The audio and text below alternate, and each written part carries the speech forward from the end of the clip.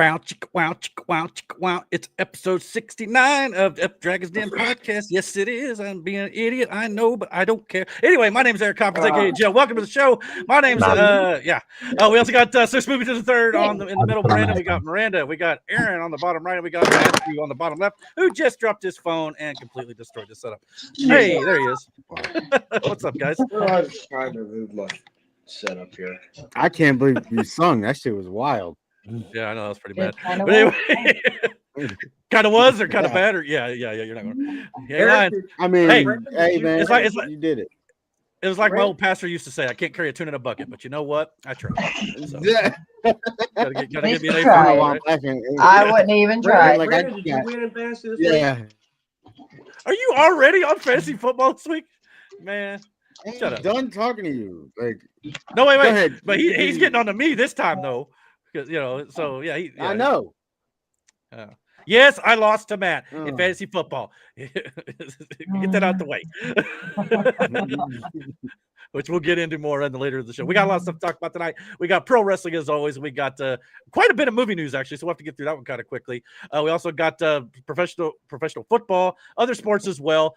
We also got news and politics to wrap up the show. So you guys excited about the show? Episode 69. We're almost to 70, ladies and gentlemen. So that's what happens after 69. Usually, unless you have that Bloomington South math like Matt grew up with. No. But anyway, so that's probably coming around the corner for you guys next week, but 69 this week. And I know Mike was in particular very excited about that for sure. I read this joke / quote the other day. Was it last night? I think it said 40's the new what? 30? Yeah, and 30's the new 20. And then it goes, and 9 p.m. or 5 p.m. is the new 9 o'clock. And I was like, that's the truth. It's like, what was it? It was another post I saw. It was like, remember when we were growing up and we had to go to bed at 9 o'clock? We said, as soon as we grow up and become adults, we're going to go to bed as late and we're going to stay up as late as we want and go to bed when we want. Turns out that ended up being 9 o'clock the older you get to. So, care what you wish for. I guess for sure. I'll never get old. No, never get old, Matt. I keep telling you, man. But my old roommate used to say, I'm older now than when you said it. So no, Jasper, you can't have any KFC. Well, you're teasing the poor cat with the freaking chicken bird. It's like chicken bird? Whatever. Chicken bird. It's like a Canadian goose. Here we go again. Yeah, exactly. No, it is not like the Canadian goose, but proceed. No, it's a oh my god, fried chicken. We got Mike in the chat already. He said, "What up, gang? Got Avery and Reese up watching with me, and Avery says hello. So hello, Avery. Hello, Avery. I hope you guys. That means we gotta keep it PG. That's the case. I already screwed that up with the singing, so can't do the PG chicken thing. Bird is wild. Chicken bird. I heard you had chicken tonight, by the way. Heard it was. I had the wings of a chicken. Yeah, that was good.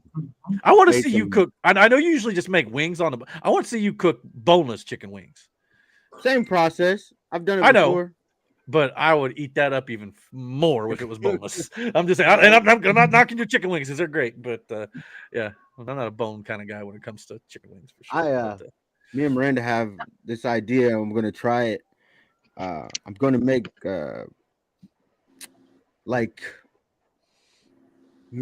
I know a lot of people don't like it, but sweet potato casserole is something we actually really enjoy. So I'm gonna make these sweet potato balls and stuff them with marshmallows. That sounded nasty. There's a mute button for that, Matt. I'm gonna make basically sweet potato balls. I'm gonna stuff them with marshmallows and then deep fry them so they're crispy on the outside and the marshmallow melts on the inside. And I'm going to make a beet can brown sugar sauce to go over top of them. I'm gonna make that for her for I think relatively soon because I want to try it out my damn self. But then I have the idea of doing, but I have the same thing doing the same thing with just regular potatoes, making a dough out of the potato and stuffing it with cheese and shit and making those for one of these days for a get together or something. Nice. I'm not a big sweet potato guy either, but I know, for you, so I'd give it a shot. that like we moved down here and like I had persimmons for the first fucking time, and then I talked to people and like about some pudding, yeah, but they don't like sweet potatoes. But persimmons taste just like fucking sweet potatoes, so like I don't get it. You know what? I never really thought of that before, but I guess they kind of do, don't they? Huh. That's what I thought it weird. was when somebody brought me some, and I was like, "What is it, sweet potatoes?" And they were like, "No, it's persimmon." I'm like, "The fuck is a persimmon?" Of course, technically, I've usually only had the persimmon in the pudding or ice cream. Well, that's also I had good, the ice cream. The ice cream was fire. Yeah. You don't have persimmons in Ohio? I don't think so. No. Really? No, basically, a Southern Indiana delicacy, basically, or at least around that was these something we parts. learned. That and meth. That may not be Southern Indiana exclusive, but I get that would be a great challenge. But it's healthy. Oh, I mean, shit. I've never had it. Don't plan to have it. Don't plan to be around it. But Wow. yeah. Oh God, Mike. Sorry, I drive around a lot now. I see a lot of things. I imagine. Mike said, "Looks like Matt is on the fantasy football comeback." Come on, don't encourage him. Haven't taken down Sexual Chocolate 2.0 and the Cracker the last 2 weeks. Yeah, well, don't worry, he's coming for you one of these days, buddy. So you better watch out. I didn't lose that, did I? No, I didn't. No. Yeah. Nate's probably afraid tough I on that as was, well. but- I think Nate's probably playing won't Matt lose this to week, me though. Isn't he playing you this week? Yeah, he's up 40 points. Oh God. Oh, really? Dang, he had a night with the. He with the had Broncos, Ashton huh? Gentry and the Denver defense. Oh wow, that'd have been the two guys you probably wanted. The to have only in that game. fantasy shit that came out of that game. So it really. By the way, I'm glad I didn't start him in our league, but I started Bo Nix in my family league. That was a mistake. Yeah.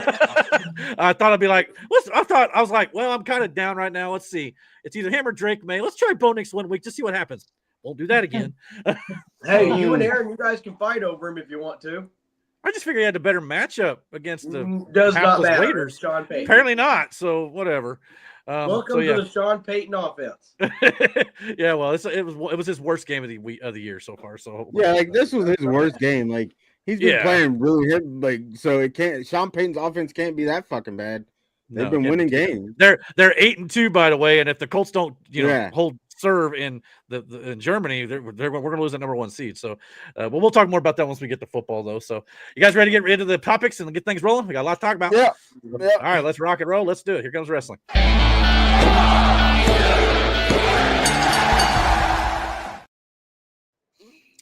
All right, been a busy week, a lot of things to talk about, but Mike did mention I already beat Matt. Don't worry, Eric, you got me this week, and since I won last week, this week I'll lose because that's how my season is gone. I hope you're right, but you still got Josh Allen and all that stuff, so I'm not counting my chickens before they've hatched, if you know what I mean.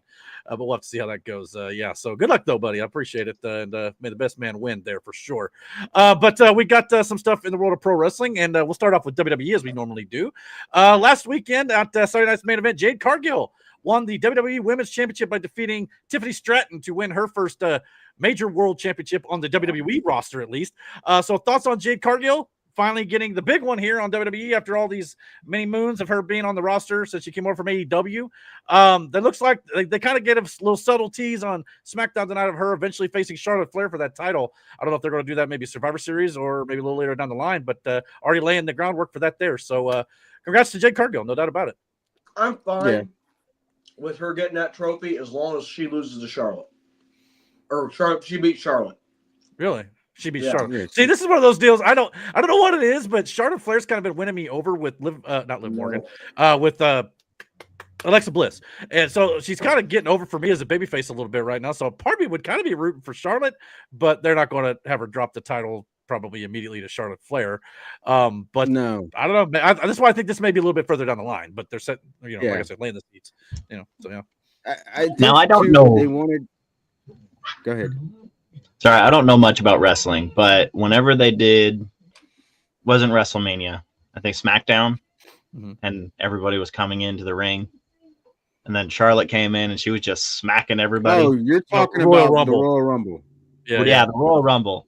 Anyway, I thought that was a bit weird, but it's because she's like 14-time women's world champion, so she's like a big deal in their Yeah, eyes. she's like the especially, final so. boss, right? So she shows up. Yeah, I mean it's the same thing when Roman and them were out there and they were clearing house. It's because they're at the top of the card, and yeah, she was gone or for whatever, but they thought her reception would be vastly different than what it was, and I think that's because they really like people really wanted to see Tiffany Stratton at that point, but then they Tiffany. I don't know what it was about her. It's not like she was terrible as champion, like not unbelievable, but there was just something missing. I don't know what it was. It was the stories around her that were better, like the whole thing with Jade, Naomi, and Bianca was going on. Then you had the women on Raw with Io, Rhea, and what was going on there. It just seemed bigger. So like Tiffany kind of fell to the wayside in a sense. And yeah, she came off that NXT like, run, and when she got from NXT, everybody loved her. But yeah, that kind of faded a little bit. But yeah, but I think Jade is the best choice here, especially with the direction they're taking her character. They need a really big heel besides Nia Jax, but somebody who's credible enough to stand up against Nia Jax, which would be Jade. So if she could somehow Naomi pick her up, being gone, Bianca, yeah, oh my god, like Hulk and Andre situation. Yeah, exactly. Yeah. But with Bianca being gone, and I know Naomi's on a different show, but still Naomi being gone, like I think that chance to go. So I think that Nia Jax and Stratton is like an unstoppable force meets an unmovable object. Why you say Nia? And I'm saying Nia is a it's Nia, not Nia. Whatever. You're thinking of someone else. Gigantor. Yeah, she ain't made it there yet, bro. Yeah. I like the yet. Yeah. Mom and Dad's hoping for them WWE, checks coming in the mail. You know what I mean? Hey, son. No, Miranda couldn't. She wouldn't be okay with it. She would not watch. If she couldn't watch Jackson do it, there's no way she's watching Nia do it. Fair enough. So. But anyway, I think this will be a good feud with Jade and Charlotte at some point. But I think they've already set up a match next week for SmackDown for Jade to wrestle BFAB. If I'm not mistaken, they kind of did that backstage thing on SmackDown tonight. But so we'll see where that goes. I'm sure that Jade will kind of run roughshod over BFAB next week, though, kind of establishing her more of as dominant champion moving forward. But yeah, congrats to Jade Cargill. We also got apparently CM Punk finally wins the World Heavyweight Championship on Saturday Night Main Event last week as well for the second time since returning to WWE. Now, remember, luckily, this reign has already lasted longer than 5 minutes back at SummerSlam when he did actually win the World Championship there, but then was thwarted by the injured Seth Rollins.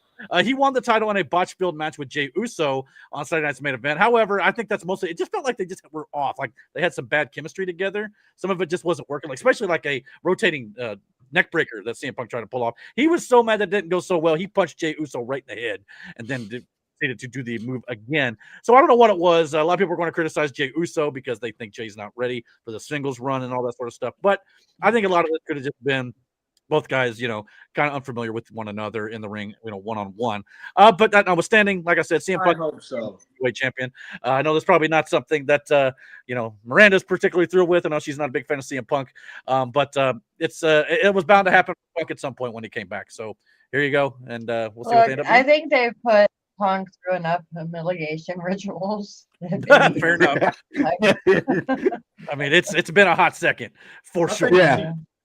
CM losing it 5 minutes after winning it, like I genuinely kind of felt bad for him, like when he won. But the way he screwed through McIntyre, I didn't. So you know what I mean? In a way. But I knew Seth. I knew Seth was coming out. Like I knew it. It was in my bones. I was like, "There's no shot he's not coming out to cash in." But like, still seeing it, I was like, that's shitty. You know what I mean? So him winning it is like, okay, cool. I don't think he's the long term, obviously not, but like, no. I wouldn't really call him a transitional champion either. Does that make sense? Like, no, I wouldn't do that either. Sorry. Okay. Well, if it's relevant, bring it up when it means something for sure. But yeah, I see what you're saying. Yeah. So yeah, kudos to him. And as far as them missing spots, that it could all be just bad timing on one another. It's when you're not familiar with somebody in the ring, the match either is slower than it normally would be, or you have missteps like this because you're not in rhythm with the other person. And like that's a big part of wrestling, and hiding and enhancing each other's great weaknesses and things you accelerate at. So like they're both good in the ring, and this notion of Jay's not ready to miss me with that shit. If you can push a tag team, you can push yourself. So like it. Well, sometimes there's been many tag team competitors in the past who've not made it on the singles run. But with the charisma that they like, the charisma from the Usos being there, being saddled with that shitty gimmick in the beginning, and then doing what they did with the Uso Penitentiary and the New Day, personality-wise, he has all the charisma in the world. So does his brother, and obviously they can wrestle. So, like I said, just bad timing. I hope they have a better match in their rematch too. Me too. I think they will. I think they will. Keep doing it. But again, congratulations CM Punk, but I don't know if he's going to be the champion long term, especially with Gunther coming back. So true too. Which we'll talk a little bit more about Gunther. I don't know if they've announced it tonight on SmackDown. They were supposed to announce maybe some more of the tournament members here in a little bit, but we'll get into that in just a second. We'll see if they ended up doing something there. We also, so that basically now just it's kind of interesting how we have 6 of the top title holders in WWE are now former AEW talent. Now, granted, Cody and Punk came from WWE first before they went to AEW, but it's just interesting. We got obviously, Ethan Page, Jade Cargill, CM Punk, Ricky Saints instead of Ricky Starks now, and of course Cody Rhodes and what's her name now in WWE? Mariah May. I can't think of her name. I can't remember her name either, but I know NXT. But anywho, she's the champion down there in NXT as well. One of the North American champions on there. So yeah, it's just kind of interesting to see. Now I don't know if this means it's kind of a high mark on AEW just because it shows that some of the people they built up WWE sides, hey, they're worth putting title belts on and using. So good on them there. But it's good to see them with title belts, no doubt about it. As Peter Parker likes to say, we're using made up names. Well, all names are made up, but anyway, all words are made up, But anywho, Mike said, "I can't wait for the day when either WWE or AEW create the Leap Day Championship title, only defended on February 29th." That would be hysterical if they do that. I mean, we're going to talk about the title belts here in just a minute. Good. I mean, with all the belts they're creating, I mean, why not at this point? I guess. Would be stupid, but I thought the Speed Championship was kind of lame, or the 24/7 Championship was kind of. I would tune in just to watch that. Once every 4 years. That's about as much as you watch wrestling as it is. Yep. Anyway, we also got on Monday Night Raw the return of Rey Mysterio, and he actually went face to face with the greatest luchador of all time, his son Dominic Mysterio, Dirty Dom. And apparently we're going to get this again because Rey said, "As long as I am around, you will not be the greatest luchador of all time." So Rey's going to have to go up against his son, where his son's going to probably have to, win over that moniker, so to speak, as the greatest luchador ever. Father versus son. It's like again. But we have seen this before. But in this case, it does make a lot of sense since they're pushing Dominic to be the greatest luchador with the AAA Mega AAA World Championship there, and of course the Intercontinental title. So and I also got to say this as a side note: that neck tattoo. I don't know if you've seen that up close, but Dominic Mysterio. Do you know why he got it? Something about like his uncle or his wife's brother or something said he couldn't get it or something like that. His wife's uncle. So they first of all they gave him shit about all his tattoos one time. His uncle did, or her uncle did, and he said, "Well, don't get one on your. At least you don't have any on your neck or anything." Immediately after this conversation, Dominic went and got the Spanish word for villain tattooed behind his ear down his neck, and then he said, "Well, wait till I get this whole thing done." He's telling Stephanie this because she was doing an interview with him. It was fucking hilarious. He is a rebel to the end for no reason, mind you. He only did this because the dude told him it looks terrible and not to do it, so he did it. But I mean, we all got used to Cody Rhodes's. That would be the most painful spot to get it, I think. Cody made the right choice. Well, Taker had one right there too. Not like that. Yeah. He just had the name of his ex-wife. That looks like it. Well, he had to get it covered. That looks like it hurt. I bet it did. That looks like it fucking hurt. I'm just in the getting used to it phase. I don't like it right now, but Listen. I give my kids shit, but I am damn sure glad they are not as This rebellious. as that little fucker.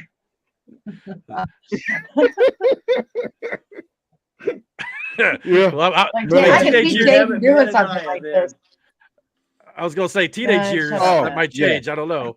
We'll have to wait and see. But- Yeah, This is Jaden would do definitely it just I because walk you're on like, no. eggshells. I have to be careful how I say it and what I say to her because she's gonna take me literally. I damn Oh, sure and I can't talk. for sure. Yes. Like, Yeah, for sure. man, She takes everything there's literally. like, I'll go with her. Mike- Anaya is the definition of Jacob Fatu's catchphrase: all gas, no brakes. Yada I mean. Yeah. That's Uh, Anaya. Yeah, no break. I got you. Yeah. Man, I miss Jacob Fatu. Is there something missing on SmackDown right now with him out? But yeah. Yeah. And yes, Aaron, I agree with you. This would be Reese. Reese would be the one to do it simply because you told him not to do it. Pretty Yeah. much. Yeah. If you listen carefully, Yeah, you you might know hear the right, background. Exactly. Mike said in the chat, Mariah May is now Blake Monroe. That's right, Blake Monroe in Blakeman, NXT. okay. No doubt. I knew as soon as I heard it, I'd know it, but it's in my mind. And he said the worst tattoo location could be the area between your All right. butthole, which is known as something else, but you could use you could Google that. Come on, dude. he's already getting gross on episode number 6. In your taint? Nah, I'm not doing it. That seems a little Well, excessive. okay, just say it. I wasn't going to say it. Okay, that's fine. But anyway, how would you know? By the way, Mike. By the First way, of all, getting your legs by the way- cocked up in the air, it's wild. if you've had it done, I don't ever want you to show me that tattoo. Number one. So, just Fuck. I'm trying to think of a 100% reason why you would want to, and I cannot. Yeah. I can't believe so here's the thing. You know I'm somebody has done it. 100%. I'm 100% sure if Mike had a tattoo on his taint, you would know by now, Eric. Eric said it in the What does that comments. mean? Oh, you know Oh, what? he would You know. what it means. Moving on. Mike, don't ever let anyone ever tell you that you do not have balls. Oh. I'm gonna just let that go. But I almost talked Aaron into getting a tattoo. Not on his taint. That's wild. well, we're 27 minutes in. The show's already off the rails. So on par. All right, cool. Mind you. Yeah, exactly. Well, what else would you expect on this show? But anyway, also to end Monday Night Raw, actually to begin and end Monday Night Raw this week, Logan Paul looked like he was going to go face-to-face with CM Punk, potentially maybe challenge him for his new World Heavyweight Championship. But by the end of the show, he looked like he was going to team up with CM Punk to go nose-to-nose with the Vision, Braun Breaker, and Bronson Reed, when he then put on his brass knuckles and then knocked out CM Punk, which kind of what we expected out of Logan Paul anyway. He wasn't going to just side with the babyface. But then after that happened, the Vision were in the ring, and Paul Heyman was trying to tell his guys to back off a little bit. That's when Logan Paul presented his brass knuckles and gave them to Paul Heyman. And the insinuation, at least at the end of this broadcast, is that perhaps Logan Paul has now joined the Vision. If that's the case, what do you think about this pairing of these three guys with Paul Heyman? Logan Paul. Boo! Logan Paul sucks. He's the worst. Outside of that, then the group does what it's supposed to. The group was originally, that's what it was supposed to, build up the younger guys. You stick them with somebody like Seth, and you saw what happened, what was going to happen between Braun Breaker and Bronson Reed, kind of overshadowing Seth, but that's not really what I mean. But Seth wasn't needed any longer in the group. So replacing him with Logan Paul again, who on the microphone, the guy's good. In the ring, the guy's good. But you give him somebody like Paul Heyman to work with and around the star power now that Bronson Reed and Braun Breaker have, I mean, you can make him into a top heel. Well, didn't Logan Paul recently just come out and retire from boxing or whatever it was, and said WWE is his full-time gig now, outside of YouTube and all that other stuff, obviously, or whatnot, and Prime or everything. But yeah, so I mean, if that's the case, I mean, they could definitely build him into a future singles star, even more so than he already is, build him up properly. So, and Paul Heyman, if you're going to do that, he's the perfect guy to put him with. So I got no problem with this. Yeah. We'll see what they end up doing if they end up having him challenge for CM Punk. Obviously, I think Braun Breaker is probably the heir apparent there in the vision. But we'll have to, but I think with Braun Breaker, it's probably going to lead to a Seth Rollins match down the line, and maybe late after that he becomes a world champion type situation. Maybe once Seth gets the belt back or whatever. So we'll see what they do. Maybe he'll end into WrestleMania or something. Mike said, "Gee, I sure didn't see that Logan Paul ending coming." Sarcasm. But you know what? I mean, I get it, but at the same time, I didn't see the vision part of it coming. I saw him turning on Punk to set up that match, but I didn't see potentially him joining the vision outright. And maybe he hasn't. That's not really been confirmed yet, but it sure appeared that way. So if that's the case, yeah, I'm totally down with it. So we'll see where this ends up going. Triple H had been touting too on social media that the landscape of WWE, especially on both shows, were going to be changing, and this would be a big change for sure. Brandon, sometimes the brother in me wants to look at Logan Paul and just go, Logan, you're just not good enough. And then sometimes I just want to just let it play out and just have him just get pinned and get his ass beat on whatever night he wrestles. The brother in you, does that mean because you have a brother in real life named Logan? Yes. Okay. Yeah. Gotcha. But I wanted to let Brandon think about that for just a minute. That makes zero sense. Okay. He got it. Zero sense. Okay, I just wanted to clarify something. Again, I will reiterate. Yeah. He does. But that's part of it. He came into this whole thing as this cocky ass streamer who made his money off of that. Like, he didn't need. And he still is one. He's an influencer. He's like, I don't need your money, but I'm coming to do this sport to show you that I can do it better than the guys who've been training for years and years to do it. That was the whole point. That was the whole purpose. That's the whole persona that he has. So of course it made you want to punch him in the face, made you hate him. But again, once he's in the ring and that bell fucking rings for the 8 minutes or 10 minutes or whatever, however long that fucking match is, you cannot deny that the guy is good. He went toe-to-toe with not arguably, one of the best in-ring competitors he could go against in John Cena, and held his fucking own. Oh, not just him, but yeah. Did the same thing with Roman. And when in Roman's heyday. Only because it was in the script. Mm-hmm. No, there's still a lot of athleticism to be held in that fucking ring. Regardless yeah. Corey says, you still have to have the athleticism in the ring to pull it off. Forever long it is. And again, 8 minutes may not seem like a fucking long time. In that squared circle, 8 minutes is a fucking lifetime. I guarantee it. Yeah. He's just as good as his brother Jake Paul against Mike Tyson. Well, that's a totally separate he told issue. Mike to pull his punches basically in that game, in that thing. But no, but Brandon's right though. Regardless of what's scripted, no, and pull it off. He didn't tell Mike. He paid Mike. Well, either way, he had to pull him aside. Whoa, don't hit me so hard. You're going to win this fight. So that's what it appeared anyway. So yeah, but that notwithstanding, and everybody knows this is scripted. Okay, now everybody should probably know the boxing is scripted after that point. But anywho, so yeah, Mike's also saying in the chat they're getting the team set up for War Games, and that's very possible too. War Games is coming up around Thanksgiving, Survivor Series. So yeah, this is probably going to be. Yeah, he may not have joined. He may not have joined the Vision, but he could just be aligning himself with the Vision as far as for the setup for War Games. But again, I don't think it's a bad move if the guy joins the fucking, I don't think it's a bad move. It can only benefit him more if he does join. That's a good point. And Mike said too, in this script, in the script, this isn't the NFL, Aaron. This is pro wrestling, the last pure sport left in America. I agree with Mike on that one because at least WWE is honest nowadays about the fact that they're scripted. The other ones are not.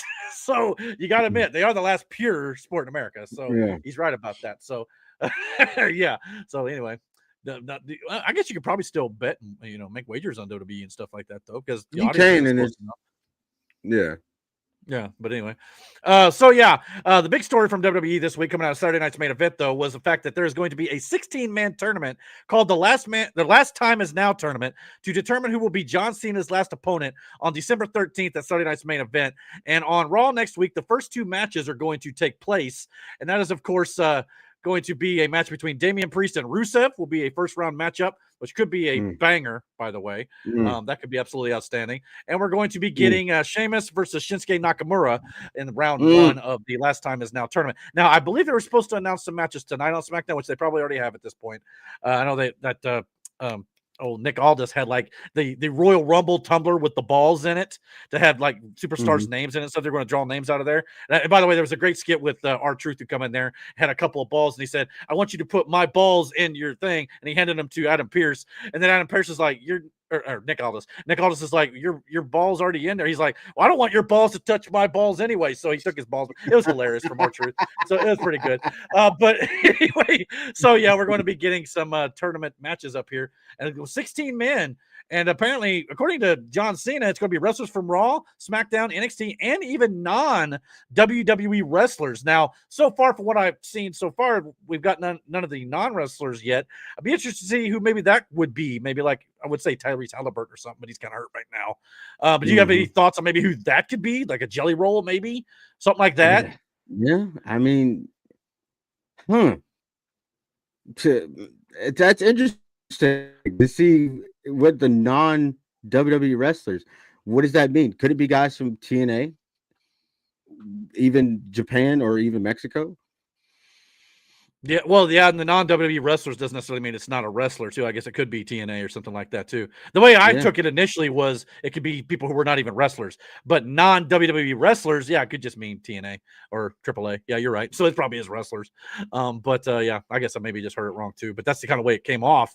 So I don't know. But anyway, I can see Joe Hendry or, somebody like that, one of the Hardys or something, for sure. I mean, yeah. That would be interesting. That would be interesting.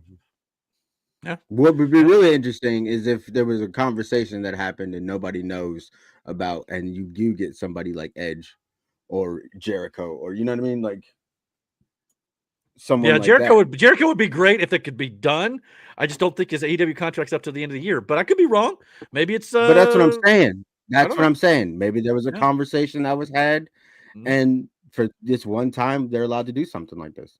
Well, if that's the case, if they're allowed to do something like maybe it wouldn't be. Here's a scenario. Okay, what if AEW agreed to let Jericho go back a little early?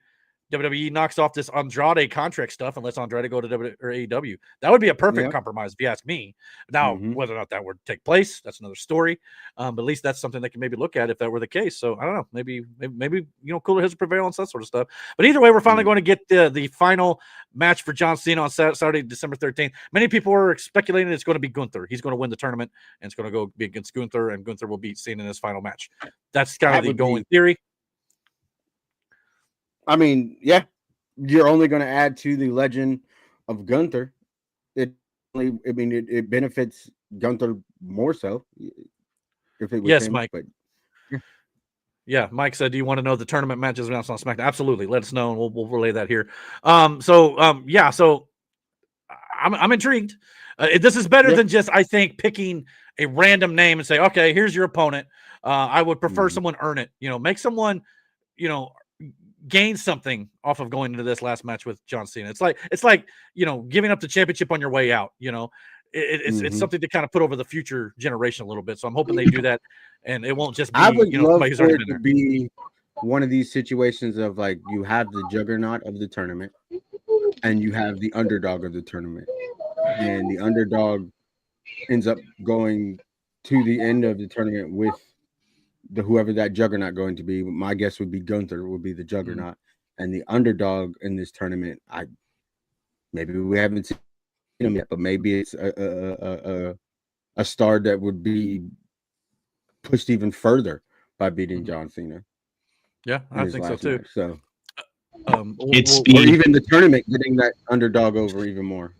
I wouldn't be surprised if it's like I Show Speed or whatever his name is. I wouldn't be surprised, but just don't put him in the ring of Braun Breaker. He'll get murdered again. But anyway, he got old in there. You should have seen it live. Holy crap, dude. But anyway, yeah, flatline. By the way, got Slara in the chat, one of our loyal listeners. Thanks for being on the show again, Slara. Logan Paul sucks. Damn, not holding back for sure. Don't get me wrong. It's not like I like the guy, but again, there are plenty of wrestlers that I dislike, but I can't deny whether it's mic skills. Okay, I'll give you a perfect example. I'm not a fan of The Miz.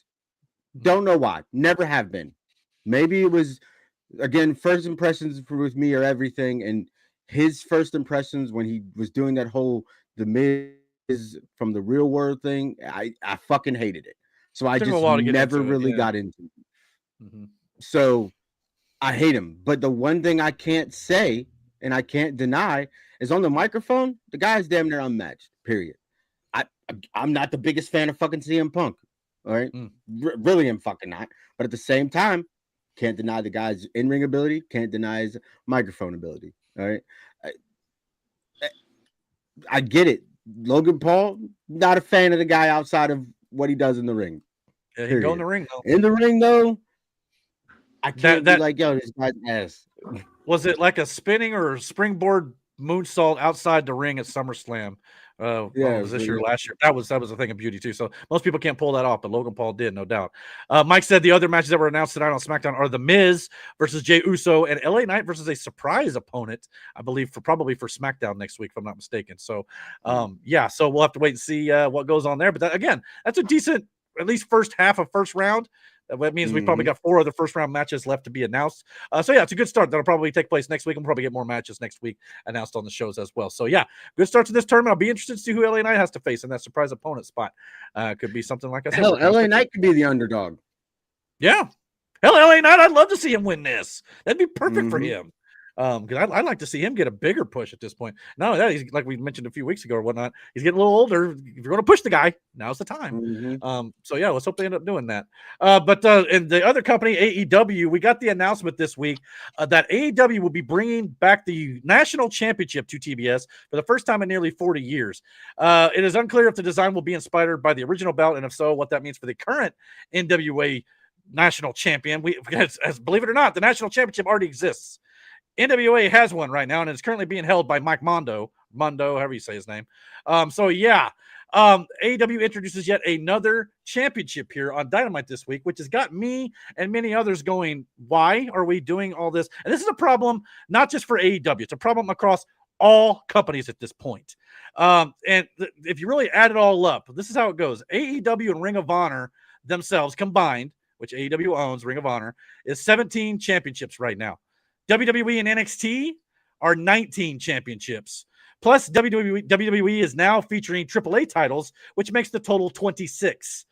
WWE actually has more than AEW, and that doesn't even include the TNA titles making appearances on WWE programming, and it doesn't even include the New Japan Championships or the CMLL titles appearing on AEW programming. So we're getting a little out of hand here, if you ask me. And to be quite honest, when AEW, since this is about them, was most popular, they only had 4 championships on their show: the World Championship, the Women's Championship, the Tag title, and the TNT title. So I just feel like every company in the world right now is highlighting championships far too often, because you really dilute the importance of it when everybody and anybody can just win it. So what are your thoughts on, and not only that, the national championship is what AEW is calling this new title, which is interesting. And Tony Khan even said that this title will be defended across many different countries and things like that. Correct me if I'm wrong. Was that not what the international championship was supposed, or the All Atlantic title was supposed to be for? And you just unified that title with the Continental Classic Championship with Okada? Yeah. So explain to me, why are you making a new title that you already have a title for? So I love AEW. I love WWE. But for the life of me, I can't understand what Tony Khan's thinking with this one. I don't. So the whole belt thing, I feel like even WWE, go back to having one champ on Raw, one champ on SmackDown, right? That's the only 2 championship titles that should be split up between brands. I'm fine with that. But as far as the tag team titles, the US title and the Intercontinental title goes, one champion, and you can fit it between both fucking shows. That opens your avenue up for more more contenders competing for different matches with different people because you have a wider roster to then use into those things. And the belt, that belt can travel between fucking brands. Like those belts can travel between fucking brands. There's way too many. NXT has what? Their championship title, Tag title, North American, women's North American, men's North American. Yeah, like it's crazy. It's insane. That's a lot of fucking belts. And you know what it says to me? It says to me, it reeks of laziness on every company's part, because it's like we can't build a convincing feud and storyline to make it to where two people have to fight over their issue. Let's just say, oh, they got to fight for this title now. It screams lack of creativity all the way across the board, and I can't stand it. And I'm with Mike too. Looking forward to the announcement of the Pacific Northwest Championship to be exclusively defended in Florida. Yeah, I mean, you're probably not wrong. So yeah, and which one will create the 4 foot and under world title for guys like Matt to compete for? That I don't know. Probably AAA or the midget wrestling. You know, when they come back around town. So sorry, Matt. You gonna take that? No. Yeah, wait till Matt plays Digger in the Facebook. But yeah, what place is Digger in the Pick'ems? He just jumped on my buddy Dan, so we'll get to the Pick'ems in a little while. But yeah, despite not playing for a whole week, hold on. He's under me, right? Barely, but he's coming for you next. Well, then he must be under 4 foot tall in the Pick'ems then. Wow, shots fired. But anyway, so yeah, but yeah, this is a problem all the way across the board with pro wrestling. So. Here's the other thing too. They're probably banking on collectors buying these $300-$400 belts at this point. At the end of the day, that's what that shit is about. Money. About selling toys, basically, you know? Yeah. I mean, I get it to that respect. I really do. But it just there's too many titles. It dilutes your programming. You know, especially when you got certain like Mercedes Moné carrying around 12 belts at this point. You know what I mean? Yep. It's like, and those are from companies I've never even heard of, a lot of them. So which is wild. She just walking around with like indie company titles. Does she defend these titles? I believe so. Maybe obviously not all the time, but when she and that was kind of the story I was hoping they play on a little bit, and I hope they still do eventually. When she starts losing the belts, it's like the weight of all the belts she has to defend each and every single night, and just eventually it just cracks, the ground cracks beneath her. That's what I think would be an intriguing storyline for her, but. It's not happening. At this point, well, I hope so eventually, but yeah, you're right. Right now, it's not. So we'll see if they actually pull the trigger on it. But yeah, now it's also interesting to note that we got no pay-per-views this week to talk about or anything. However, this month is not without pro wrestling action. And next week, AEW's next big show is their Blood and Guts show on Dynamite next Wednesday night. Obviously, we have men's and women's Blood and Guts matches as well, which is their war games for WWE. And of course, I believe it was announced this week that Adam Hangman Page will also face Powerhouse Hobbs, and I believe it's like a last man standing match or something like that. So we're going to get that matchup next week on Dynamite. But it's also interesting to note that this is the first time since Blood and Guts became a match type on AEW that Blood and Guts and War Games Survivor Series is happening in the same month. So both companies are doing their War Games-esque match in the month of November. So that's interesting to note as well. Of course, Survivor Series is on November 29th, the weekend of Thanksgiving. So thoughts on these two pay-per-views coming up as we get closer? Oh, well, Blood and Guts ain't a pay-per-view. We got Full Gear this month, which we'll talk about before. This is like a week before Survivor Series. So got a few pay-per-views coming up. Looking forward to them. So thoughts on both of these before we get too much into them next few weeks? No, not until I see how it shakes out. What teams are what.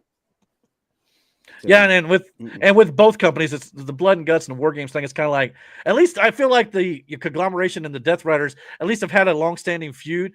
I'm interested to see what WWE does when it comes to their teams and the War Games matches on both sides, men and women's, and if they just throw gut people together or if it actually makes narrative sense. No, it'll always make sense. There'll always be that intertwined storyline of like this person. Like it'll always circle back to a reason as to why they would line themselves up with. Like again, Logan Paul ties in the whole scene with CM Punk from months before, so it makes sense if Logan sides with the Visionary, the Vision, who's also been beefing with Jey Uso and CM Punk. So it all makes sense. Mm-hmm. Well, not only that, it's interesting to know. As far as the women go, I don't know. Well, it's also interesting to know too that even Go like ahead. back in the 80s and early 90s, like when they had the Survivor Series elimination style 8-man tags, that back then it was kind of sometimes some random guys just thrown together, and it just seemed to work. Oh So yeah.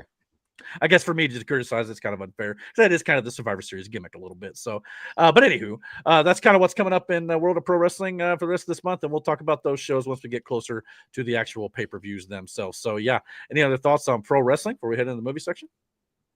Nope. No.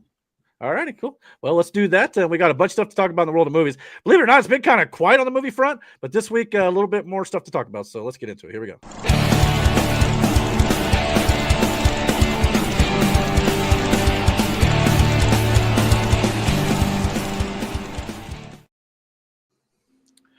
Okay, the first thing I wanted to talk about in the world of movies this week is, of course, we got a trailer that I wanted to react to, and I thought it'd be interesting to talk about because this is an iconic individual.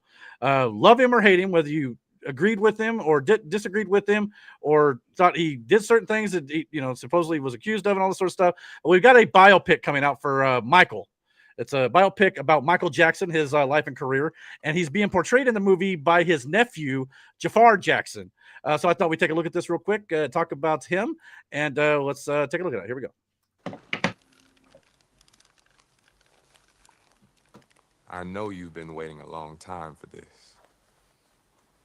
The tracks are made, the songs are ready. Let's take it from the top.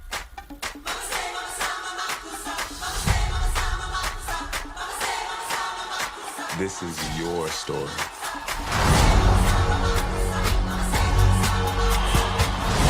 Honor your past and embrace the future. That's what people want.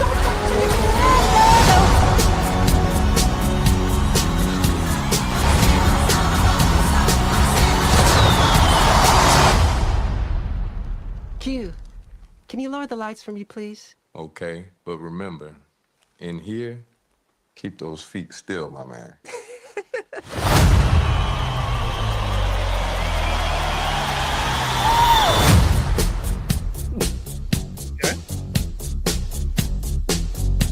Obviously, not a whole lot shown there. It's just a little bit of a teaser, but coming out April 24th of next year. So yeah, obviously Michael Jackson is a world-renowned individual, obviously. You guys have any particular thoughts on Michael Jackson, the person?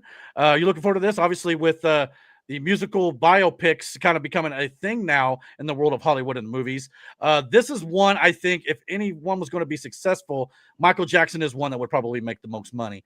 But thoughts on him and the potential for this biopic? I mean, I loved Michael Jackson when I was a kid. Hell, I kind of still do. I still listen to a ton of songs. I have a playlist that I listen to every once in a while, like when I'm in the mood for, Michael Jackson songs. As a performer, there was nobody, and there still isn't anybody who puts on a show the way he put on a show. The man sold out fucking literal coliseums in other countries where their English was not their first fucking language, and yet performed there to sold out fucking places. His music videos were fucking mini movies. Thriller is still one of my favorite fucking videos to watch, let alone the song itself. Dancing, the choreography was amazing. Like, I would watch this movie 100%. Like, hell, one of my favorite movies is called Moonwalker. It was a movie he was in. Am I still here? What? You good? No? Yeah. Yeah. Everybody's frozen. This isn't good. We can still hear you. I'm not frozen. You good? Here, we there? Yeah, we can all right. hear, yeah. Sorry, I think it was my end this time. I started to load. Anyway, I think I'm back now. But yeah, I agree with you. I would watch this, and I ain't gonna lie to you. His nephew Jafar Jackson looks just like him. Yeah, he portrays him good. I mean, this. I've seen the trailer. That's why I left, Eric. Oh, okay, that's fine. But anyway, the voice. But again, Michael Jackson, like I said, there's nobody who is going to ever outperform Michael Jackson. Like, it's hard, but it's a milestone a lot of people try to hit and try to be like, when they go, when they throw in these concerts, they want what he had. Like, Yeah, I would watch this one. This one looks like it'll be good. Yeah, I mean, I don't we're know. talking about Taylor the Thriller Swift thinks video. she I mean, does. on point with this shot. I mean, Not this gonna is it's no. I mean, look at it. Get I mean, that shit it's on off point. this podcast. Why? Don't even mention Taylor Swift. Well, we're not. Who's talking about Taylor Swift? Aaron. Aaron. Oh, I didn't hear him. Sorry. But anyway, I must be having a few issues here. But yeah, I mean, I don't know. I'm looking forward to this. I think it could be pretty good. I want to see more in another trailer before we get to April 24th. But yeah, this is it's jumped up to one, and everybody wants to talk about original movies and original ideas in Hollywood and stuff. Well, obviously the musical biopics is not a new idea, but depending on who you put in that biopic, the singer, I think it makes a lot of sense to, and obviously it becomes more original if you come to new characters and new people in the world that we explore in their lives and stuff like that. So yeah, I'm looking forward to it. So we'll see how this ends up going. We got well, I'll come back to Mike's turn in just a second. Solara said, I used to believe that he did what they said he did, but since I did some digging, it looks like blackmail and possibly a political stunt. Do we want to discuss some of the accusations?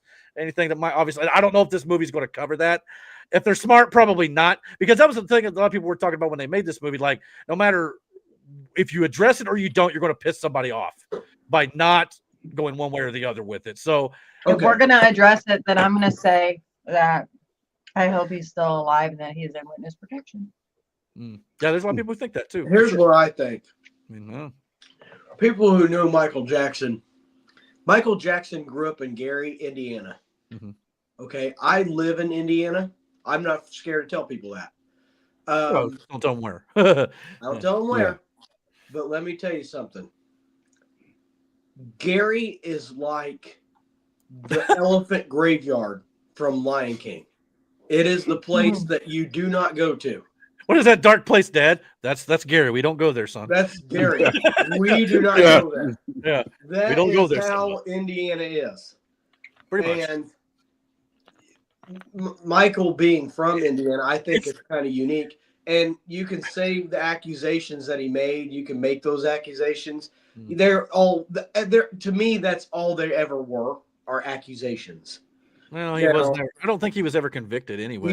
There was never conviction. I mean, that doesn't necessarily mean you didn't do it, but Michael, to me, as far as his music goes and the dancing, the rhythm that Michael used to dance with, was way ahead of his time. Did you ever see the video of the first time he ever did the moonwalk? Yes. Holy crap, those ladies went nuts. That was part of the issue with Michael, man. Like, his musicality was on a different level. Like, it really was. And again, like I said before, a lot of stars try to get to that. They try to emulate what Michael did. And it's one of those things that's it's hard to do because it was a number of things that Michael did that made Michael who he was and as great as he fucking was. Yes. Yeah, I still play Michael Jackson songs to this day. Like, Aaron is listening. I've had Aaron listen to a couple of songs. I've listened to him here. I've watched the Remember the Time music video with Eddie Murphy in it, where he's like the pharaoh and whatever, and that whole dance sequence there, and then he just turns the dust. Phenomenal. Like, Smooth Criminal is one of my all-time favorite fucking Michael Jackson songs. Oh, Bad is good too. My stepdad had that record. I played the shit out of that. Like, I played the shit out of that record. And I know it's always been Michael Jackson or Prince. It's kind of like you were either a Hulkamaniac or you were a Warrior. For me, I was always a Michael Jackson fan. And it's not to say that I hated Prince, because I didn't, but I gravitated towards Michael more than I did Prince. Yeah, I don't disagree with you there. Mike said one of the best Super Bowl halftime shows for sure. He meant Super Bowl 27. He corrected himself. So yeah, I can't remember. I don't know if that was at the Super Bowl or what. There was one performance he did where he, like, I think raised up out of the floor and then he just stood there, stone silent and did not move a muscle. And the longer he stood there, just didn't move, the more the audience got the anticipation rose. It's like, and he's just standing there. You know what I'm saying? It's like he had this aura that, like you said, just can't be replicated. Nobody else could have pulled that off as much as they tried to emulate it. There's no way possible, dude. So yeah, I mean, and I remember when he supposed, I know Miranda, when he died, quote unquote, I guess, that I remember, many people at work, we're like listening to the, his music and stuff. Obviously, it just happened. Everybody wants to reminisce and, his work and things like that. So I'll never forget that day for sure. Mike said, quick trivia and don't cheat. Who was the famous actress that passed the same day as Michael Jackson? Oh, crap. Farrah Fawcett. Right? Correct? I think. Maybe. I'm pretty sure. It's I Farrah couldn't tell Fawcett. you. I honestly couldn't tell you. That's a good one, Mike. That's way before my time, but Yeah, but not really. You were alive when it No, happened. I was 10 when he passed, so but how old would I have been? What did he die in 2009 or something like that? I can't remember. It's not been. It feels like forever ago, but when? Okay, maybe I wasn't 10. Yeah, 2009, June 25th. Yeah, and Mike's right. Mike was right. Yes, I got it right. It's Farrah Fawcett. 15. So yeah, and I remember Farrah Fawcett from one movie. It was it was the Chevy Chase, Jonathan Taylor Thomas movie, where Chevy Chase played Jonathan Taylor Thomas' stepdad, and they went camping with the Indians. I can't remember the name of the movie off the top of my head. Gosh, it's gonna drive me nuts. I know what you're talking about. I remember Man of the House. Man of the House.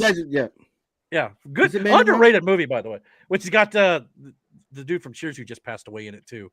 I'm bad with names tonight. I'm terrible with names. Anyway, yeah. Matt, was it?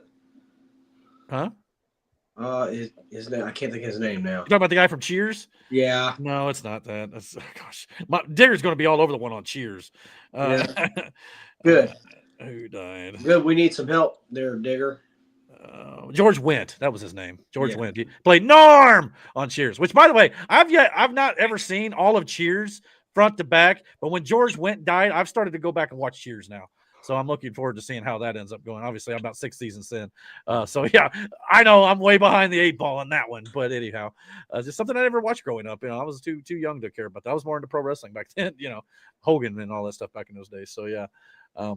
So, yeah. Interesting. And the hub. All the way around. So, yeah, Michael comes out in April of next year. So, looking forward to seeing that for sure. Any other thoughts on Michael before we move on?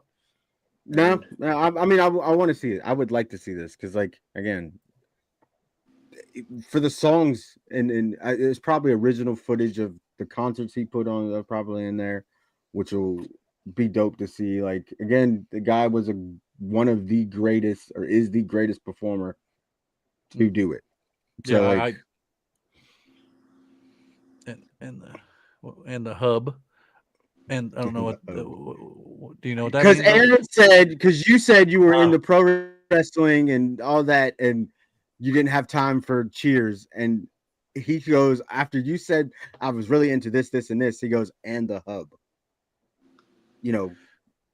Corn hub. Oh, got you. Yeah, that's messed up. Jesus. I must not be able to. There's no way, dude. There's no way that you didn't pick up on that. I had to explain it overly for you to get it. Well, here's the thing. I didn't hear Aaron say it, so I don't know if we're having some more technical issues or what. I think Aaron's audio is not picking up on Eric's thing. Maybe. I don't know. Aaron may have to try to talk again, see if it works. But yeah, we were having some technical. Eric sucks for taking Bo Nick. Thing you're saying. Did you hear that? No, I didn't hear a darn word he said. He said you suck for picking Bo Nicks. Well, I don't know. I don't know if it's me or if it's him, but I can't hear Aaron, so that's going to be a problem. So, Aaron, if you don't mind, since I'm running the show, if you can get out and come back in, see if that helps. Because I don't want you to talk and I can't hear you for sure. That's going to suck. Anyway, might try it. But yeah, all right. Well, let's move on to the next movie topic I have here that I want to pull up, and that is, of course, apparently we may be getting the final acting role of Sir Patrick Stewart. The rumor is, let me stress, it's a rumor right now going around that Patrick Stewart, his final acting role will be in the upcoming Avengers Doomsday. Not his final time as Professor Charles Xavier, but his potentially final acting role of all time ever. Could be his last appearance in an acting role. So yeah, if that's the case, bravo, Sir Patrick Stewart. Obviously well known for many, many different roles throughout his career, from Dune, Robin Hood Men in Tights, Excalibur, obviously Professor Charles Xavier, and of course Star Trek: The Next Generation with Jean-Luc Picard. Mic check, Aaron. Mic check. Mic check. 1, 2, 3. You're good. All right. I hear you now. Can you hear me now? Anywho. Yep. Yes. So Can't see you though. well, I don't know. Oh What's my going on God! with Well, that. now you got one See, or that's the the other. thing. You can hear him. Yeah, you may have to just hear me on this one. But anyway. Oh, you're back. I don't know what's happening with this thing. We'll have to, get a hold of StreamYard and say, hey, your stuff's messing up. But yeah, Patrick Stewart, obviously known for many different roles throughout his career, most notably Charles Xavier and Jean-Luc Picard. But I think one of his underrated roles is Ebenezer Scrooge in his version of A Christmas Carol, which I thought was very well done. Of course, anything he's in is usually up to par when it comes to acting. And of course, like I said, most known for Jean-Luc Picard of The Next Generation, the captain of the Starship Enterprise 1701D. I was going to say Star Trek is what I know him from. Absolutely. Well, that's kind of where a lot of us, first saw him in his career, which he began at the that's right. young age of 47 years old is when he debuted as Jean-Luc Picard, which is just crazy to think because I'm not even 44 yet. I'm about to turn 44. And all the stuff I've seen of Patrick Stewart has been after he was 47. You know what I'm saying? It's like, it's insane to me, like how much life we could still potentially have because, he's now in his 80s and it's just we all think that we're old sometimes, but really we're about middle age, when all things are considered. So that's encouraging to at least think. And I was also very happy to see that, Patrick Stewart and the whole Next Generation crew came back for one last hurrah in the Paramount Plus series Picard, especially in season 3 of that series where they all, came back together on the bridge of the Enterprise. So I thought that was really cool. I like that he's choosing Xavier as his last role. Well, the Star Trek thing's pretty well done now. That after this, it was done. So yeah, he's coming back as Picard now, Charles Xavier now. So yeah, you're right. But I gotta tell you right now, though, we've seen Patrick Stewart die 3 times on air in the movies as Charles Xavier already. Once in The Last Stand. We've also seen him pass away in Logan, and we also saw him most recently pass away as Charles Xavier in Doctor Strange in the Multiverse of Madness. If I've got to watch this guy die one more time in Avengers Doomsday at the hands of Doctor Doom, man, it's gonna suck. It's almost like a running gag now that Professor Charles Xavier dies in the movies at this point. And he even died in the cartoon series at the end of the original run. So it's like, you know what I'm saying? So that's going to be heartbreaking if he doesn't come back for Secret Wars, obviously. And it sounds like if that's the case, he won't be, as Dr. Doom may lay waste to a lot of the X-Men in that X-Men universe to kind of give them a final bookend on the chapter of their story. But like I said, if this is his final acting role, congratulations to Patrick Stewart for a career that is, far exceeds, kind of like Michael Jackson, far exceeds many people who would love to live up to those expectations, and they can't do it. Brandon, have you ever seen X-Men First Class before? Yeah. Okay. Yeah, I've seen that one. Have you seen like how he gets stuck in a wheelchair and that? It's heartbreaking. Yeah. It's heartbreaking. Well, it's an accident. Hey, Mike, I don't know I'm assuming you can hear me. Is everything I'm pulling up froze to, or is it just me? Can you guys see everything that I'm pulling up? No, okay. I can see the picture of Picard right now, but dadgummit, you ain't seeing it. All right, well, you guys talk amongst yourself. Let me jump back and come back in and see if that fixes things. Hold on. Jeez, that's ridiculous. All right. Yeah, I seen First Class. It wasn't First Class was good in parts. It's not a great movie. I don't know. It's not a great X-Men movie, but I like how it kind of tells him and Magneto's. Yeah, that was cool. Origin story. Was cool. By the way, I'm a big fan of at the bar scene when Magneto's sitting there and those 2 Nazis are sitting there, and he's like, "Do you drink German beer?" And Magneto looks at him like, "Brother, I'm a Holocaust survivor. Like, brother." Am I back now, by the way? Yes. Okay. Yeah. You don't want to know what we talked about when you were gone. It was 2 seconds. Calm down. He heard the most of it. Like, yeah. Yeah. So, anyway, I don't know what all these pictures you saw and didn't see. But yeah. Mike said in the chat, I literally started moving again before I jumped out. That figures. Yeah, but anywho, yeah, I don't know where we left off here. Like I said, these technical issues on a live podcasts drive me crazy more than anything because there's really nothing you can It do about it. happens though. I know it happens, but it sucks. But anyhow, so yeah, like I said, congratulations on a great career, Patrick Stewart. If this is indeed, like I said, this is all rumor right now. But from the source it came from was Christian Harloff. It was a pretty well known, movie review guy, scooper on YouTube. So I trust his sources and stuff. If he says this is true, that it probably is accurate. But we'll just have to wait and see. And they're actually saying now that the first teaser trailer for Avengers Doomsday should be dropping probably with Avatar: Fire and Ash, which comes out this December. So we very well could get we could be getting a teaser for it by Christmas. So if that's the case, we'll be playing it here on the channel. We'll discuss it in length when it does indeed drop in the next few weeks. So look forward to that, no doubt about it. All right, you guys got anything else before we get into the rapid fire? No, rapid fire section. No. Rapid fire. Hopefully we can do this without any more technical difficulties. Here we go.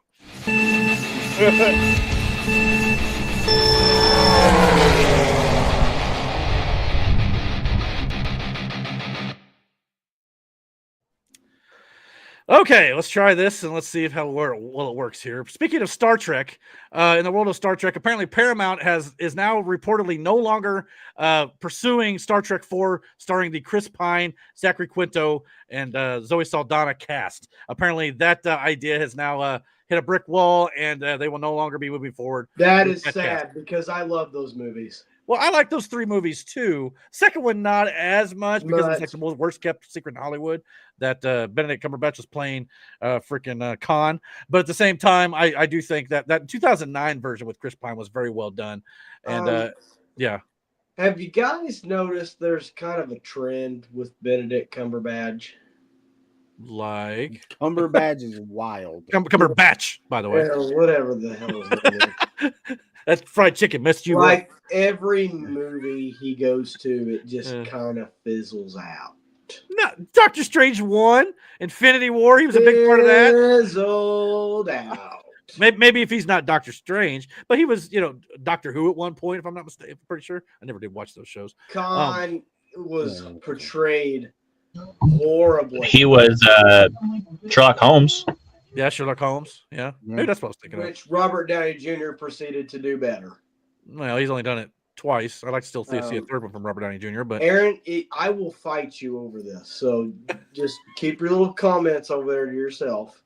I wasn't fighting. I was just saying that he played Sherlock Holmes. I can read your mind. I know where you're going. Yeah, he knows where he's going. I prefer the original Sherlock Holmes from back in the day before Robert Downey Jr. Okay. Yeah, there you go. Same page then. We also got our friend Kathy from Hello, the Kathy. chat as well. Good to see Kathy here for sure. Meant to get to your comments sooner, but we were having some technical difficulties if you didn't notice. So that partially played in that. And then Mike also said Star Trek sucks. There are certain aspects of it I could take or leave, especially some of the more woke aspects of it. I thought the first one was very good. It's always been a series about progressivism a little bit, and and in a way, it doesn't bother me. But there are certain aspects, especially in the new Star Trek stuff, that's not really gone well, in my opinion. But Kathy also says hello, Aaron, specifically. I guess he's Aaron's government name. plastered, but I'll take use Aaron's government name on there. Put that motherfucking government name out there. That's all right. Nobody watches us anyway. But anyway, for sure. Yeah, so no more Star Trek 4. And I guess that probably means that the Star Trek prequel movie that was supposed to take place in the Kelvin timeline is probably also no longer in development. So we'll see where Star Trek goes. It seems like right now they're kind of focused on their Starfleet Academy series, which takes place way, way, way into the future. I remember, of course, Strange New Worlds. I just remember the hype for this movie. Like it was the first one. The hype for the first movie was real. I mean, Star Trek fans were like really excited for this. Mm-hmm. It's sad that it's just died out because it was a good movie. I thought James Kirk was portrayed perfect by him. He's very rebellious. He doesn't follow any rules but his own. Mm-hmm. Mm-hmm. Well, and here's the thing, though, too. I mean, they got a full trilogy. On top of that, the actor who played Chekhov passed away, which really sucked because he got hit by his own car checking his mail. Terrible story. So yeah, he wasn't going to be able to come back. Anywho, so it's like on top of that, there's a lot of people who grew up with those films who probably no longer will watch them moving forward, or there's some people who were fans of them who wouldn't be a fan of them today. You know what I'm saying? So in a way, I kind of understand it. But Aaron, sound like you said something. Yeah. he got ran over by his car while he was checking his mail. Yeah, apparently his driveway was on like an incline, and he had it parked in the emergency brake or whatnot gave way, and when he was checking his mail, it crushed him against the brick wall that his mailbox was near.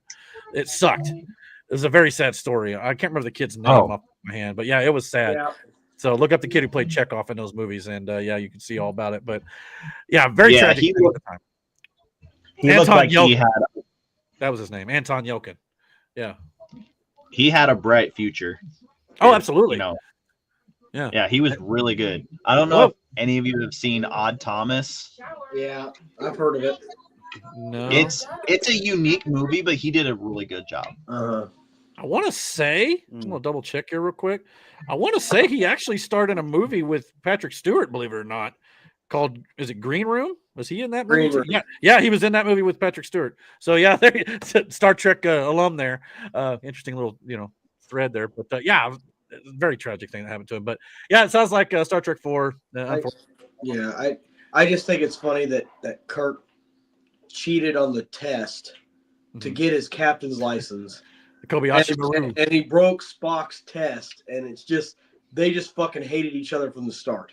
And it's like that's so Star Trek of way to start that, for sure.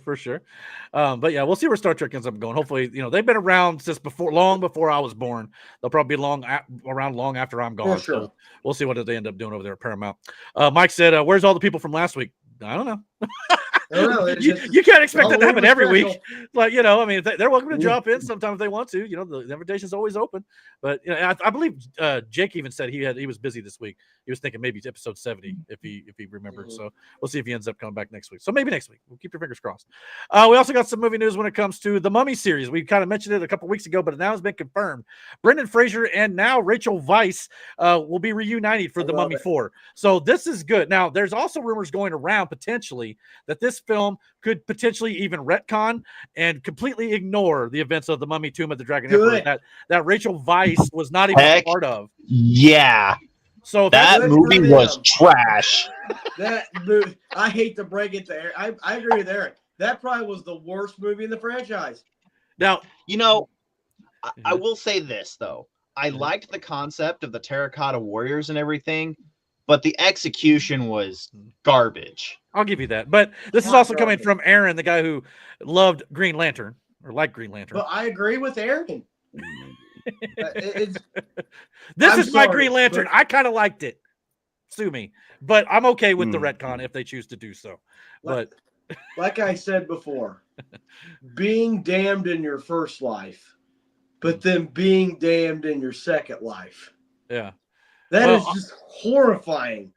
Well, now that we've pretty much got the confirmation of Brendan Fraser and Rachel Weisz, I believe the directors of that brought back the Scream franchise after Scream 5 is set to direct this, by the way. Okay. So again, kind of in that horror element. But the thing about the Mummy franchise, as Brendan Fraser's often said, is it's a cross between horror and comedy as well. Yes. It's having that lighter tone in there as well. So that's the line that they've got to kind of, the needle they got to thread, so to speak.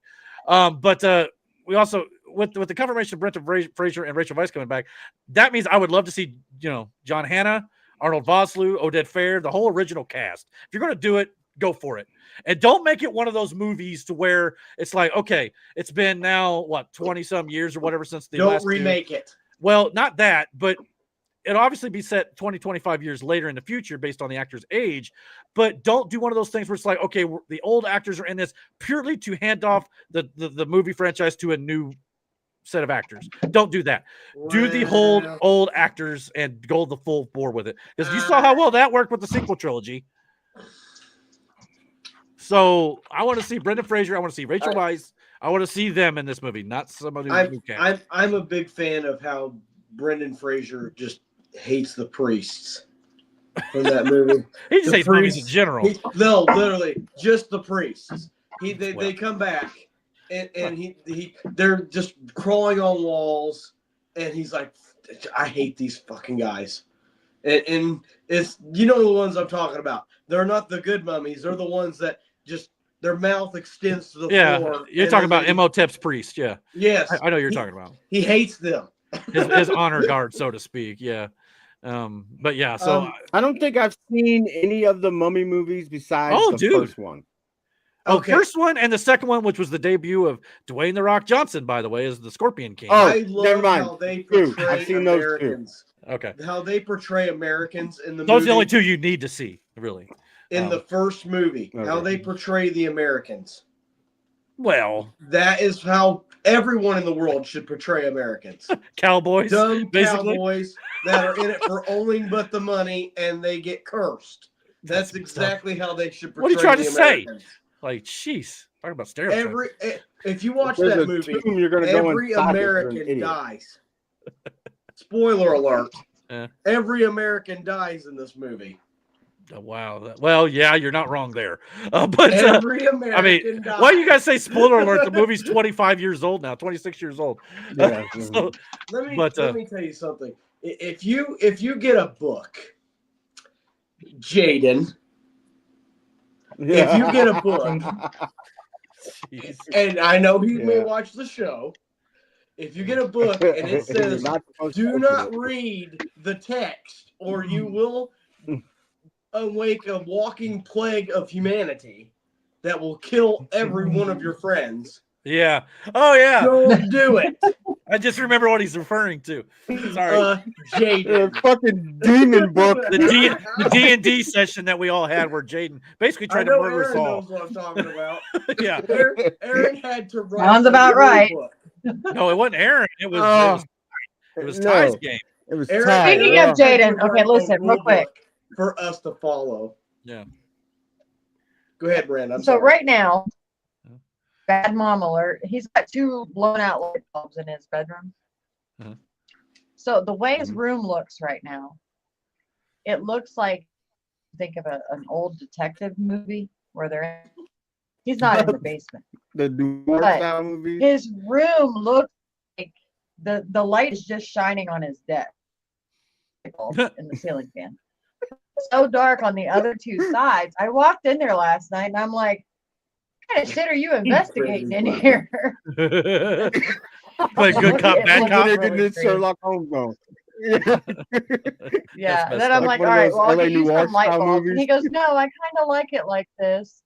See, So now ambiance. he wants the light bulb. Wow. Yeah. Oh, Mike's all excited on the chat for sure. Yeah. Kathy Jesus said she Christ. loved the first. She said she loved the first Mummy movie. Yes. And Slara said she loves those movies as well. Now, I admit the Mummy Returns CGI on the Scorpion King at the very I end. don't care about that. I don't even care. It didn't bother me. I understand. He but looked weird. He looked did. weird. he not did. gonna I'm lie. not gonna lie. I like but that it did not take involved away from my Scorpion enjoyment of it. King. Now, the Scorpion King movie Yeah. itself, with The Rock Wait. full on acting, that was not The Rock's best performance. It was his first full time movie. You got to cut the man some slack. I didn't But mind I didn't Scorpion hate that King. either. Be I honest didn't with mind you. that movie. I didn't either. But that's just me. Aaron? Do we have a gaming section coming up? No, but I have one topic I was going to talk about a little bit. But yeah, why? What do you want to talk Okay. Aaron can I'll talk wait about till the then. book. about? Okay. Yeah. So yeah. Yeah. And then Slara said Titanic. Not a fan. Yeah. Well, I get it. There was room on the door. Thank you, Clara. I'm glad somebody said it. Like that movie, for as Titanic is long as it was, and as much water. Oh, I was in think that this goes. movie, that movie wasn't good. This what goes does along. Titanic have to do with this? I missed it. There was a chat that Mike sent in. He said that here's a movie question I may have asked before. What's a movie that everyone seemed to love, but you didn't and can't understand why anyone liked it? Her answer was Titanic. She's not a fan of that. So that makes sense. I got you. Yeah. Sorry, I jumped the gun. That Mike's not going to like this, but if my answer to that question of a movie of everyone seemed to love and I didn't can understand why anyone did, The Goonies. What? Sorry. Here's the thing with The Goonies for me. I didn't see it until Mike showed me when I was already in my 30s. I didn't see it as a kid. So if I'd have seen it as a child, if I'd have seen The Goonies as a child, I think I would have had a different experience with it. I was too old. Dude. Sorry. That goes into the Ewoks theory. What's that theory? I'm curious. The theory is that if you grew up watching like the Star Wars movies and saw the Ewoks, you love them. But if you see them now as an adult, you don't like them. Yeah, I got you there. annoying. I see what you're saying. Ewok hunt. Fun fact, Fun fact: I even like the 2 Ewoks movies that were offshoots of the Star Wars Return of the Jedi. Not the greatest movies in the world. Ewok movies? Yeah. God, the Caravan of Courage. They made an Ewok movie. 2 of them. Yeah. Had Warwick Davis as Wicket and everything, just like they were back. It was made right after Return of the Jedi. Yeah, there was 2 Caravan of Courage. I can't remember the end of the Battle for Endor was the second one. Let me tell you something. I would rather watch the new Wicked movie than go watch 2 Ewok movies. Now, again, that goes along the there we go. That goes along my Goonies theories, though. I grew up with those Star Wars movies, so I got the Ewok movies back in the late 80s, mid to late 80s. So I had them as a child, so I liked them. So now I go back, and if I were to watch them, I'd be like, oh, cool, I remember that as a kid. The Goonies, I didn't have that experience with. So, Did you watch the Let's Ewok make a movie cartoons? about 4-foot-tall monsters. no, they're your long lost relatives. What are you talking about? Wow. Did you watch the Ewok cartoons? No, I did not watch those. Or the That was holiday pretty good. special. Don't even bother looking for it. It's just awful. Is it on Disney Plus? You want to know The Hollywood special? No, the Ewoks movies. I think so. Actually, You want to know what movie that I didn't like that everybody seemed to like, and I don't know why? And it was, and like, don't get me wrong, there were funny parts in the movie that I did laugh at and I enjoyed, but like overall, Forrest Gump. oh, I like that movie. Not a fan. I mean, I understand See? it. It's not for everybody, but Brandon doesn't like how I view it kind of as a comedy, though. Is that bad? Like, I mean, it kind of was to some respect. There's a lot of serious tones and stuff in that movie too, but there were certain things like Yeah, I gotta but, like I must There have was drank some me about funny 15 stuff Dr. in there, Peppers. I but, mean, like, they called it a like, I got they called it a $1 million wound, but they could keep every penny of $1 million. That was funny. I like like it some of that, but, yeah. wasn't. I don't know. I think like, it's funny that he played football for Alabama. Yeah, Alabama, sir. Yeah, who know about? You better tuck that in before you get caught in a tripwire. I can quote that movie all day. But anyway, Kathy said I liked Titanic 2 times, then can't now. But Green Mile. You don't like Green Mile? Green Mile's a great movie. It's sad. It is sad as snot, but it's a good movie. Another Tom Hanks movie. I do not like never Green watched Mile. it. I've only I've seen Green Mile in pieces. Brandon, you would like Green Mile. How the hell are you gonna tell me what I'm gonna like? You'd like Green Mile. Yeah, I know. I got some interesting taste in movies. Like I said, I like Fast and Furious. He also said Eric Douche also thought Crystal Skull wasn't so bad, so we know he's not a great movie expert. So we know his taste in movies. Look, Indiana Jones and the Kingdom of the Crystal Skull was good except for 2 spots where Indiana Jones survived the nuclear bomb in the refrigerator and when Shia LaBeouf is swinging with monkeys. Other than that, it's a solid movie, in my opinion. Has anyone seen the South Park portrayal of George Lucas and what he did to Crystal Skull? That's exactly accurate. That is exactly accurate. Oh, Kathy said she loves Green Mile. Sorry. The way I thought that was the one she didn't I like. do not like Green Mile. Green Mile makes me uncomfortable. Yeah. And she also said Forrest Gump, is one she could watch again. It's not bad. I think it still holds up pretty well too. But yeah. And I totally agree with Mike on this one. I never found Napoleon Dynamite funny. That's the one to me. That's a good one for me. I never saw what anybody saw in that. I don't consider Napoleon Dynamite funny. It's supposed to be Uncle Rico. I always looked at Napoleon Dynamite movie as kind of a movie about life. You know, life's kind of awkward, really. I mean, anyway. No. If we're gonna talk about Napoleon Dynamite not being a good movie, then can we admit that Nacho Libre isn't a good movie either? Yeah, yes. I can agree with that one. I immediately agree with that. And then Mike also says super bad. He thought was indeed super bad. Not a fan of it either. Not a fan of McLovin. No, not at all. Okay. Are we? I thought McLovin was what are we doing? I think we got off topic here of the movie. Mummy.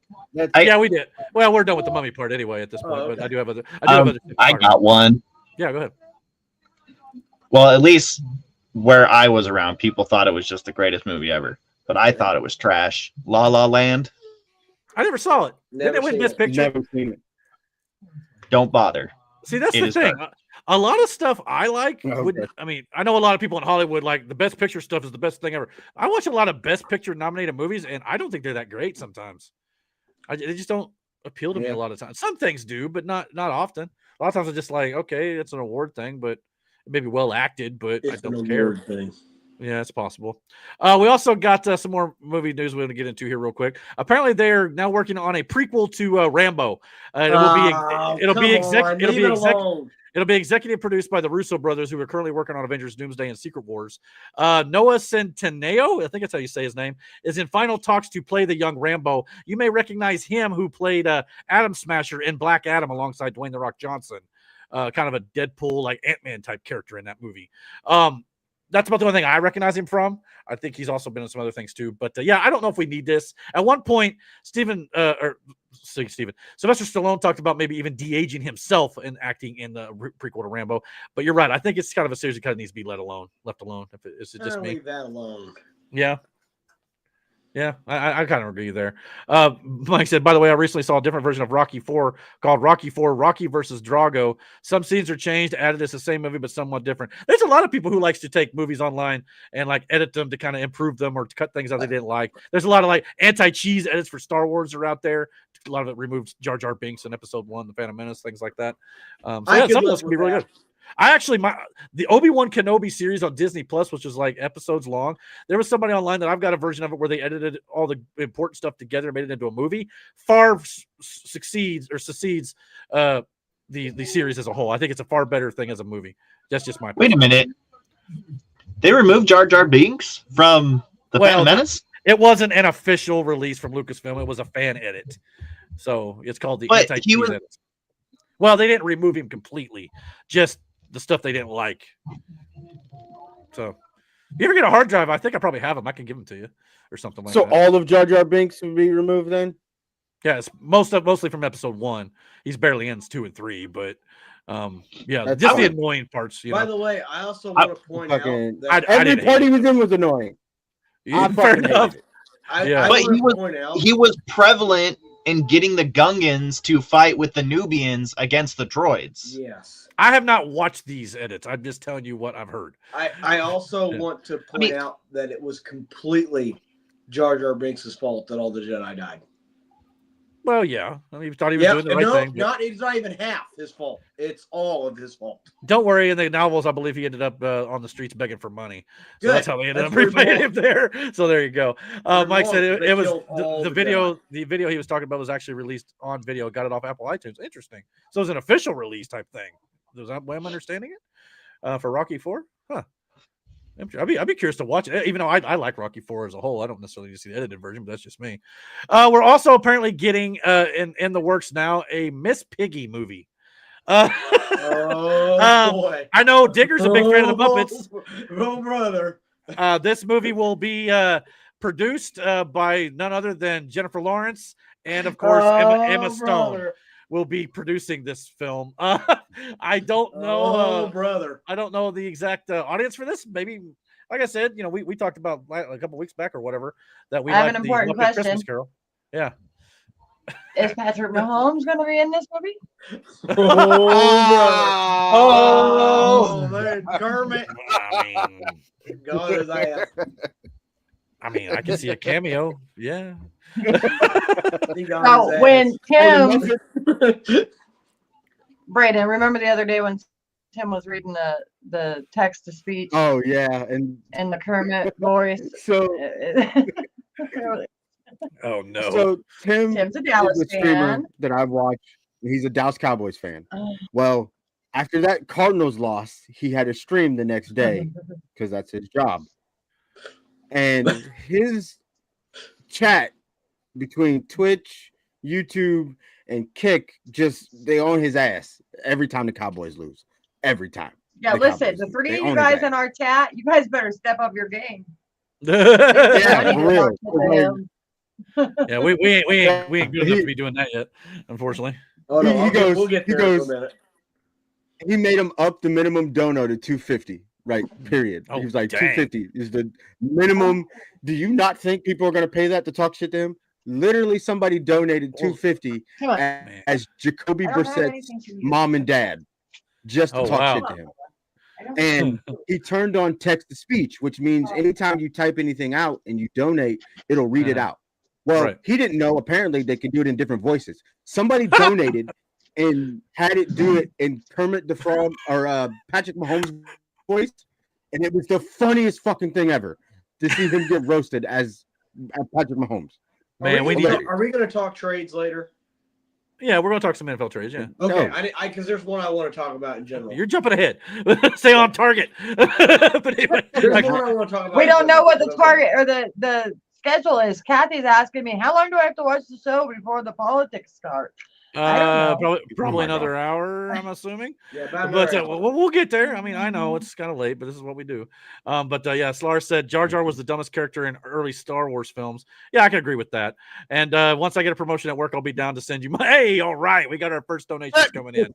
So there we go. We just need to get enough people to follow us to where we can do said things like monetization, and I mean that's going to take some time. But yeah, so I don't know. Maybe we'll get there one day. We're trying, but it's not as easy as it sounds.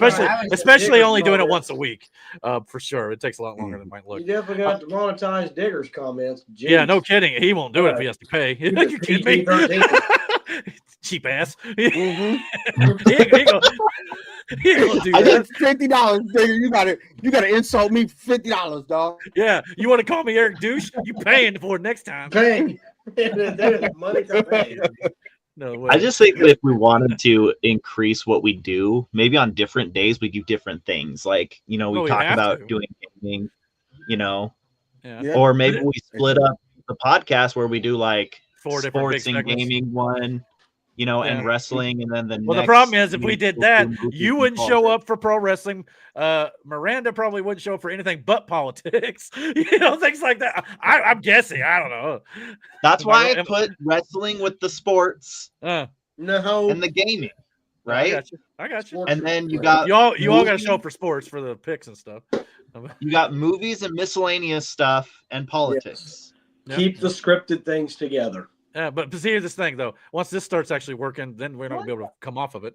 But anyway, but back to the rapid fires. Let's get through this so we get to the political section for Kathy before she falls asleep. We got K-pop Demon Hunters 2 is aiming to release in 2029 on Netflix. So the sequel to that popular animated movie is still quite a ways away. So you guys are going to be waiting on that one. So all you who are fans of that, sorry, but another 4 years, about 3 years away now, I guess. We also got confirmed Gremlins 3 has a release date. Why? November 19th, 2027. Hey, Yes. I think Brandon Miranda said they were excited for this. Did I they got a not? question. I didn't- Why is everything Right. 2027 and beyond? Because it Okay. takes time, Matt. I don't have time. Yes, you do. You're 29, 28, 29, whatever. Shut up. How do you think we feel? Go ahead. Slight backtrack on the K-pop Demon Hunter. I wasn't booing because I didn't like the film. I was booing because it was so length. far away. Yeah, Yes. I hear you. And I'm sure a lot of fans feel the same way. Far away shit. Yeah. Well, Matt, But- you got to understand something that's announced today takes easily a good 3 years to make. So Sure. you have, if we're in the production, filming and all this stuff, it's different. But this is just announcement for K-pop Demon Hunters, okay?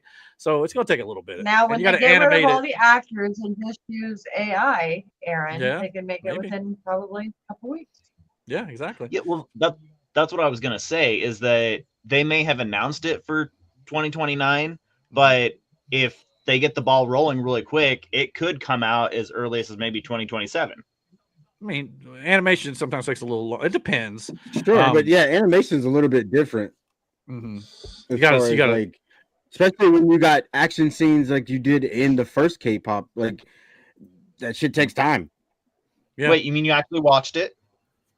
I had no choice. No. My niece had me watch it. That's what I thought. But yeah, I mean, I don't know. It wasn't terrible, I guess, but it's got a fan base. Like I said before, I'm just not the demographic for it, but that's the truth of the matter. But yeah, when it comes to Gremlins, though, yeah, I mean, and Mike said he's still never seen Gremlins 2. I've heard that's actually the worst one. I haven't seen it in years, so I have to go back and watch it too for sure. But yeah, so I mean, at least we got a release date for this. It's a little over it's about 2 years away now. That's not bad. It's less than K-pop Demon Hunters. So there you go. And I believe that this has also got Chris Columbus is going to be returning as the writer. Christopher Columbus. Steven Spielberg will also return as executive producer. Chris Columbus also directed, I believe, the first 2 Harry Potter films, if I'm not mistaken, and some other good movies as well. So The but- first 2 Harry Potter films? I think so. At least the first one. Okay. I will not be watching it then. No, why? Because they were Because kids. the way Harry Potter starts from the 4th movie on to me. Well, that's because it got darker at that point. Yes, it did. But yeah, but Gremlins can be dark too if they wanted it to be. So we'll see how they end up doing it here too. We also, well, before we get to that, let's get to let's see here. Man, we got a bunch of this. Kathy says, calm down, youngin, when it comes to Matt. Apparently, he's getting a little excited. As Lars said, they will ruin the franchise like they did with Star Wars. We talking about Gremlins, or are we talking about K-pop? I assume. I don't know. Kathy says, I just don't know. I just know don't get them wet when it comes to Gremlins. Yeah, for sure. Or what is it, after midnight, right? Is that how it is? Or feed them after midnight. Feed them after midnight. There you go. And Mike says, Kathy, they will get to politics as long as nobody asks questions like who is the most useless villain in both DC and Marvel universes. Like I've always said, you know, a condiment king or whatever it was, and condiment man in DC. There you go. Yeah. I made that sort of sweet. Marvel, I don't know. I feel like this question comes up every week. Yeah. So I'm moving on. Yeah, Slara said they're going to ruin Gremlins. Well, some people already argue they ruined it with 2. But maybe this will be a renaissance. They'll ruin it this time. It's okay. They didn't ruin it the first time. They'll definitely ruin it this third time. Continue. Name one movie that they have redone or made a sequel of that they have made a renaissance for. Top Gun Maverick. How to Train Your Dragon. That they had a renaissance for? What do you mean renaissance? What do you mean? Like they were like it was better than the original? Is that what you're saying? Yeah. Is that what you mean, Aaron? Whatever your definition of renaissance was. Okay. Well, it's better than the original Top Gun Maverick for sure. How to Train Your Dragon, yeah. I mean, it's basically a shot for shot of the original. Still was just as good as the first one, if not better. Well, it was not bad. I do not care who. I don't care. I will go toe to toe with anybody. Yeah. With that movie. All right, let's do it. Yeah. Great, Aaron. Let's go. Well, we got join my ship for a week, and we'll have it out. We'll take another show on site. Aaron always says on site, Matt. Do some overtime. What is also going to be on site? Mollywopped, my guy. Mollywopped. What is also going to be on site in 2026, though, is the sequel to Super Mario Brothers, the Mario Brothers or Super Mario Galaxy movie comes out in 2026. Now, Nintendo is also now saying they're working on building a framework for a consistent release cadence. So we're not going to have 3 years in between Nintendo movies moving forward. We got Super Mario Galaxy movie in 2026. We got the Legend of Zelda live action movie, which is currently now filming in New Zealand, the home of the Lord of the Rings. Coming out in 2027. And then we got 2 untitled movies coming out probably in 2028 and 2029 right now. And as I said, The Legend of Zelda is now currently filming, and where The Lord of the Rings was being filmed as well. Hold on. I'm not done yet. And then so I'm thinking the next 2, what they're going to end up probably being is probably a Donkey Kong movie. They pretty much set that up in the first film. And then, of course, the one after that, I think it's between 2 different properties. Star Fox, which is a pretty popular character that was in the Nintendo franchise, or Metroid, I think would be probably the most logical choice.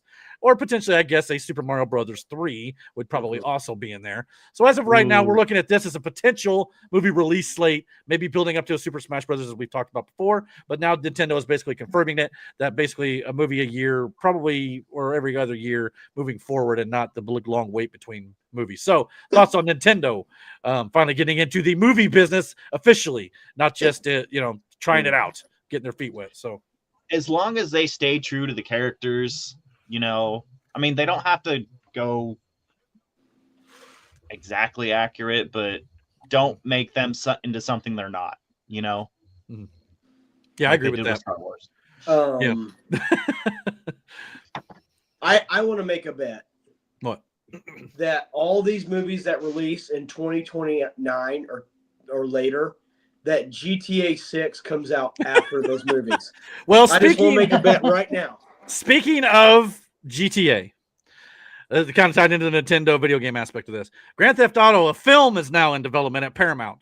It'll be an original story set in the universe with a game-accurate locations and production design in theaters October 22nd, 2028. So supposedly the movie's coming after Grand Theft Auto 6, but since this game it keeps getting pushed back over and over again, the movie may yet come out before the video game now, as GTA 6 has officially been delayed again to now November 2026, about a year away from now, which in a way I kind of understand, because they're going to get all the Christmas buys for that, but it sucks. We gotta wait even further. Thoughts on was that your gaming more time? Basically, yeah. Okay. You guys want to see something? No, not really.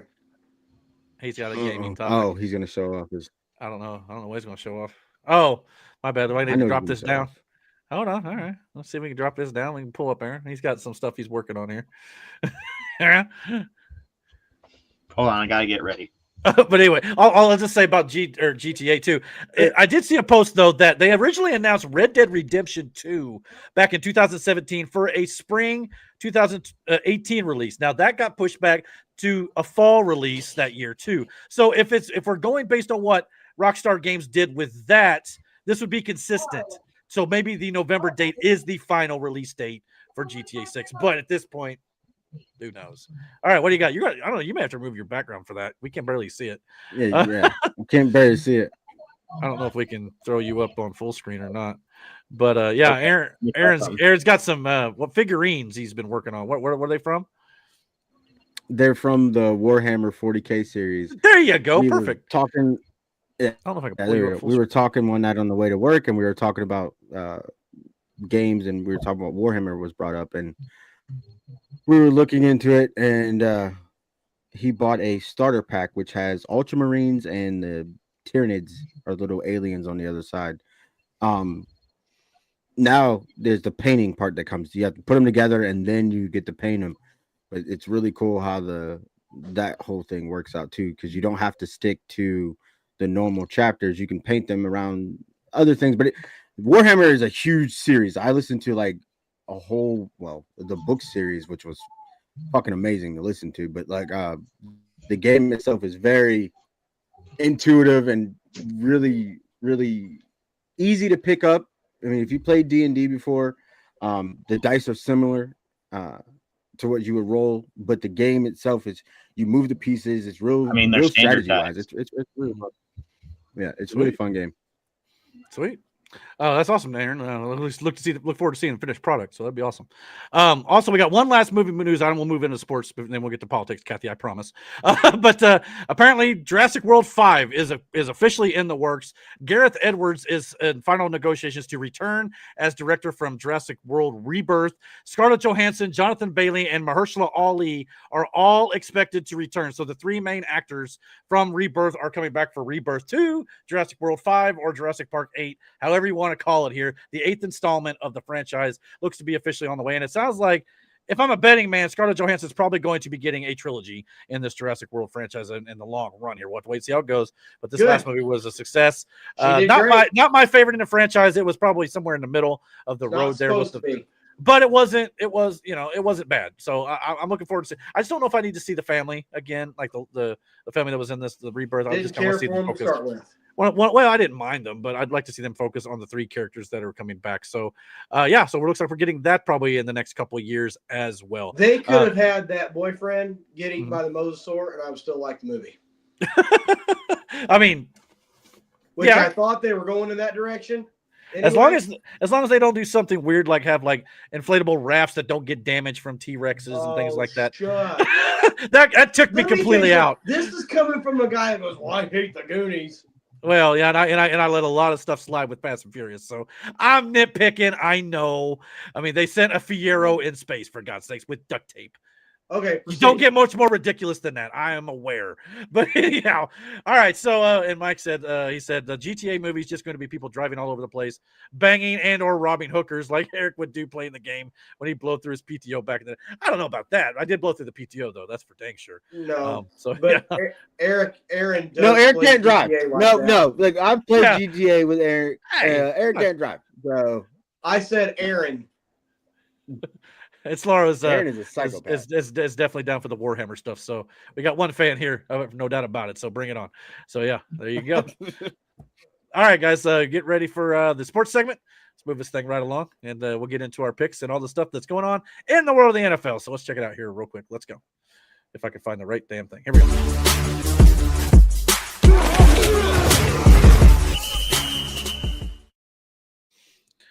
All right, we're going to start off on a little bit of a sour, well, I don't know about sour, but sad note. Let's put it that way. We got a sad ordeal that happened in the world of the NFL this week. Yeah. Thielen apparently passed away, and I guess we don't know the full story really yet. There's been some audio release from the 911 calls and stuff like that. But apparently he was running. Well, he was about to be stopped by a cop on a traffic stop, and he ended up running from the cops. He ended up eluding police officers, and they ended up finding him later. I believe it was even reported that he was in a porta potty where they found his body, and he had committed suicide via gunshot wound.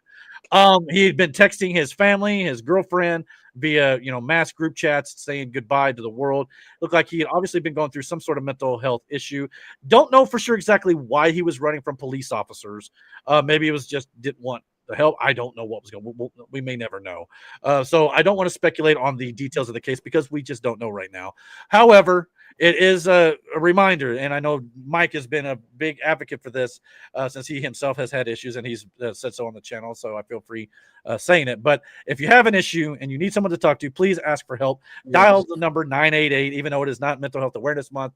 We still think it is a good thing to do. So it really sucks to see that, and I know Slar is a Cowboys fan, and Marshawn Nealon literally just this last Monday night, scored off a block punt and recovered it in the end zone for a touchdown. So, and then a few days later is no longer with us. It's just amazing how sad. Yeah, and how fast life can literally change on a dime. So, like Mike's advocating for, and we're telling you here, if you need help, by all means, ask for it. And this ask for help thing, by the way, which I didn't even know, apparently was something that Dak Prescott started. I guess his brother had committed suicide, and it was kind of a thing that he's also actually kind of purported himself. So something that he's been kind of pushing. So it sucks for Dak Prescott too, who's been through this before, obviously losing a teammate to this as well. So yeah, definitely a sad thing, no doubt about it. But we'll move on to some more happier topics here in the world of sports. Matt may or may not like this, I don't know, but we now have new Major League Baseball world champions as the Los Angeles Dodgers won the World Series. So, Matt, you want to talk a little bit about this? You can see on his face, he's like, oh, God. So, yeah, thoughts? Yes. All righty. I'll talk about it. Real quick, let's not spend all night on it. But, yeah. I'm not going to. The Dodgers have officially outspended every single body and every single sports body in Yankees. the MLB, Yankees included, and blah, blah, blah, blah. They suck, and they won a World Series. Proceed. Fair enough. Mike said also at LA Dodgers. Oh, go ahead. Sorry, go ahead. Sorry, go ahead. Go ahead with the comment. He said also an Los Angeles Dodger player missed the World Series due to a family emergency, which it was announced today. He and his wife lost their baby. Oh, that sucks. Yes. So yeah, they did. Prayers there too. I was going to get to that. Okay. But our boss, I'm not going to mention his name. Yeah, don't. Mentioned he's from Venezuela. Mm-hmm. He mentioned that the Venezuelan player on the World Series team hit the game-winning home run, which I proceeded to tell him what I thought about Venezuela. And then don't do that. And then proceeded to tell him what I thought about the player from Venezuela, and then proceeded to tell him what I thought about the Los Angeles Dodgers. You're still employed? But yeah, I don't know the player's name, but he missed the entire World Series because he lost his baby girl. Well, and understandable. I send prayers to his family. Obviously, an understandable situation. I know I can't imagine what that's like losing a daughter, and I don't want anyone to go through that. And it's just a sad thing all around. Yeah. And Mike said Matt wasn't going to be happy, it appears, no matter who won. Yeah, if it wasn't the Yankees, I'm sure he wasn't going to be thrilled, especially the Toronto Blue Jays, who did beat the Yankees, correct? Not a big baseball guy myself. Yes. Had to stick that knife and twist it. Toronto Blue Jays are our division rivals, yes, and they there did you go. beat the Yankees. And Cassie, I agree. Ask for help if it's absolutely needed. No doubt. Yes, please. Now the World Series, regardless of the outcome, apparently Game 7 it had a record-setting viewers. 25.98 million people watched the World Series. I saw that. So, say what you want about pro sports, man, and certain things, but it still gets some of the highest ratings on network or cable television still to this day. TV shows used to have like higher ratings like for season finales and series finales. That just does not happen anymore. Sports still gets it at the end of the day, and whether we like some of the things they say or do or whatever. Talk shows suck. Yeah, I think people just want an escape too from the reality, to be quite honest with you. But yeah, Mike said also the Dodger pitcher who won the 18-inning game played at Bloomington North. Yes, he did. Yes, Will Klein was a Bloomington North student. Mm-hmm. Yeah, local guy, no doubt about that. He also has a World Series ring now because of that. There you go. Well, congratulations to the Los Angeles Dodgers, back to back, by the way, 2004 and 2025 champions. So yeah, shut up, Eric. Also, it seems like a running, almost like a rerun here every single week. Indiana Hoosiers won 55-10 over Maryland. Started off with smidge rocky, but in the second half, just kind of poured it on. I'm worried. Why? I'm worried about this week because we have a lot Penn of people State. hurt. Oh, we play Penn State. Yeah, Well, see we how got a that's lot of going. injuries. Surratt's Yeah, not okay. there. Okay. We're not playing our center. It's just that. Well, we'll see how it goes. It sucks, speaking of reruns, Ohio State wins 38-14 over Penn State last week, as well as Brandon just says probably like, yep, just shaking his head. And so again, collision course. I know we've been saying it, but yeah, here's the playoff bracket. So yeah, as it is for now. Yeah, if IU plays Ohio State, like you guys coming over? You guys gonna? No, I'm down for that. I'm down for. I am not. But obviously the Big Ten championship game is probably going to be between those two. Now, the way the bracket is currently set up in the college national championship right now, if it were to end today, but we still got some time left, Ohio State and Indiana wouldn't even play until the national championship right now. So again, could still happen. We'll have to wait and see. I'm at least happy that it appears at least that Indiana will at least be hosting a home game in the tournament this year so far. So we'll see how that ends up going. But yeah, this is how it looks for now. Any other thoughts on the bracket? I know some of you follow college football a little bit more than me. Upsets, things like that. Bracket looks accurate. It looks like Notre Dame beats BYU. They play Indiana again currently, and Notre Dame beat BYU last year. So, so yeah. Go ahead, Brandon. That might not happen. Maybe not. We started off rough against Penn State. So Penn State is they're still a decent team, but like, again, I mean, obviously the ending score is the ending score, but still, like it started off rough. That game, but I don't know. Right now, I'm just kind of like. Do we need to light some candles? We're in the driver's logo? seat. No. Yeah. I mean, Oregon could be. Well, Oregon isn't what they were last year. That's for damn sure. The Georgia and Alabama both surprised me because Alabama was nowhere near where they are right now last year or the year before that. So that's concerning. Whether it be Georgia, my guess it'll probably be Georgia and Alabama. We could see Texas Tech over Oregon, but it'll probably be Oregon versus Ohio State. Ole Miss, I believe, could beat Virginia, but Virginia's not bad either. But Ole Miss and Texas A&M, that Notre Dame BYU, that's a toss-up there. I don't know. Oh, and like I said, this is all preliminary at the moment. This is the current bracket, but come time the playoff starts, this could change to some respect. I'm going to throw this out there that Texas A&M and Memphis will not be in this bracket. It's interesting to note, though, too, and again, I'm not the biggest college guy in the world, so correct me if I'm wrong. The way this bracket says here, it says that IU is the current conference leader. Does that mean they're actually at the top of the Big Ten right now? That is correct. I'm surprised by that, being Ohio State. But there's a reason.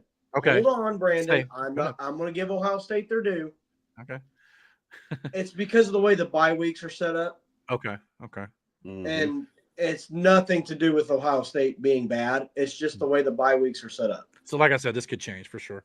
I just happened to see that on the bracket. I was like, what is that? I still think Ohio State is the number one team in the Big Ten right now. Until Indiana beats them, I think they have to be because they have to be. When's the last time we've really won that matchup recently? So, yeah, I get it. So it sucks, but it's just how it works. Yeah, and Kathy says, "Let's go Hoosiers!" Absolutely. You tell Brandon. You let him know. Let's calm down. Let's calm down.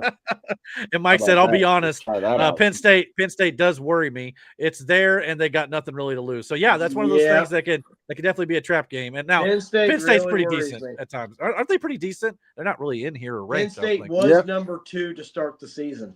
Okay. But yeah, I mean, and if they gave Ohio State a little trouble, they could definitely give us trouble.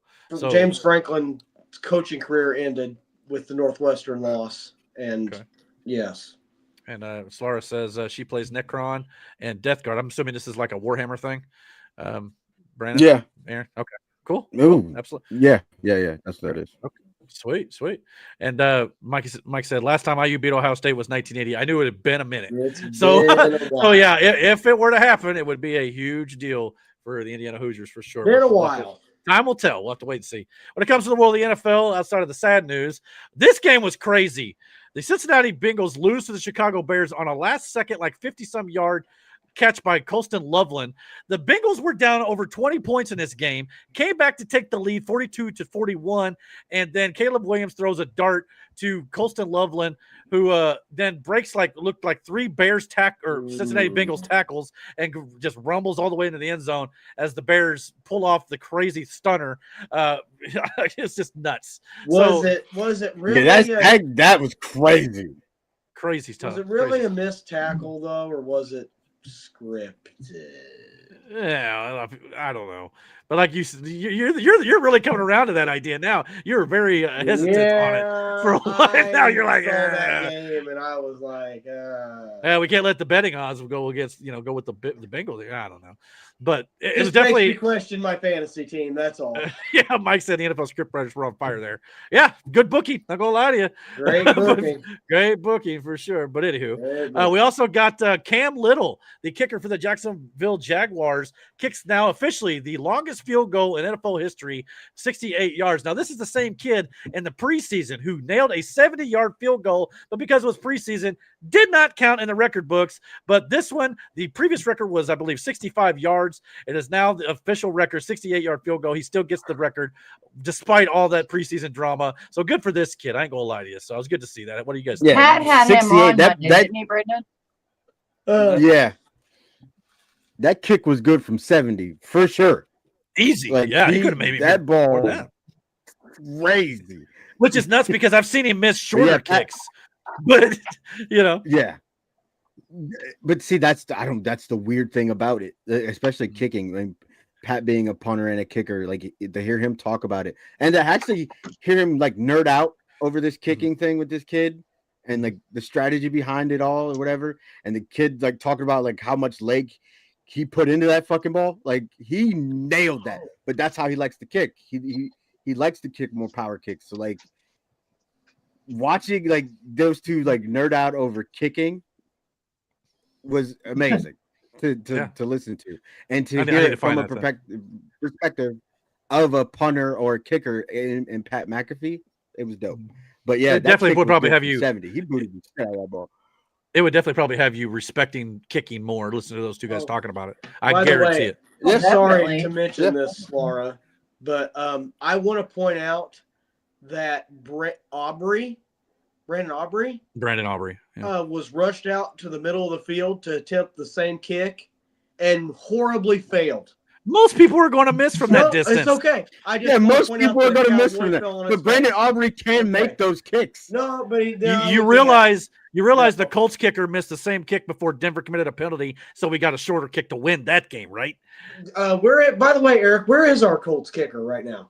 Oh, he's on IR. But he's on IR. We got Badgley. He's doing okay. 2 weeks. Yeah, exactly. Well, I'm just saying. But Schrader, who had a perfect NFL record before that missed 60-yarder, which would not have been his fault because the team put him in a bad position, but it was erased from the record book, and now he still is perfect as far as I know. So there you go. Okay. Mike said, "How about the video of the Bills player who had a clear shot at Mahomes, but remembered the script and backed off and got behind the blocker?" I remember that. Yeah. You said that in a private chat, which it did look pretty sus. Not gonna lie. The only thing I can think of is maybe he thought he was going to need to be covering the screen, and then he realized he didn't have to, and then I don't know. It did look weird. I'm not gonna lie to you, no doubt about it. Kathy said, "I got my grands and my dad. I love y'all." I don't know if that means she's leaving or just saying she's probably going to bed. I don't blame her. It's a late night. You have to watch it on replay, Kathy, no doubt. Slar said, "Now I understand why this group calls you a troll." Exactly. Now you get it. Understand. You spend enough time around it, you're going to catch on, no doubt. It's all he lives for. He lives and breathes a troll. Well, let's get this out the way. The Pittsburgh Steelers hold I'll tell you what, and beat the Colts. That one sucked. It may not have been legal, so to speak, but watching it all with you guys the other night, it was fun. Yeah, we shared the stream. We watched it. The NFL certainly followed the script on that. That was good. Yeah. Well, here's the thing. Yeah. The score is not indicative. The score is not indicative of what actually happened in this game, even though it ended with a 7-point difference. This game was a 20-some point to 7 game until the Colts got some garbage time scores. Let's be honest. Give the Steelers their due. They whipped our asses. Yeah. This is the worst game that the Colts have played all season long, and let's hope it stays that way. And should we see each other again in the playoffs, I pray it's in Indianapolis. That's all I'll say. Let's put it that way. Because, man, talking to guy at work about this game, I was like, once our offensive lineman got beat on TJ Watt's side, it was a wrap. Yeah. Like once he lost that battle to Watt, it was over. And then them doubling up trying to help him because he could not stop TJ, period. No. It was evident he couldn't stop him. Then everybody else got involved. And then once they doubled him, it was like, well, Highsmith is still on the other side of the fucking, like, what are we doing? And then once he got back there, it was like, all right, well, that's what we do now. Cam Hayward was causing 6 trouble. turnovers. We could not run the ball. And I said it, and I've been saying it forever. If you stop Jonathan Taylor, you stop the Colts offense because it's so predicated on the run. Mm-hmm. The run opens up the pass. When you don't have the run in this case, the pass is shut down too. It disappears. Unfortunately, it is an Achilles heel of the Colts, and that's going to be the way you have to beat them.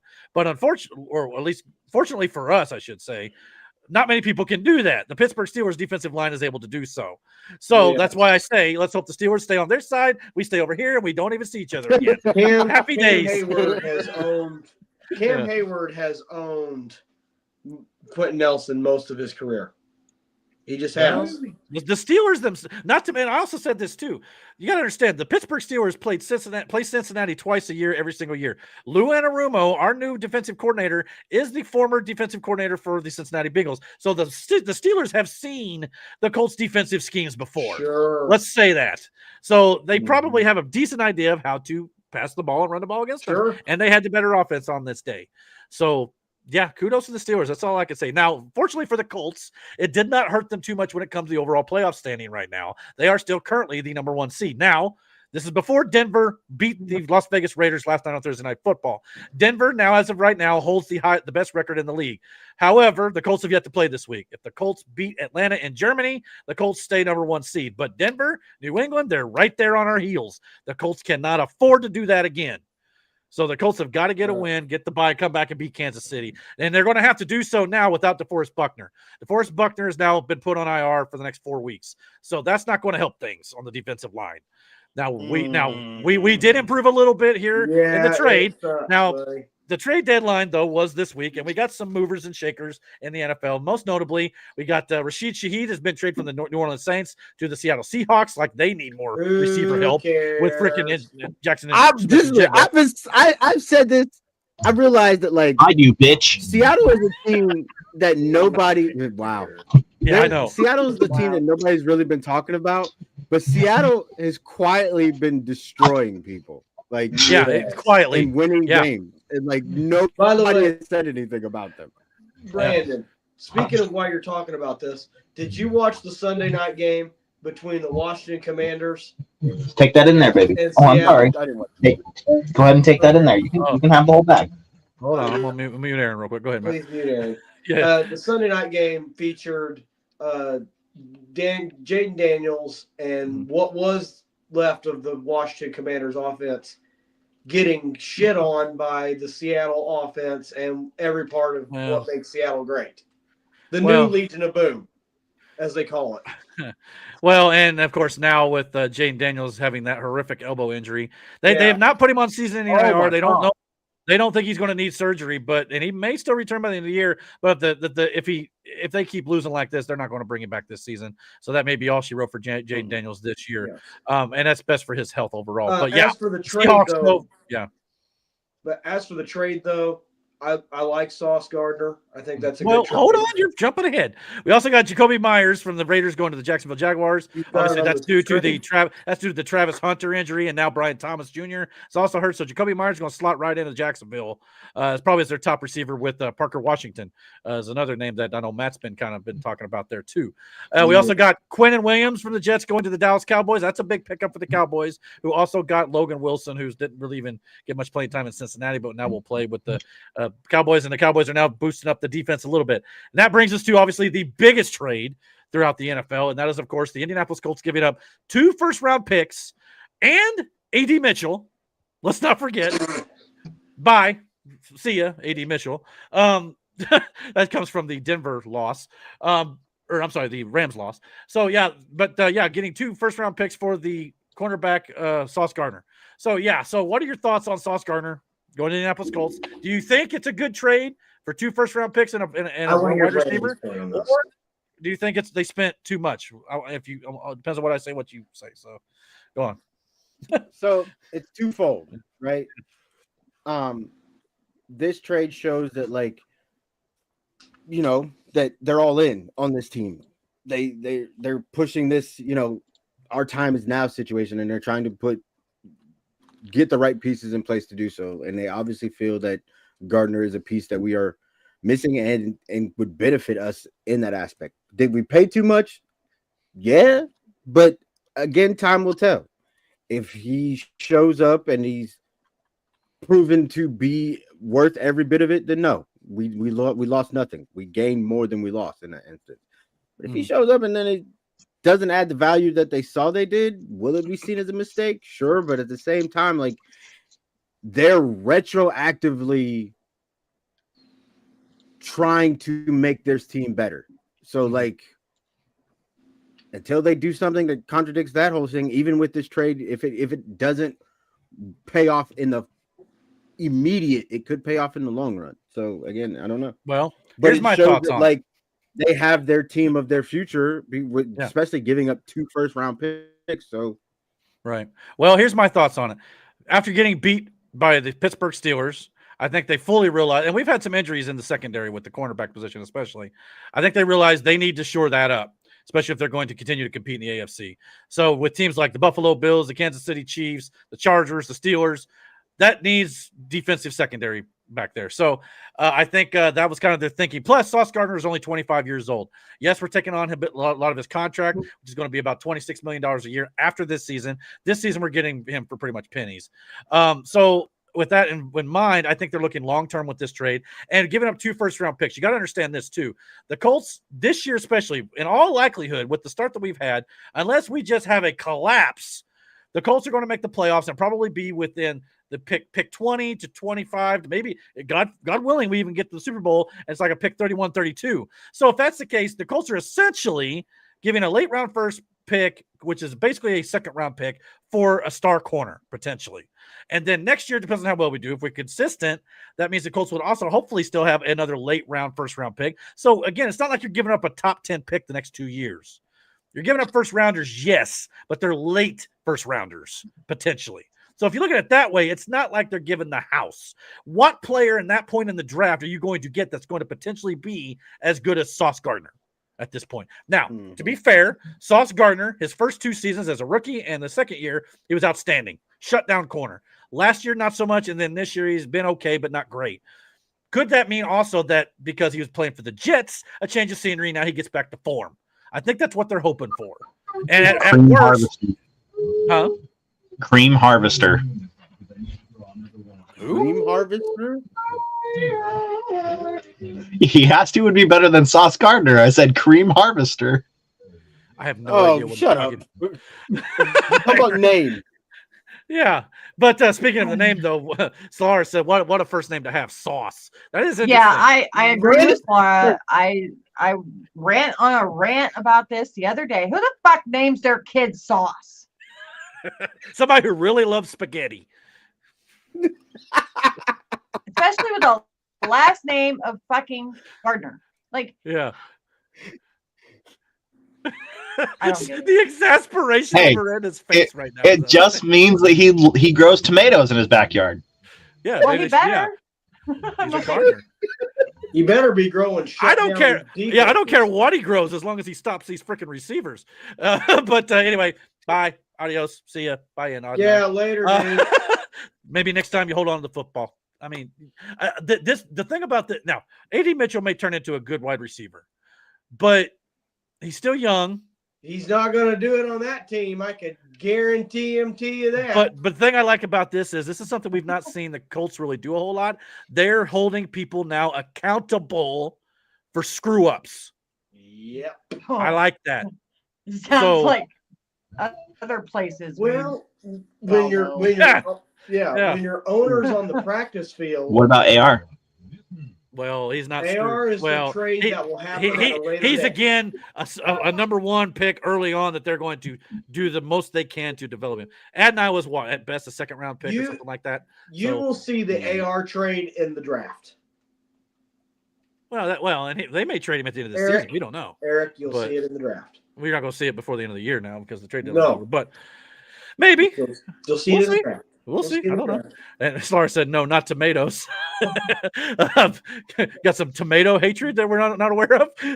She needs to be worried about the Arizona Cardinals. Is what she needs to be worried about. They already beat the Cowboys. We're moving on to next week. We're still talking about that. Yeah, get beat by Brisket. Carly Ursay Gordon or Gordon Ursay, whatever her name is, they're all in. The Colts have definitely put in all their chips in the middle of the table. They think they have a team now. And some people may not buy that. Wait, her first name is Gordon? Carly Gordon Ursay. Carly-Gordon Ursay is her name. Oh, okay. I was going to be like, well, we were talking about stupid names. Yeah. No, she's one of the three Ursay daughters who now run the Colts, and she's the one who's been on the sideline.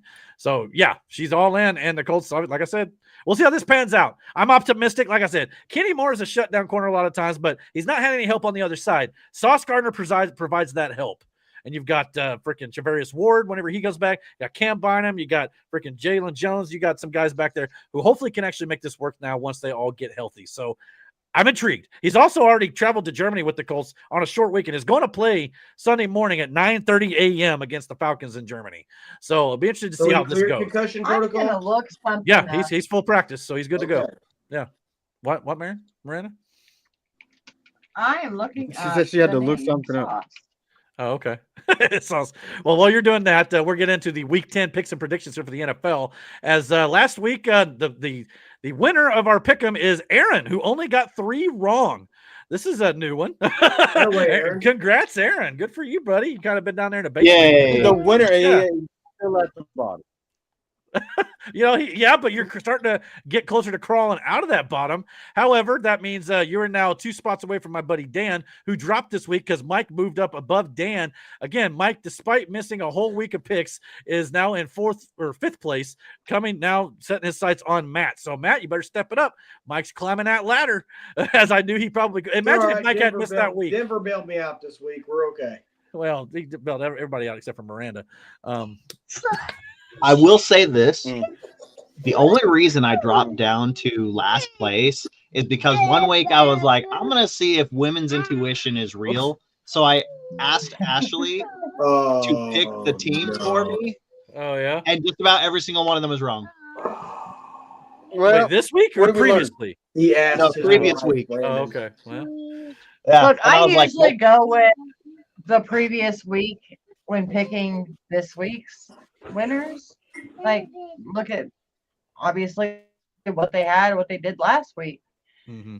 And I was kind of hoping the Raiders were ready to play football. So fuck you guys. Nobody was ready to play football on Thursday. Apparently, that game was atrocious. I'm surprised with how many touchdowns the Raiders had or how many passes, completions, and just the way they moved the ball during that game. I'm surprised that they got beat as bad. I just don't know. All right, just so you guys know, the name sauce does not mean anything different than a freaking condiment. So I don't know what his parents were thinking. They must have been high on some kind of sauce. Yeah, a lot of times you see names like that. It's like, a nickname or something. It's not their actual name. I'm assuming that's his actual name. Yeah. That's crazy town. Yeah, However, I did like this week. I know we shared in our chat. But I don't know how many people actually saw the video of the 2 Jets fans who were fans of Sauce Gardner who were upset, the little boys. and I guess they were devastated. And Sauce Gardner saw the video and he actually sent them 2 autographed Colts jerseys. So those were 2 happy kids after he did that. So good on Sauce Gardner. Oh, that's that was a really cool little thing. So yeah, he did. If I find the video, it just sucks getting traded. It's just people forget that the NFL's a business. I just love the little kid who got so upset. He's like, "Where'd he go?" Indianapolis calls. I'm a Colts fan now. That's what he said. The first thing he didn't care about. He's playing for the Jets. He just cared about Sauce. So good on Sauce for doing that for those kids. So yeah. But anyways, so this is the Week 10 predictions we have here. We'll start with the Las Vegas Raiders and the Denver Broncos. Obviously, Broncos won that game. Miranda, like she said, took last week's a little bit. Took the Raiders, even though Raiders have been pretty terrible. The Broncos have been pretty good at 8-2, but they were not good last night either. So I don't know what happened with them, but they should have been able to easily beat the Raiders. Sean Payton effect. Yeah, he's a good coach, though. I don't know. Well, we're all. There's only one sweep this week. We're all taking Indianapolis over Atlanta and Germany. So I guess we're all expecting them to get back on the wagon, so to speak, this week. Atlanta could be interesting because they got Bijan Robinson, who is outside of Jonathan Taylor, maybe the second best or first back in the league. So both teams got stellar running backs. It all depends on who can stop which running back, I think. And Atlanta still has prospects. They got Drake London's been doing pretty good, and Michael Penix Jr., IU guy. So I think it could go either way still, but I'm going to take my Colts, no doubt about it. But we'll see how it ends up going. We also got the Cleveland Browns at the New York Jets. I loved how Brandon, who he sent in his picks, put a poop emoji over this game winner because obviously he could tell this was trash. This game is a dumpster fire. But I picked the Jets to win this game. We're going 4-3 Browns over the Jets, which again, it's just like the Jets just give it their best corner and one of their best defensive tackles. You think they're going to win now, even though they haven't been winning all year? The Browns, to me, even on the road, someone's got to win this. I'm going to go with the Browns. So yeah, we're taking the Browns. We got New Orleans at Carolina. We're going 6-1. Carolina over the Saints. Aaron, the lone wolf, taking the Saints. I'm guessing this is just to get out of the damn basement. Yeah, holding out hope, no doubt about it. Yeah. Well, I have two of them. Oh, nope, I only have one of them. He's using Brandon's strategy. I see. I got fantasy players, so I got to root for the team. So I got to pick the Chiefs. Yes, that always works for Brandon. Didn't work out last week. Anyway, Mike said, in all seriousness, I'm glad Dallas has a bye this week so they can deal with this week's tragedy. That's probably a good thing. You're not wrong. I agree with that. And Flora agreed for real. Mike said also, no, looks like we all picked Detroit. Oh, yeah, that's right. There was a second sweep. My bad. My apologies. And we all picked the Buffalo Bills, too. There was 3 sweeps in here. Wow, I'm blind as a bat. But anyhow, Flora said, I think the Colts will lose. Wow. I guess that's payback for all the crazy Matt says. But anyway, then Buffalo. Yeah, sorry. Yeah, direct that shit at Matt, not us. I don't know where I got that whole one sweep thing. It was late last night when I filled this out, so I kind of wondered maybe I was just kind of half asleep when I thought that. But anyway, Aaron Isler says, sorry, Aaron, but the Panthers will take it. Yeah, I would assume so.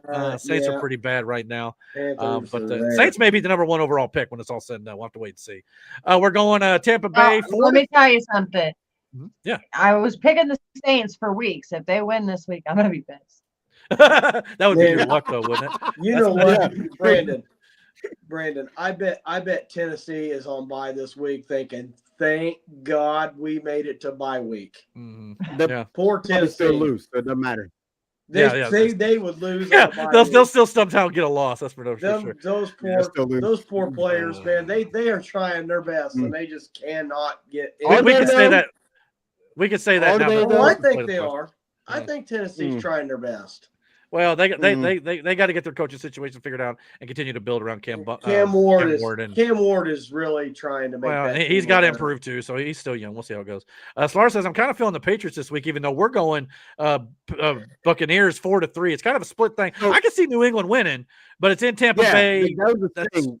It was a toss up for me. I was actually going to pick the Patriots, but like. It's kind of hard to root against. It's kind of hard to root against Baker Mayfield right now. Like, yeah. And this Buccaneers team. So like this was one of those 50-50 ones for me. Like either way, I could have seen a winner coming out of it, but I leaned a little bit more. I ain't gonna lie to you. The Bucs. I am rooting for Tampa Bay. We need to root for Tampa Bay because it helps the Colts out. Takes New England down a notch. So I was rooting for the Raiders last night. It didn't work, but no Mike Evans for the Buccaneers, but yeah, Tampa Bay at home is not easy to play there. But yeah, this can easily go either way. I'm not going to lie to you here. I I'm not gonna lie, Eric. It just kind of seems like New England and the Colts are kind of at a collision course, Well, kind of like how back in the day IU is with Ohio State. It Well, just seems like we may be destined to play each other this year. Well, I don't know if Drake May and Daniel Jones are going to be Tom Brady and Peyton Manning, but that's kind of what I'm getting the vibe. Really, it very well may happen. We'll have to wait and see how it goes. Hopefully, it's not like a feud that's going to last the next decade. That would be interesting. Slar said, and again, Aaron, sorry, but the Ravens will lose again. We're actually taking the Ravens 4-3, another split game in Minnesota. Now, again, the Ravens' defense has not been great, but Lamar Jackson looked on fire in his return last week. But the Minnesota Vikings also did not look too bad with J.J. McCarthy in his return as well. So Minnesota being at home, I could see this going either way. I really could. But I know Brandon and Miranda remember J.J. McCarthy. Why? No, I don't. Oh, yes, you do. Why? No, I don't. Well, let's see. The only Michigan team that came back and beat Ohio State when they were undefeated. Brandon's going to flip you off in a second. J.J. McCarthy was the quarterback of that team, if I remember correctly. Would you stick that? Matt, I know you only know what it feels like as of recently. You don't have to ask. Because you never experienced that on a college level to the degree that you're getting now. So, if we're going off of a win-loss record against a team from whatever the fuck, I'm not concerned. Okay. We got more wins than losses against that team. I don't fucking care. Fine. Well, since he's still doing it about one player. Okay, bro. Well, since he's still doing it, and Slara mentioned it earlier about how she understands how Matt's a troll. Mike mentioned he's not tall enough to be a troll, but he still acts like one. So that's right. There you go. More like a guarded. Yeah, exactly. Yeah. It depends on what type of troll. Yeah, it depends. Yeah, for sure. Slars with all of us here. We're going with the Bills over the Miami Dolphins. I think that's a gimme. If the Dolphins win that game, that's it. And again, I'm cheering for the Dolphins here because it only helps the Colts. But I don't see it. If the Dolphins win that game, then I give up on trying to predict the Bills. Yeah, the betting odds are not your favor, for sure. Mm-hmm. They might be though if they win. Then of course we'll get into Slar's picture in a second. But we got the Chicago Bears over the New York Giants. Matt and Aaron are taking the Giants. Someone tell me why. I'm sorry. Yeah, why? I can't see the screen. Well, I'm sorry. I was just feeling a vibe from the Giants. I don't want to tell you. Giants over the Bears. I don't see the Giants and the Bears. I don't know. Okay, I see it now. Okay. Hold on. Go ahead. Yep. Jackson Dart. I know you're a fan of Jackson Dart. Jackson Dart is a big reason why, and I don't know. I foresee. I like Caleb Williams. I like the Bears' momentum, but I still think the Giants. They still have a long way to go, and I'm trying to be different from everybody else, so that way I could jump up some spots. Yeah, that's a good reason. That's kind of sometimes you got to do that in pick'ems. You really do. But in Chicago, I'm taking the Bears. But I know it's an away game, and if they had neighbors, if they had Scattaboo, I'd probably go Giants, but they don't. So we're going to stick with the Bears. We also taking the Jacksonville Jaguars over the Houston Texans, 4-3. Again, a lot of split games this week. I wasn't aware of Brian Thomas's injury, but they got Jacoby Myers when I made this pick.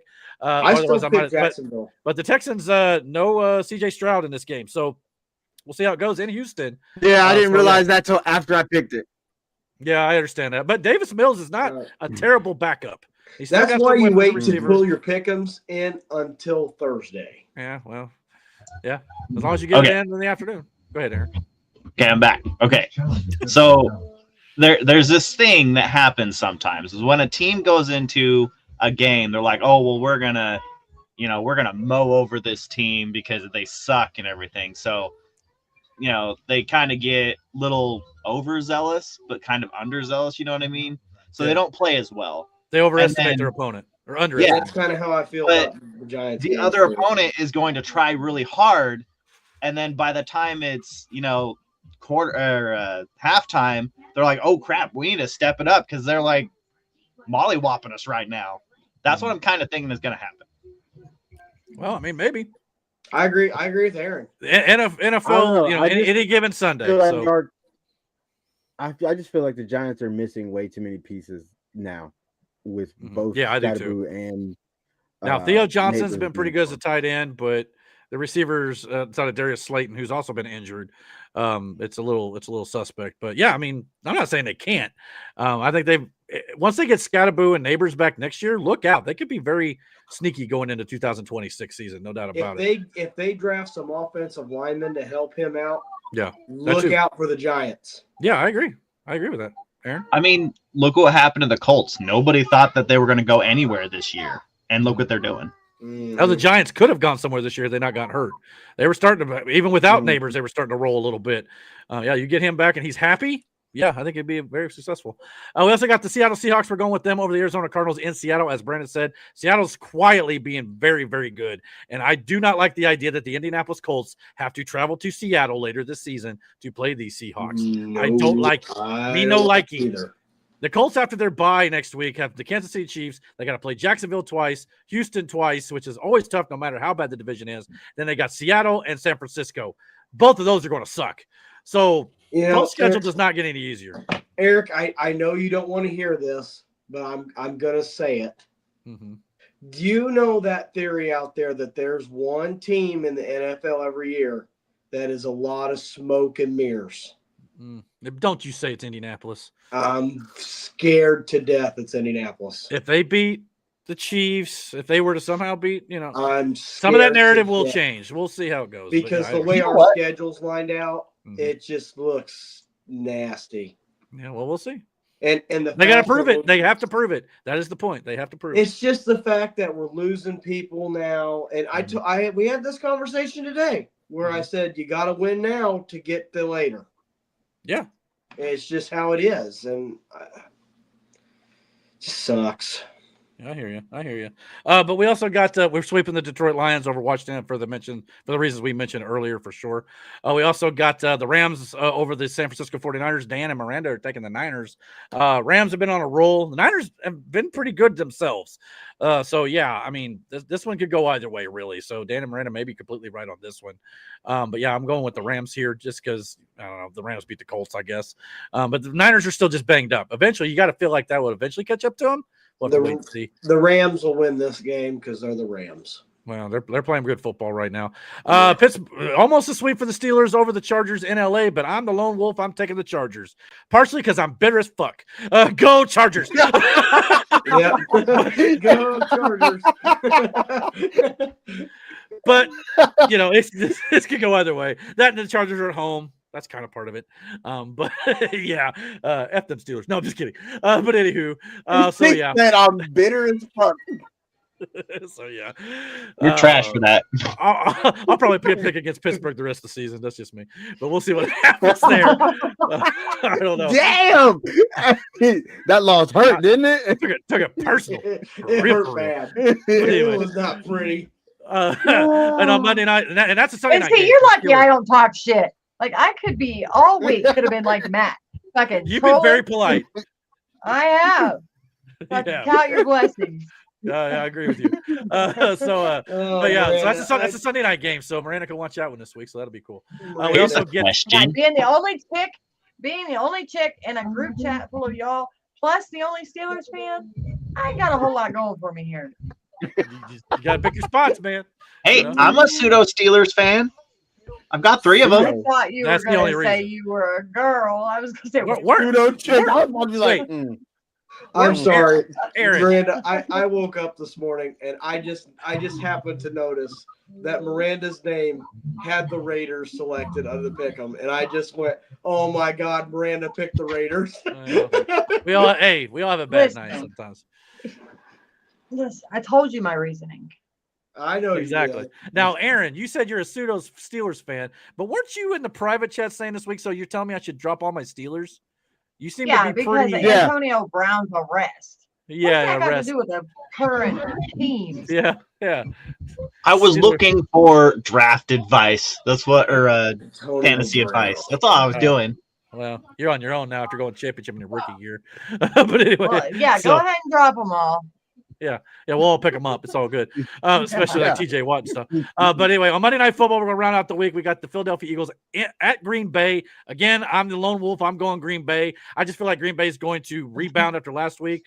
Obviously, we know what they can do, what they did against the Steelers. I think that against the Philadelphia Eagles, it is going to be a tough matchup. But at home, I don't know. I just got this feeling the Green Bay Packers. But I could be dead wrong. This could definitely go either way. But the podcast is taking the Philadelphia Eagles 6-1. So obviously, the Super Bowl champs could be. I think this is going to be a good Monday night game. I really do. I think it'll be one of the better ones of the year.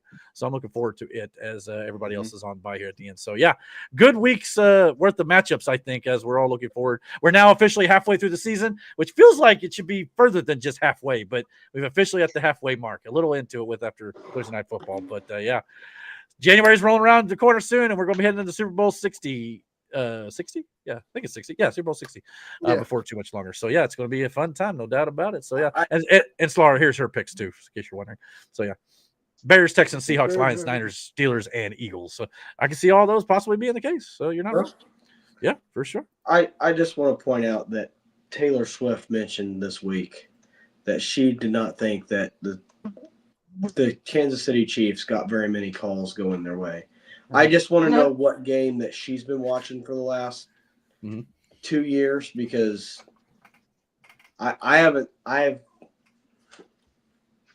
the Chiefs get everything. Concerned about football? Because it bothers me that they run this bullshit script every year that we're going to go by this year again why in the is playoffs. she concerned about it? I don't know. Because her man's plays football. Because it bothers her man. Yeah. Because she's just there. Is she going to go to the refs and try to fix it for them? It just reminds me of the Jessica Simpson thing when she dated Tony Romo, and it's like, I'm ruining football, you know? Yeah, they did focus on her a lot. Well, you know what? They focused on Jessica Simpson a lot during those times too, so it's kind of not unheard of for the NFL. I guess. God, get this! I remember that. Stop. I'm surprised Matt remembered that. He was a young. I didn't. I was a kid. Oh, gotcha. So there you go. Take note, all you boys out there. Exactly. Be careful on who you decide to spend the rest of your life with. Exactly. Make good choices for sure. Yes. Mike definitely shouldn't have spent the rest of her life with Tony Romo. That was a huge mistake. Well, they're not together anymore, I don't believe. Tony Romo can't even get a fucking field goal right. Well, anyway. Mike said, guys, I'm sorry. He said this, sent this back a little bit ago. I'm struggling. Good crash. Good day. Good luck, Eric, in our matchup. Hope to catch y'all again next week. See if Matt can make it. See if Matt can make it 3 in a row. See if Matt make it 3 in a row. I don't know. Yes, he can. We'll find out as he plays against a very injured friend of ours, Nate, at work. So we'll see how that goes.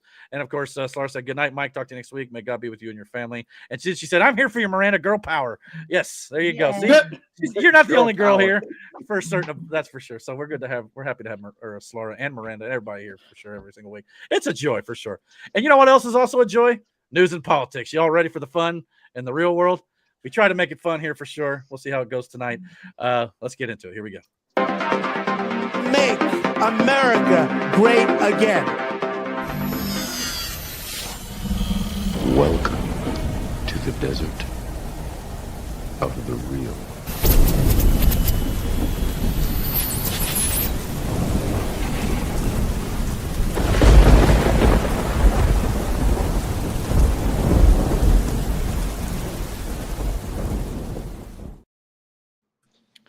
Of course, I say it was a fun, we try to make it fun and stuff around here. I ain't gonna lie to you. There's been a few things this week that's not so fun.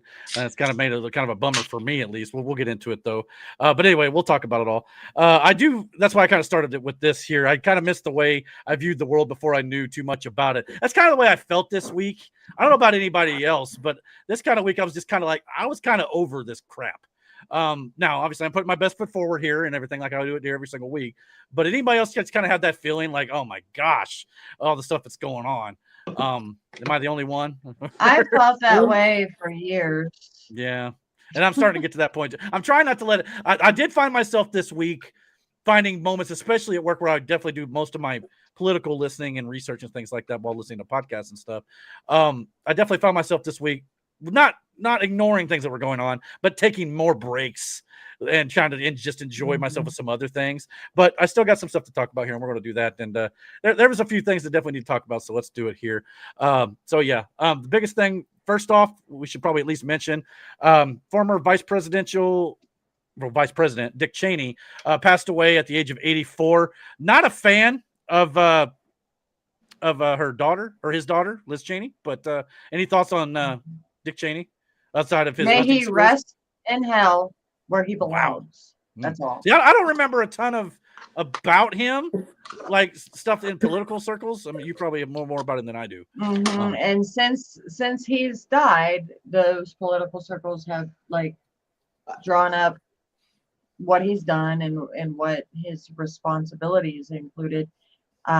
At 9/11, he had a big role in, and yeah, I mean, the apple doesn't far fall. The apple doesn't fall far from the tree. And I'm definitely not a fan of his Liz daughter. Cheney. Yeah. He's a warmonger. I know that for sure. Yeah. And I agree with Slaughter. I like when Miranda does this. As long as she don't direct it at me. You go, Miranda. Don't hold back.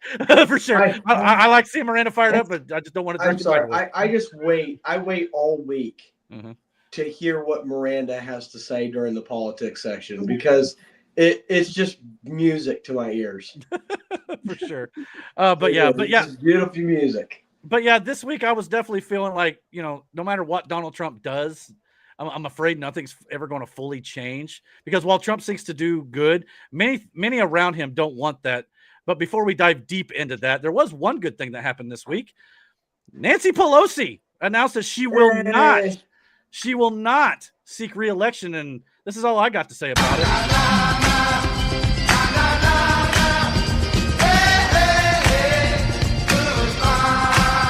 Everybody. I have more to say, but yay. Bye-bye, bitch. Yes, bye-bye. See ya. Adios, luego. Don't let the door hit you where the good Lord split you. So, you know what I mean? Yeah, but she may be not going to seek re-election and thinks she can just go off into the night and not be bothered again.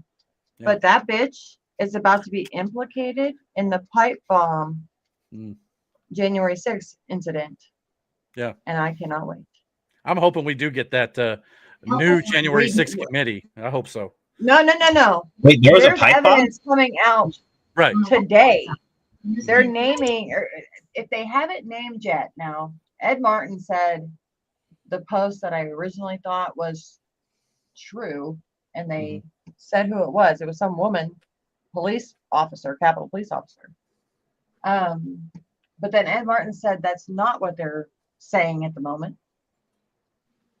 They're about to name this person. So when Nancy Pelosi is implicated in it, and there's a video of this person on the phone with someone either before or during setting the pipe bomb. So. Yeah, that's always been a thing we've not been able to get to the bottom of just yet. So I'd like to see more info on that, no doubt about it.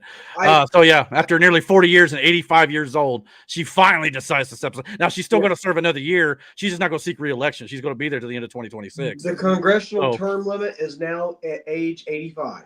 Apparently. No, it needs to be much younger than that, but I see what you're saying for sure. But she's not going to leave quietly. Here she is this week calling Donald Trump the worst being on the face of the earth. Here you go. Just a vile creature, the worst thing on the face of the earth. But anyway. You think he's the worst thing on the face of the earth? I do, yeah, I do. Why is that?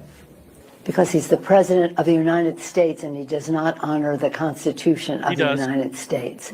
In fact, he's turned the Supreme Court into a rogue court. He's abolished the House of Representatives. He abolished the House of Representatives. She tried to kill him. Yeah, that's who. I mean, she abolished the House of Representatives. What the hell is she talking about? You mean the House of Representatives that she still currently serves under? What the fuck is she talking about? She doesn't know. Chilled the press. He's chilled the press. She's not just an old crazy lady. She's evil. She's beyond evil, and she's scared for her life because she knows. And that's okay. Trump has been trolling them for years. I don't understand at this point how they don't know that their time's up and they're like how they're still playing the game. Maybe that's part of the deal. Like now that we're seeing this happen in real life, I believe most of it played out behind closed doors. Mm-hmm. Like some of it, they had to be like, look, we know you did this. You're going to stick around and wait for the charges to be filed. Because if you just start arresting people, they're going to call Trump a dictator. They're going to do all the things, right? But these people are so bad and so just everywhere. Yeah, they're evil. They're everywhere though, because all their staffers, most of their staffers do the dirty work. Oh, for sure. Yeah. So Flora you've got said to explain it out.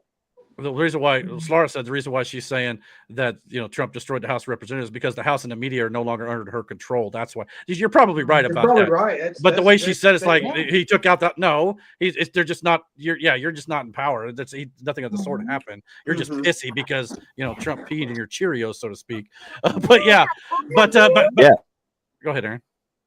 Yeah, they're no longer in power right now, and they're losing credibility with a lot of their voters.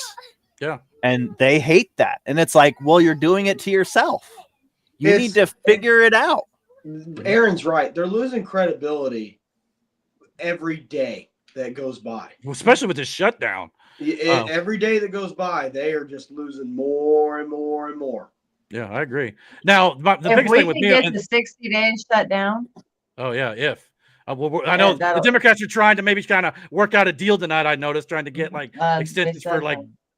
Yeah, I know. Well, because they're trying to expand Obamacare still, extend it. Which again, you put us in that position. You deal with it now, and now they got no answers for it. So the Republicans ain't going to go for that.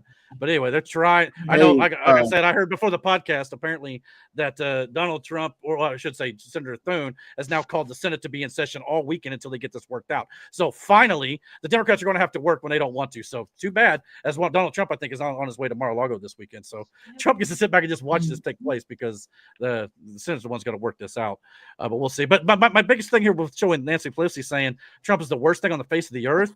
You mean to tell me Nancy Pelosi thinks that Trump is worse than murderers, rapists, drug smugglers, gang members? She's gone senile at 85. Because if she actually believes Eric, you can't even use that. They let them all come in. They welcomed them here. Well, I understand. They don't care. I know. Hey, quick question.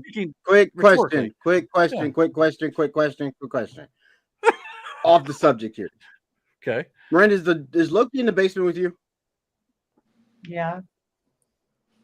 Okay. Well, there was a dog barking outside the fucking window, and I didn't know if it was him, so I went outside to look for him. All right. Uh-oh. He ran off when you showed up, probably. But one person that we actually mentioned last week. Don't let it in. It's a skinwalker. Oh, Lord. Oh, shit. But one person who we mentioned last week praised Nancy Pelosi's career 2 days after Pelosi's announcement. And this is here she is. Incredible career for her party. I will praise Nancy Pelosi. She had an incredible career for her party. I served under her speakership in my first term of Congress, and I'm very impressed at her ability to get things done. I wish we could get things done for our party. Now, to be fair, what I believe she meant there. I wish they would too. Matt, calm down. what again, like Matt kind of alluded to there. What I believe she's trying to say is she would like to see her party push things through, like Nancy Pelosi got her party to push things through. That I agree with MTG on right here. But to say she praises her, that. Now you've got to at least, admit that's a bit of a switch of what she's been saying. Now we're going to have a discussion about Marjorie Taylor Greene since she was making the rounds this week from Bill Maher to The View to CNN. So please bear with me. I know we talked about her a little bit. She was on Badlands too. Huh? Oh, was she? Oh, see that. She was on Badlands too. Well, and that's what I need to talk to you. Okay. Well, again, bear with me here. She was on Badlands first. And so we got to discuss this after your. Okay. Thing, well, okay? Again, I'm going to be fair here. So I'm not trying, just hear me out.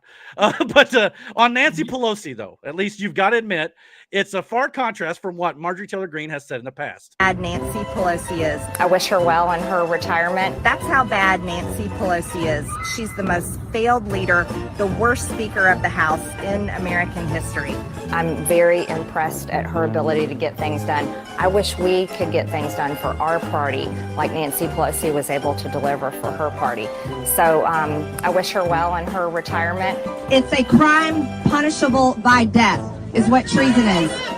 Nancy Pelosi is guilty of treason, and we want her out of our government. That it is destroying everyone that gets sucked into this great deception. So again, I want to be fair here. So again, hear me out. I understand you're a defender of MTG, and I get it. I don't disagree with everything she says. So, but I will say this though. I'm not a defender of MTG. I'm a defender of what's going on in the current situation. So carry on. Okay, that's fine. Okay, but I will say, at least on her comments on Nancy Pelosi's retirement, I prefer Donald Trump's. I think she's an evil woman. I'm glad she's retiring. I think she did the country a great service by retiring. I think she was a tremendous liability for the country. And on Dick Cheney. I thought she was an evil woman who did a poor job, who cost the country a lot in damages and in reputation. I thought she was terrible. So yeah, I agree with Trump on that one. I think we all agree with Nancy Pelosi being terrible, for sure. So yeah, because I guess she don't be trying to cause a civil war here, Slara. trying to talk about me. Look, I'm trying to be fair here. Okay, again, let me get through this. Then you can all say what you want to say, I guess. But anyhow, so I guess we could just start it this way. What are your thoughts on Marjorie Taylor Greene, especially after this week? I know you were interested in interview stuff. We're going to talk about The View. We're going to talk about her on CNN, a few things here. But I know last week you were, because I mentioned something about how the fact that some people on the right were saying she's going left. I've got some updates on that. We're going to talk about it. But just right now, I just kind of want to get a litmus test. What are your thoughts on Marjorie Taylor Greene as a representative and the whole? So just to get it out there. Okay. I got to peel back layers. Okay. So you can get the full picture. Okay. Marjorie Taylor Greene was a full-on Q supporter in 2018. Okay. She understands what's going on. Even John and the guys on Badlands that do DEFCON, there's a separation of information. There's news level, what you see and what you dig for.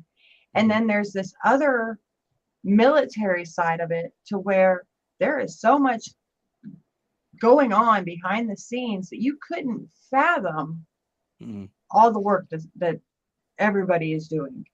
From top military brass, Pete Hegseth, FBI, they are rescuing children from God only knows where.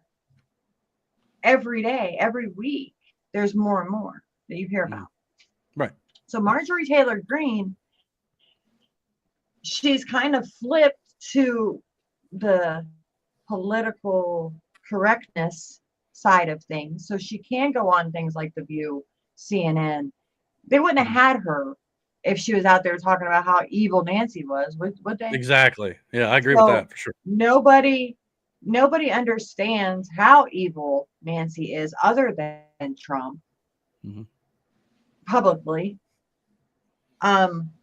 Because they've covered up their crimes for so long. So Marjorie, she knows Nancy's at the end of her rope. And she's either going to pass away in her sleep and not be held accountable for her crimes, or she is. And she may just spend the rest of her days in Gitmo. And Marjorie knows that.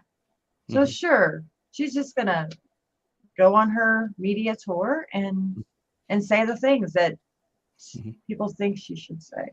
And outside, and she's a representative, right? But is she a swing state representative? No, she's Republican out of Georgia, so not She's a swing Republican out of Georgia. And now, are you going to talk about Ozempic at all? Because I can go into that right now.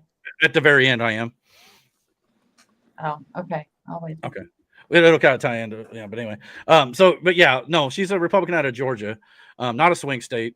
Not really. I mean, it goes. That's interesting that she has those kind of views coming from a southern state. Well, but not it's not her. Disinformation is necessary. Democrats go on TV and lie all the time. They go on national TV and they lie about Donald Trump. They lie about Marjorie. They lie about them all. So why can't they turn the tables onto them and lie about them being nice? Oh, I'm definitely no. Are you going to attack? I'm saying that. Is the left going to attack MTG for saying she wishes her well in her retirement? Well, you wouldn't think so. Marjorie doesn't know that she's about to be arrested publicly. She doesn't know that.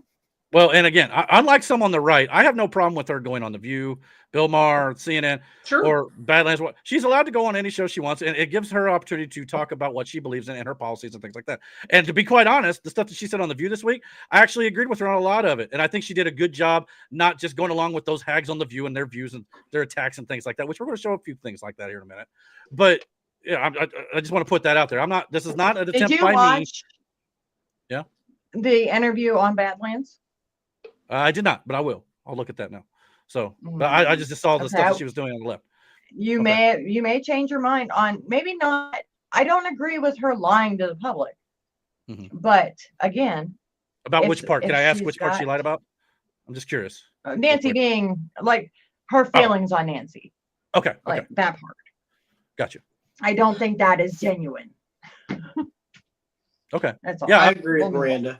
Well, and Slar in the chat said, "Man, have been talking all this time. It's women's turn." No, I'm not trying to come in. I just we want the whole thing to be heard out before, because again, this is not an attempt by me to attack Marjorie Taylor Greene or anything. I actually think I'm going to defend her a little bit for this over. So give me a second.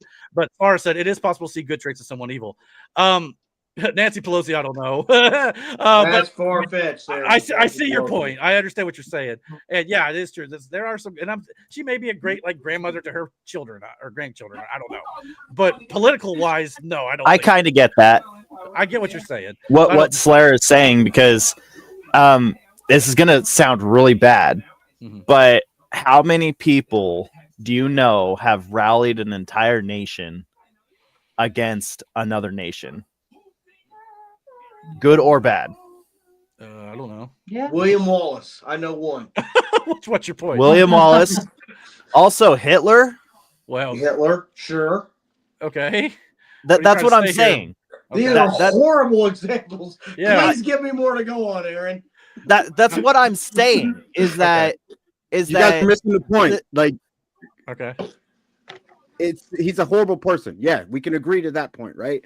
But he was still able to do something not many good people can fucking do, regardless of the fact that, even though if it's for bad reasons. Yeah. Okay. And Marjorie's saying, she wishes she could get her party to work together. I agree with that. Yeah, sure. I wish I could get every patriot in Indiana to gather at the fucking Capitol and say, give us what we want. But we won't do that. For one, we all have to go to work. We don't have time to do that. And unfortunately, not everybody thinks like us. Well, I mean, I'm not saying we know all and see all, but at the same time, it's Eric, we all don't think like. Stop. Unfortunately, needs to get out of your damn vocabulary. Well, but again, you are such a listen to me. You are such a realist that I think you're only hurting yourself. Unfortunately, you're probably right. Eric, but don't dash my hopes and dreams because you don't want to think about it. I'm not saying you're not allowed to have your thoughts and theories on stuff, but I'm on this show though. I'm trying to just present what we know and is factual currently. We can talk and discuss. But this is the Dragon's Den. We're supposed to talk about it all.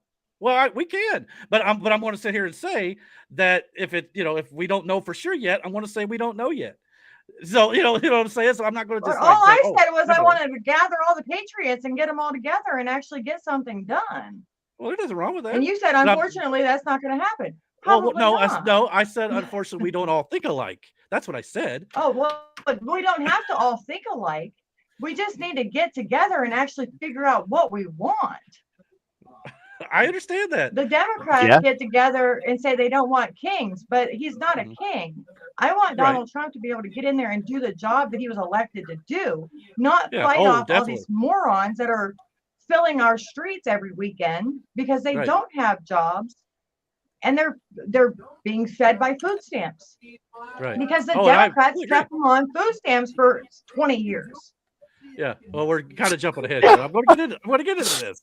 But, yeah. So anyway, Aaron, you listen. Everybody, deep. Yeah, I'm listening, and I was getting to it. So what I was saying that you can see good traits. You can find good traits in evil people, and so we've talked about it before that we wish that the Republicans would get stuff done. Like they say they're going to do stuff, right? Of course. Then nothing happens. So I honestly believe that that's all that she was saying. Of course. I'm not disagreeing with any of you.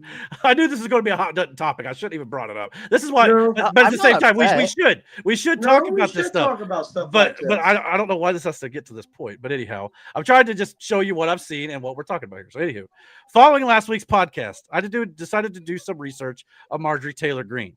Now, before you all lose, this is in my notes, before you all blow again. So I wondered if this was going to get to this point. Hear me out here.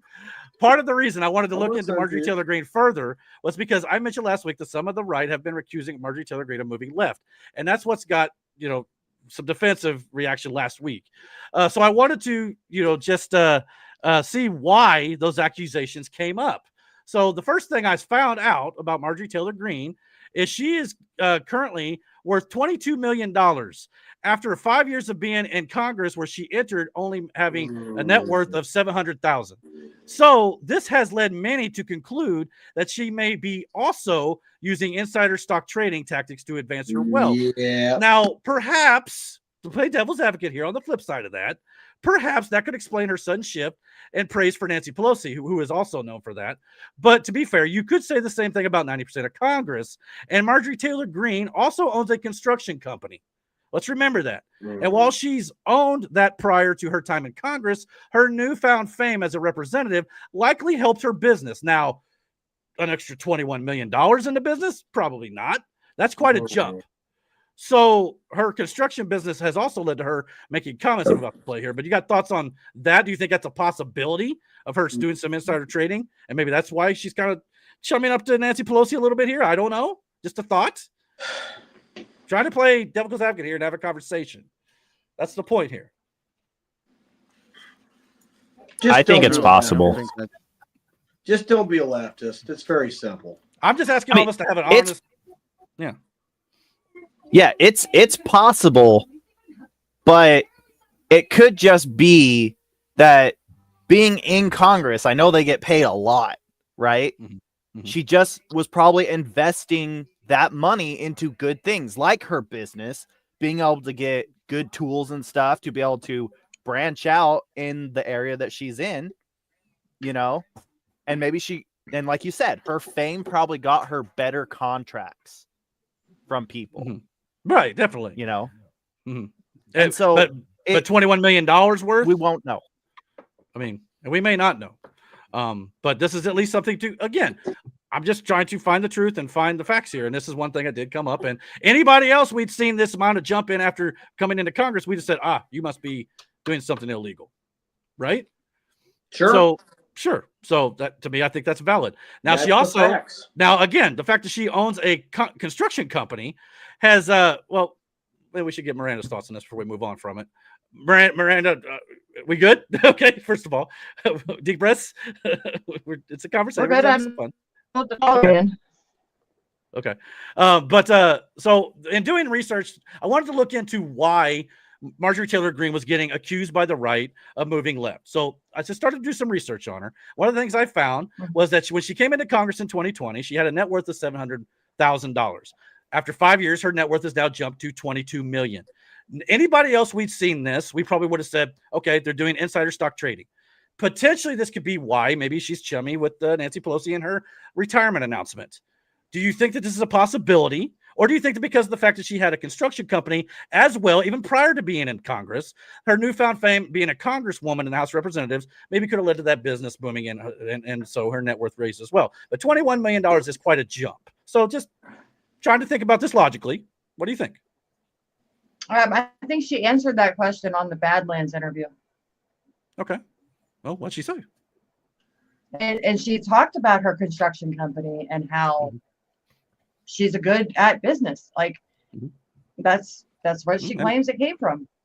Well, that may be all it is. I don't know. But again, I'm just looking up this, I'm trying to get your opinions on it. So I understand. I'm saying is she Shipwreck asked her the question herself. So instead of hearsay, this is what Marjorie said. So take it or leave it. Like, right. No, that's fine. And I think it's fair to ask the question. I mean, and I'm glad she's willing to answer those questions. That's a great thing. Again, this is not me attacking Marjorie Taylor Greene. I'm just trying to understand where everything's coming from here. Now, again, to have further context. And again, I'm going to defend her here. So bear with me. I have a question. What? It actually is for both you and Eric, Miranda. Okay. Trump was on 60 Minutes the other day. Mm-hmm. Okay. I just have a question. What do you guys feel about all these Republicans going on 60 Minutes? Well, do you feel like it's just baited questions? I mean, do you think they're doing it to just kind of expand their policies? Well, they edit it to try to make them look bad in Trump's case a lot of times. That's what I'm asking you. Mm-hmm. Do you think that they're it's doing good it for the Republicans boomers, the ones that still watch TV? Mm-hmm. The ones that still watch TV, like. Are they trying to reach out for the extra votes when we come election time again? Or? People like Trump is trying to get his message out there and stuff. Unfortunately, the lying people comes back over there. It's 60 Minutes and stuff. He had a 73-minute interview and they aired 27 minutes of it. So what do you think they cut out in 40 some minutes? I mean, they're trying to. I just was curious what your guys' opinions was. Yeah. Trump's just trying to do it, but unfortunately our media is corrupt, and that's just the short of it. So I wanted to hear what Miranda had to say. Mm-hmm. Well, like she said, about the boomers and people who still watch those things, and Trump can usually get his messages out on social media and things like that nowadays. But the boomers, they still watch that stuff. And for better or for worse, they're going to believe what they hear on those networks, unfortunately. But so again, going back to Marjorie Taylor Greene a little bit here, the fact that she owns a construction company also drew the criticism for those on the right, because she made these comments basically about potential amnesty for illegal aliens. So let's listen to what she has to say here. As a conservative and as a business owner in the construction industry and as a realist, I can say we have to do something about labor, and that needs to be a smarter plan than just rounding up every single person and deporting them just like that. Right. So, and I'm going to get pushback on that, but I'm just living in reality from here on out. Yeah. And if anybody's mad at me for saying the truth, then I'm sorry. Marjorie Taylor Greene, ladies and gentlemen, our next president. Sorry, JD Vance. Well, I mean, there's people are saying it. I go to dinner parties. Yeah, I heard you. Well, by the way, I heard you. So, so now that comment about, trying to figure out what to do instead of just deporting every single person, that would definitely not be a MAGA policy under the Trump administration at the moment, because they're basically saying, if you're illegal, you're out. So it's got a lot. I could totally see how the right wouldn't like that. It makes it at least appear like she is she is for getting the illegals out, unless it affects her business's bottom dollar. Then let them stay. That's what it comes off to those on the right. I'm not saying that's what she's saying, but I can see why they would criticize her for that. But yeah, what do you think? I can see that. But I'm with her in the sense of, like, other than them coming into the country illegally, there are good people that did come in, good, hardworking people. And I agree that we need to find those people and maybe not streamline the process to make them citizens, but take a look at the citizen process and maybe see if there's something that we can cut out the bureaucracy so that way they can get in here. Well, I think that's what they're trying to do that, but there has to be a consequence for their action, obviously. So maybe that would be like, well, their application for citizenship is suspended for 5 years or something, because there has to be that. Mm-hmm. So them being deported is there the kind of was. There was the whole, if you go back, you can come back. Like if you left on your own, you can come back legally. Mm-hmm. But some of these businesses that had hired all illegals, I get her point. That for one, they shouldn't have hired the illegals. True. But they had Biden era policies that forced them to. So That's just like the place where you guys work, if they would have been forced to hire a bunch of illegals, and then ICE comes in and takes them all, well, now you sorry asses are going to be working a whole bunch of overtime. You're not going to be able to fill those positions as fast. Right, and I get it. Hey, don't put that evil on me, Ricky Bobby. Now, and don't be wrong, I get what Marjorie Taylor's saying from that aspect. Even Trump has said certain things about how we've got maybe like hotel workers and things like that. So Trump has also said this too. But at the same time, it's Here's one of those another questions. thing. Well, hold on, let me finish real quick. Okay, sorry. No, you're fine. It's just it's one of those things too. It's like, where's the line? Like, do we go back on what we've been saying? Well, if you're illegal, you're out, or it's like as a person in the MAGA party, so to speak. It's pretty much been established if you're illegal, you're leaving, regardless of the circumstance. Or do we now cut back on that and change our policy? What do you think? I don't know, because in Ecuador, so G Money from Badlands, he travels all around now, and he's gone to Ecuador or El Salvador, where they cleaned up everything, right? And he's got a friend that owns a coffee shop there. It was a tip jar.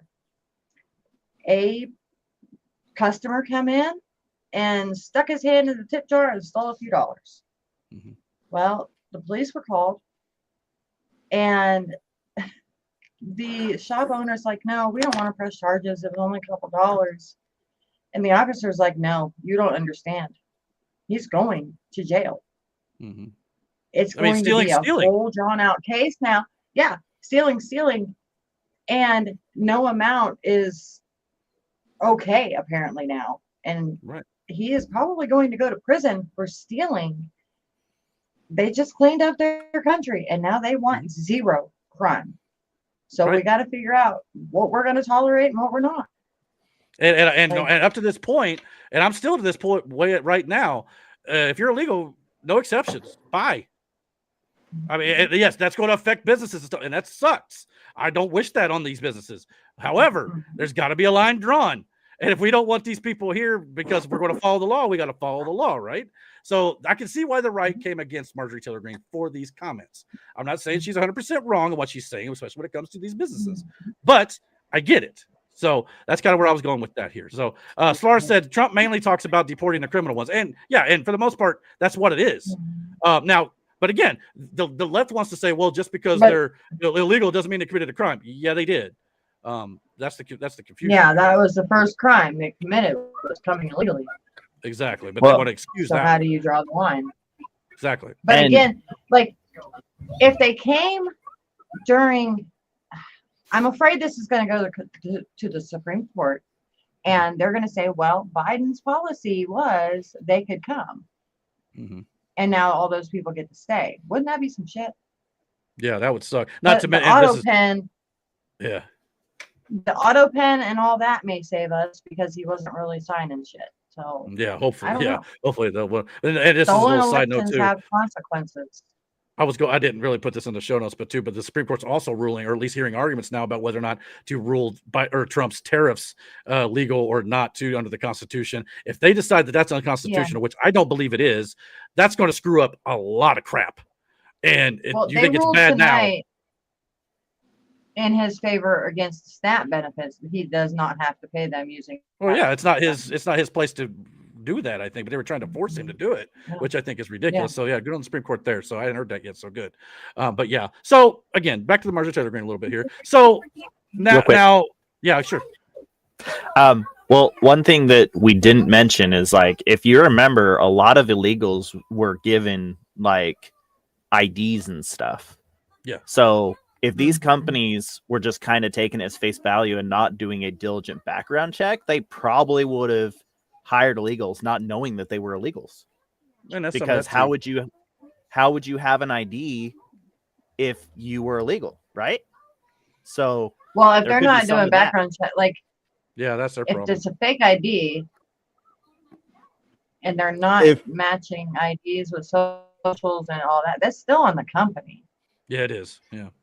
It's the same thing as like back in our day when fake IDs were popular. You know what I mean? Like to get into clubs and shit like that. If you got into a place where you were not supposed to be with a fake ID, not only did you get in trouble, but that business establishment, that bar or nightclub, they got in trouble. So regardless of if you're not doing your due diligence and when you're hiring employees to do these background checks and you don't go that far to find out that this is not legal, and now this is the repercussions for that shit. Like half of your workforce gets taken away from you by ICE, and now that's on you. Yeah. Like you failed. What about the point. trucking companies? Yeah. Trucking companies are really bad about it. Like those ones they're in for it. Oh yeah. They're hiring drivers that can't even read or write in English. How are they supposed to know what a damn sign says? It's not like, what are we supposed to do? Put up Spanish signs for these fuckers? Yeah, they wouldn't follow them anyway. Read it. Yeah, like yeah. But I mean, they might if they could read them, but they can't, and it's not even a big deal. They just get their license today. Here you go, buddy. Go drop this fucking 53,000-pound load somewhere. Yeah, but don't kill anybody. And if you do, don't worry, we'll get you off. Yeah, no problem. But I saw a video of this one trucker. I guess he saw a semi stopped going the wrong direction on a freeway or a highway, and he pulled up to him. He's like, "Hey man, where are you going?" Dude didn't speak a lick of English. Couldn't understand a word he was saying. He's like, "Stay right there. Let me call." Like he had no idea what he was doing. So again, luckily he didn't kill anybody. I hate passing a semi on 69 right now. Like I fucking hate it. Makes you wonder, doesn't it? God only knows what they are. Yeah, no doubt. So yeah, let's see here. So now at the end of that video I played you with, she was being Marjorie Taylor Greene was being interviewed. The interviewer endorsed her as the next president. She denied that rumor this week that she plans to run in 2028. But could that be why she's appeared to potentially, at least appear to pivot in some issues, and why she's been making all these appearances? Of course, she denied it for now. She's not going to, just announce that she's running for president, and she'll wait at the proper time to do so closer to 2028, if that is indeed the case. Do you think that she could potentially be gearing up for a presidential run in a couple years, maybe? She doesn't strike me as the one that wants to stay in politics. I don't blame her. She had her construction company, and she's dating Brian Glenn, and they're a cute couple. But he's a journalist, and I don't think so. Do you have any insight on to why she has been making all these rounds this week? Like, is there a specific reason, or she just decided to just do it? I don't.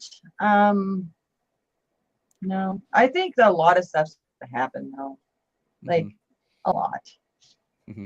Well, and 30 subpoenas out, like the page, and Peter Strzok got subpoenaed today and are indicted.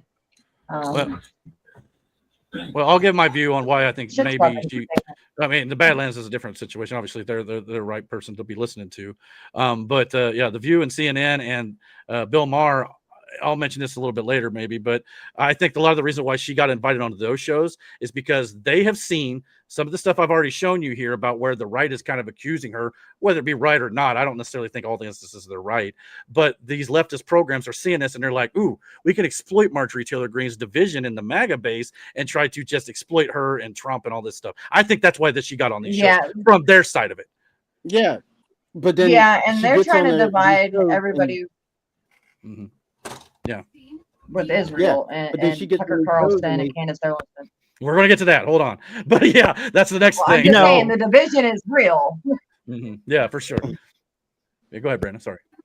But I'm just saying, that's the point. They get her on these shows because, she's saying things that I like or our audience wants to hear, and she's on the opposite side. So now we can just sit here and, have a bash party. But then it turns out to be the opposite. To her credit, she didn't fly for that on The View. I'll give her credit there. Yeah. Or so it's in one hand, it's smart strategy, and on the other, it's just dirty looks as shit. bad. Yeah, it's very bad. Yeah. But yeah, that's the whole reason she was invited. Yeah. You know what I think? I think she's trying to find a middle ground between the both parties because I feel like I got a theory on that too. Yeah, I feel like at this point, the government is so divided that it's insane. Like, nobody wants to have a civil conversation on how to make a compromise between the issues that we all believe in, and what is best for the American people. And that is what I think from Marjorie's side of things, when she went on these programs this week, that is where she's wanting to approach it from, trying to have conversations. But I do not believe for one single second Bill Maher, The View, or CNN or whatever, they were wanting to do so in good faith. I don't believe that for 1 second. No. I think they were trying to use Marjorie here. I really do. Definitely not. But and maybe that backfired on them. Well, but yeah, I think that's kind of what happened there. From her standpoint, she's listening to their side, trying to understand what is, we already know. Cook uses this, and I don't really like it, but I think this is what she's going for. The brand essence of the positions and things that they want out of Aaron, you're pretty spot on. So the View, unless those ladies do not think for themselves, they are paid to say what they say. Yeah. So when the tide turns, do we cancel the View and make them all, whatever?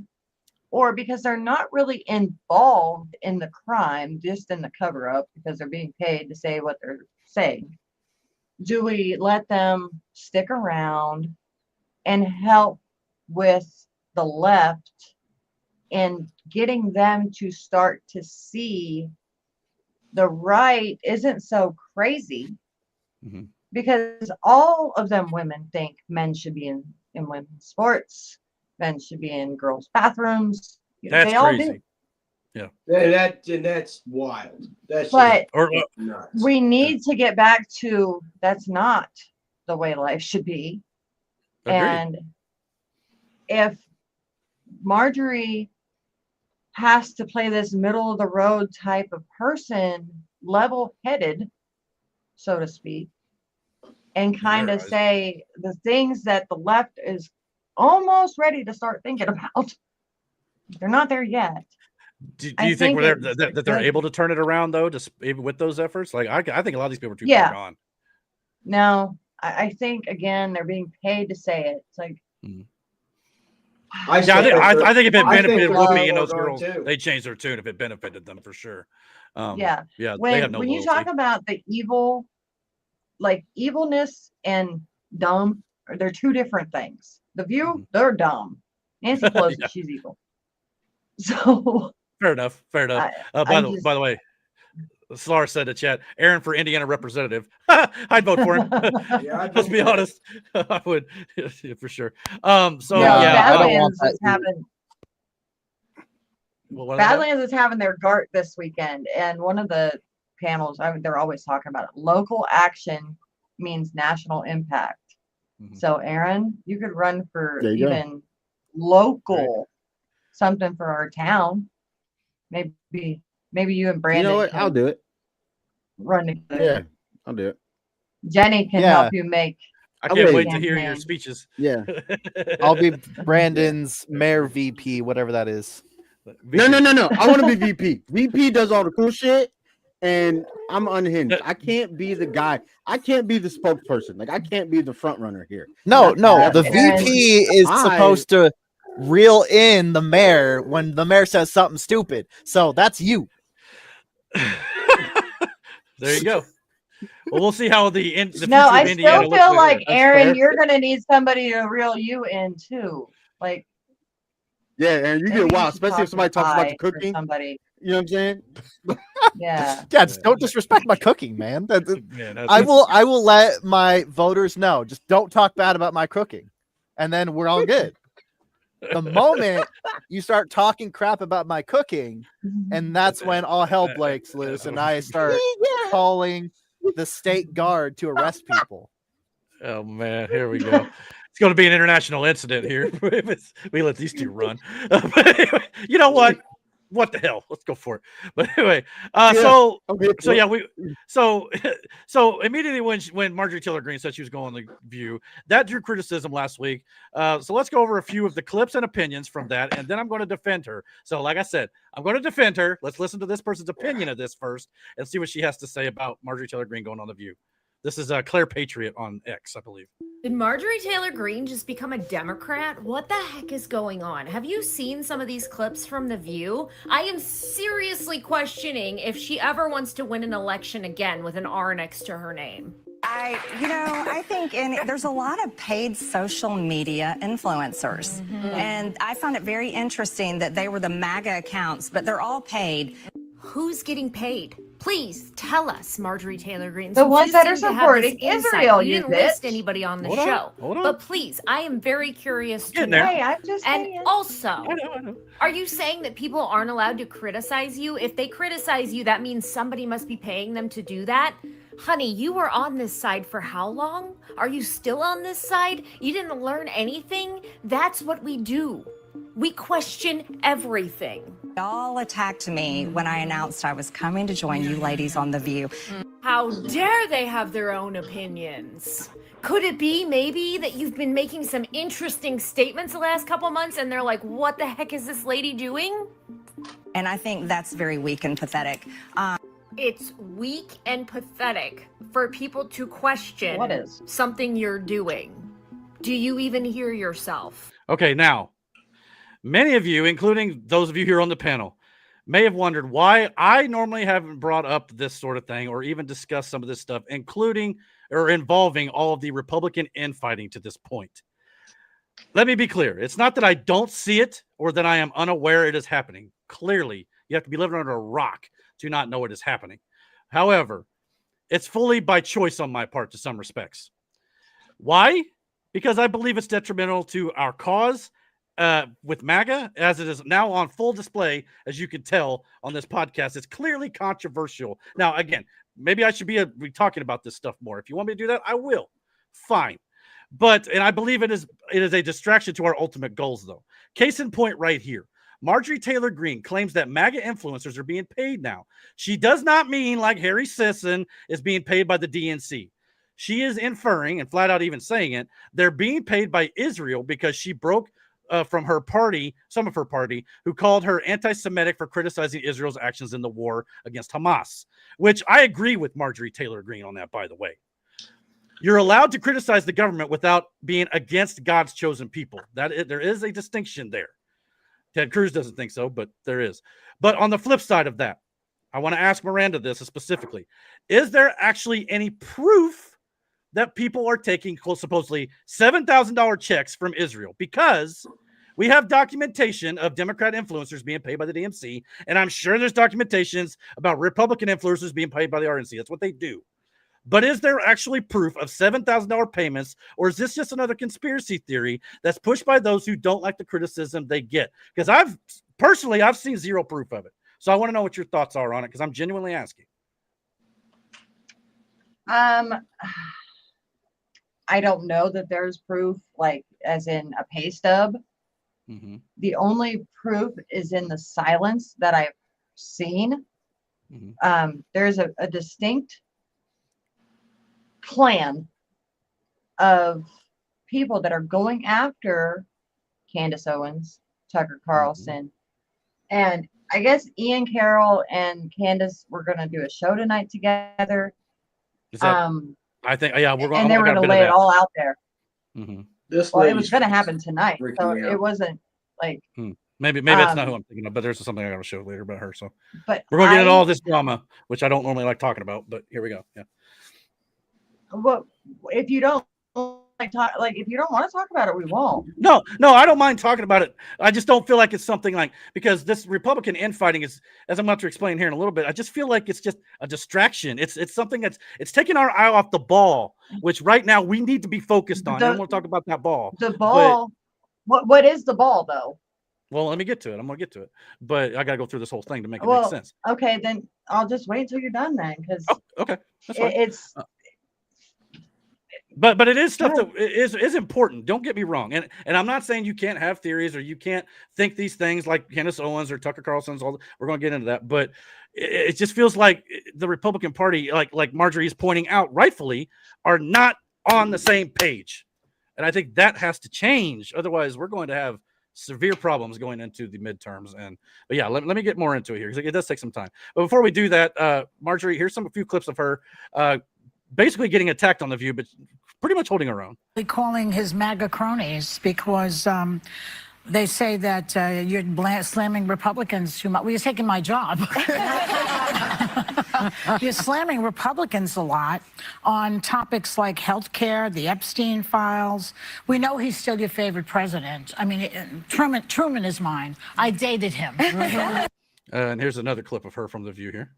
Let me pull it up. So many veterans that went over and had to fight in some war that really had nothing to do with where they were from or their hometown, and their lives and families' lives have been so affected. So for me, I am unapologetically America first, and I'll do anything I can to work hard to save Maybe you this should country. become a Democrat, Marjorie. No, I'm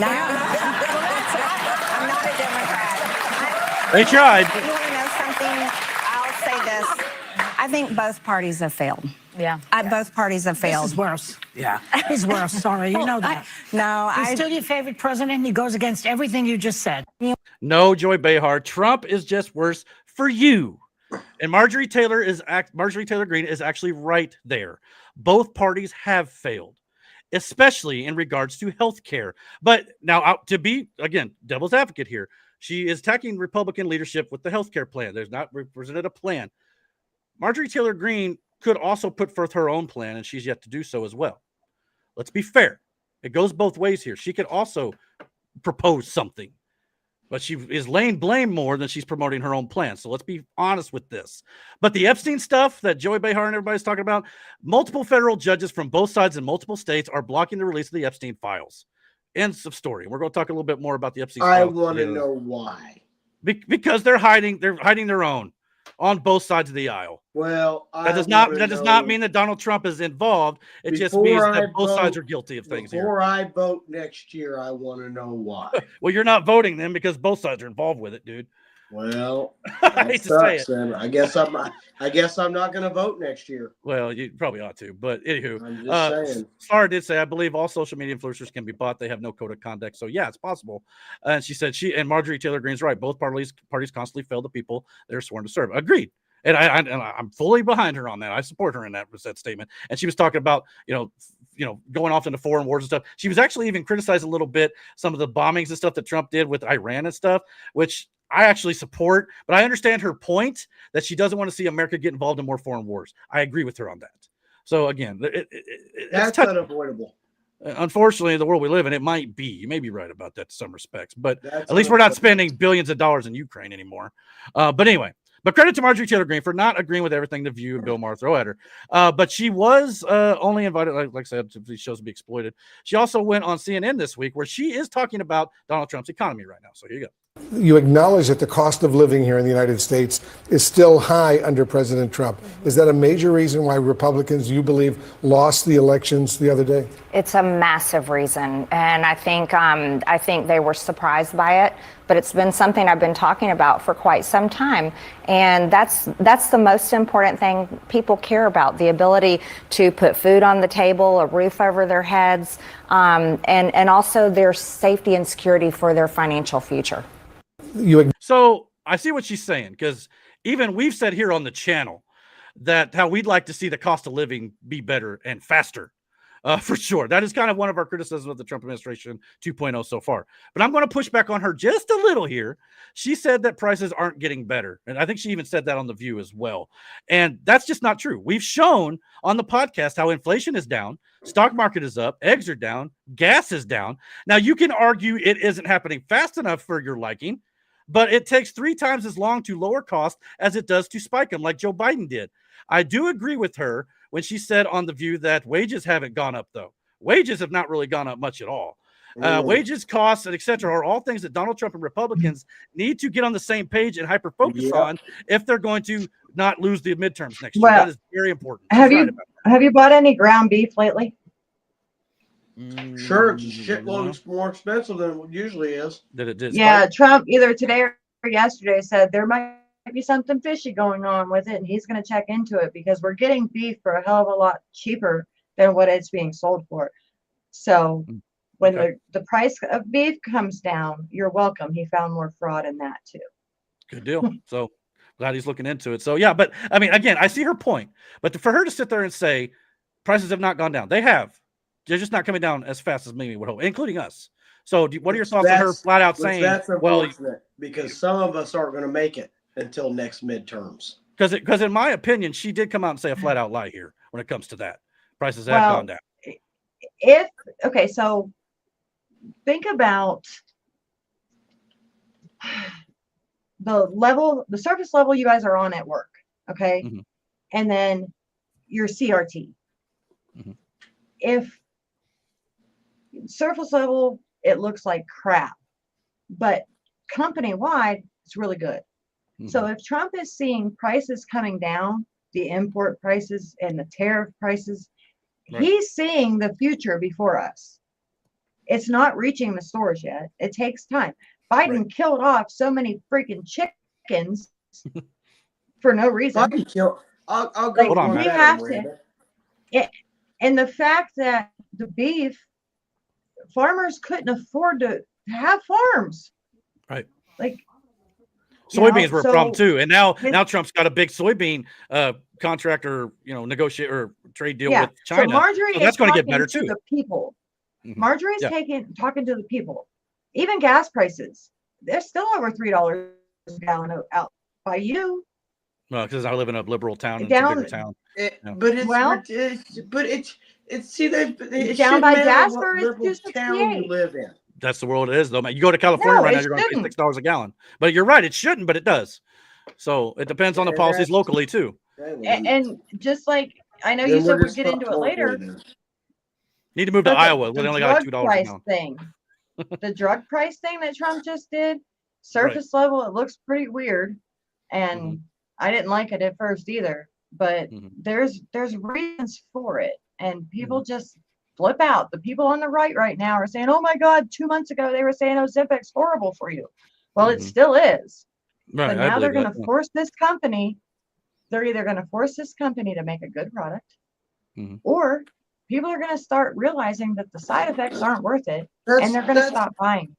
That's great that he's worried about all these major companies, Miranda, but it's not helping the American people. Well, it is right though, away. Matt, because by getting these Surface companies, level. yeah. If your grandma, hold on, if you know somebody that needs a medication that's costing them $1,500 a month, but Trump just got it to where they're only going to pay $150 a month. Right. Yeah. That's where it helps helping people. the American. So he has to go through the I'm companies not to do talking that. about medical companies. Well, any company, Well, man. I You got to go through the understand company that first too, before it drops but- down to us. It's part of the system, unfortunately. But yeah. Real quick, how do you eat an elephant? One bite at a time. Like everything else, brother. Bite as a time. Yeah. That's what I'm trying to help Miranda with her point.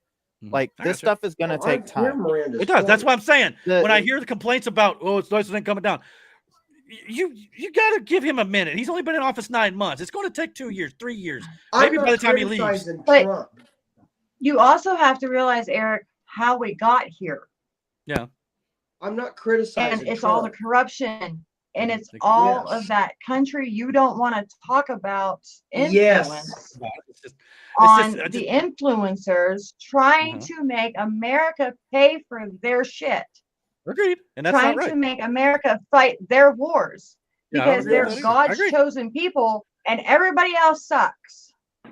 Those people okay. need to understand the Real distinction there too between people. Real and quick. government. I have to say this. Every people that is on the face of this earth are God's chosen people. It's not agreed. just one people. Well, yeah, You but know. you know what the Bible says about it. I understand that Jesus Christ What appeared does to the the people Bible in say? Israel. Because I don't. But let's discuss this because I don't know what it says. I've never read the Bible. Oh shit! Well, Jesus was a Jew, and the chosen people are Jews, and but that's the long and short of it. But Brandon, we're Yeah, talking about religion. Christ talked about that the Gentiles and other people who weren't Israelites and Jews and stuff would have their time to get the gospel, right? This is the time. So everybody, but eventually the Jewish people will come home or be brought back into the land of Israel. It's like a prophetic thing, but so yeah, that's why there's always been fighting in the Middle East. Basically, it's a whole thing. The true Jewish people, yes, like those that profess Jesus Christ to be Jesus Christ, the Lord and Savior of the world. Which the current Jews do not recognize Jesus as the Savior. Exactly. Yes. Right. So I what understand. are we doing? It's the whole thing. I know. Can It's I show ridiculous. you a clip? Yeah, fine. Can I show you a clip? I'll share. This, but again, do you understand now why I don't always want to talk about? It's not that I'm afraid to talk about it. It's just that again, it just gets it's a whole mess that a lot of times I think again it takes Republicans' but it's eyes the off the ball. problem of the. It's. I understand. It's just Brandon looks like he is. I know that, and Brandon's reaction right now is why I normally choose not to talk about it. It's not that I'm afraid. It's just that. Well, then this we're is not. Why. Well, you know what I mean. But no, we can. Tonight's but one thing. If you don't see it, and you're going to ask questions, I'm not going to keep explaining. No, I already see it. I've seen it forever. It's just that I don't talk about it because it's like, what's the point? You know, because we're going to have. What do you mean? What's to talk about? If you've got Bibi Netanyahu saying, "Hey, I don't like these people. Let's start a war with them." But do you think again? This brings tell America. But that assumes again we've had this conversation too that Donald Trump is under Netanyahu's thumb. I don't think that's the case whatsoever. I don't think you do either. You know what I mean? No, I don't. Now, other presidents, other be. Presidents, sure. Yeah, I agree with that. I guarantee you, Kanye West. Did you see a video of him recently? No, but yeah. What does that have All right. Well, he's back in with the Jews. He's. Well, congratulations. He apologized. He's back in. He also called it God. I agree with Laura. I gotta walk away. I agree with Laura. This has been the most heated podcast I've ever witnessed. I know, and I'm trying to come at this from a diplomatic point of view, so we don't fight. The last thing I want us to do as a podcast is split up over this ridiculous nonsense. In my opinion, a lot of it. Then listen. If that's what you think it is, then I won't bring it up again. Well, again, I'm not trying to say we can't talk about stuff, but you just said ridiculous nonsense. If that's the way you want to view it, we won't bring it up again, Eric. Like, listen, we've got to talk about this. If we're going to have a podcast, we got to know what we're talking about. Well, and if you don't want me to bring up that part of it, I won't. I never said that. You can bring it up. I'm fine with it, but I don't want it to get to this point where we're fighting all the time because it's a controversial topic. That's what I'm saying. I don't like this confrontation here because we don't need to be doing that. I'm not trying to fight. I'm you know what? I don't know who's good and who's bad. All I can do is show you what this person has said their experience was. Mm-hmm. Candace Owens talks about how her experience was when she got into pay-per-view. Mm-hmm. Then you've got Kanye West, who is showing you what he just did. Yeah. And nobody wants to see the picture for what it is. Well, the problem is there's so much. It's hard to understand what the picture. I know you've got your view on it, but there's other people who probably wouldn't think that view is particularly, like Candace Owens. Some people are not going to agree with. And I'm not trying to force my view on you. I'm just trying to show you from the horse's mouth, and I'm fine with their perspective of it. I agree, and by all means, I want you to do that. That's the only way we're going to be able to get through all this. But yeah, real quick. So I don't know who said it, but somebody talked about we need to be able to disagree without being disagreeable. Agreed. I agree with you. And so we need to have these conversations. Everybody's going to have their feelings let's have on them. Things, and they're going to be heated. But the point is that we need to speak our piece. We need to stop. Just stop saying anything. That communication is the big problem in every aspect of people's lives. Okay. If we stop communicating, let's do I was about to lose my shit. What should I talk about? So then from this point on, talk about it. Say it. If you want me to say something about this or share it, please show me so I can share it. Just put it in the chat and I'll put it in the stuff. But like I said, I just don't want to. Like I said, I'm not going to force anything on anybody. I asked you to watch the Marjorie Taylor Greene with the Badlands.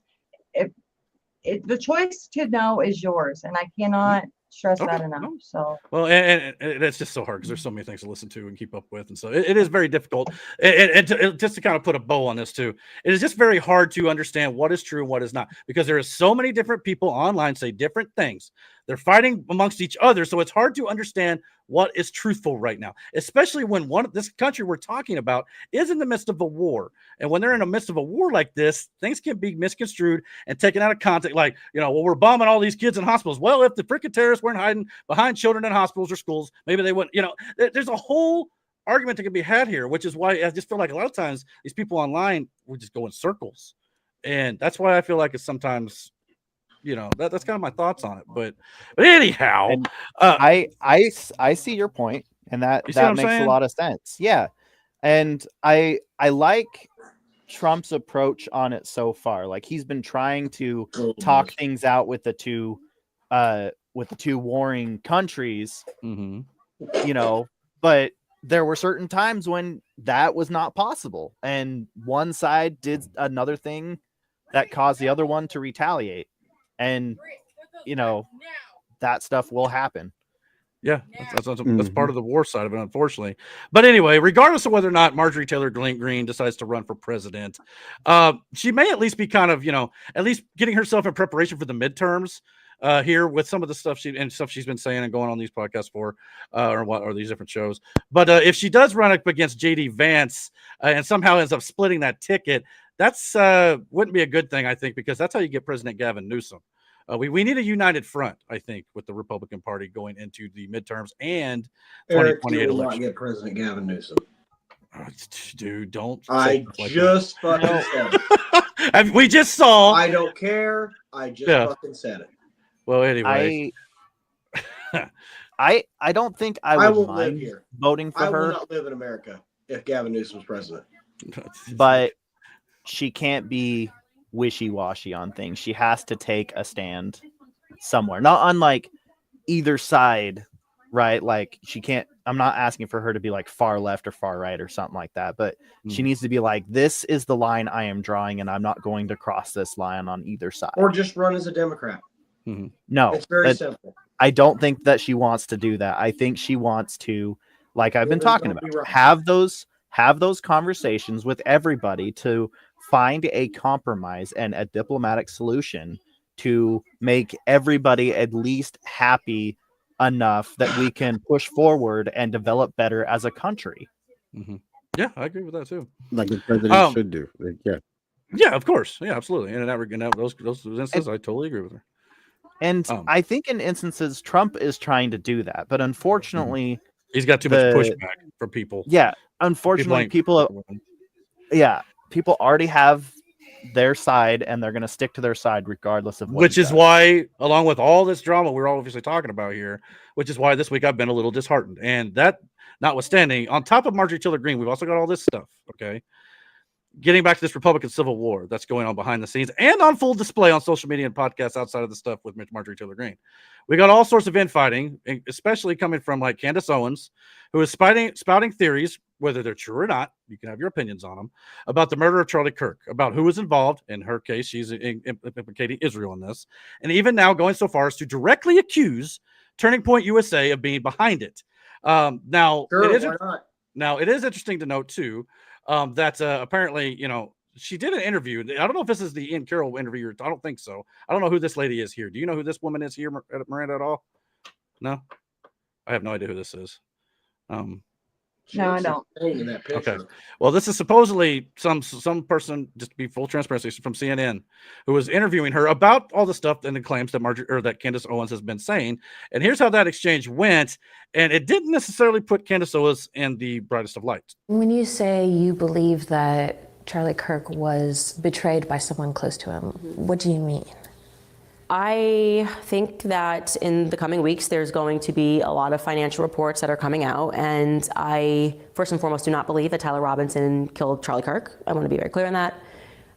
Whether he was involved, I think the answer is yes. I think that's obvious. And your basis for saying he didn't act alone is what? I don't know, maybe the weird Fed messages that were concocted out of thin air that had no timestamp and were written like they were speaking in 1822, among other things. Their lack of an ability to answer any basic questions about what took place. But do you have any proof that the messages were made up? Because that would be easily proven. Yeah, but they didn't put timestamps on them, and Discord came out and said they didn't exist. This was supposedly text messages, not Discord messages. It's my understanding from the indictment. Okay. I actually did not read that they were text messages. The indictment calls them text messages. What would it be like the feds are like on a computer, like typing it out back and forth? That's exactly what it is. The feds made up the text messages. But you don't have anyone from like the FBI telling you that, or law I have enforcement? leaks. Okay. No. Has anyone leaked to you? And Tyler Robinson But has anyone said to you, even off the record, like, yeah, we faked these? I have very strong sources everywhere on both sides. Well, I look forward to seeing the evidence of that. Sure. Because when we keep talking about evidence, it's like, who's going to present that evidence? Like the mainstream media? Like who are you expecting to come out? Yes, that would be a hot story. No, it wouldn't be. It would be. It wouldn't be. If the FBI, like if I had a source telling me, like if I had proof that the FBI faked those messages, that would be an enormous story. Yeah, I kind of feel like we live in a post-Epstein world, and we know how stories get shut down. And now, I agree that Candace Owens is right about the fact that the media wouldn't probably tell you on this. She's right about that. And they would probably try to cover it up. Absolutely. Okay. However, she does have to provide proof of the stuff that she's saying. And so far, at times, it doesn't seem like she has. So I don't know what anybody else's thoughts are. Again, you could think I want to hear right or wrong. You can think if she's right or wrong, but we need to see more, in my opinion, from Candace Owens on this. I want to hear Miranda's thoughts on this. So before I talk. Are you sure? No, I'm sure. Say your opinion. Say it. I don't have a whole lot of thoughts on it. I don't believe Tyler Robinson killed Charlie Kirk. I believe that someone with a higher influence that, like, maybe Charlie Kirk was somebody that a lot of people didn't like.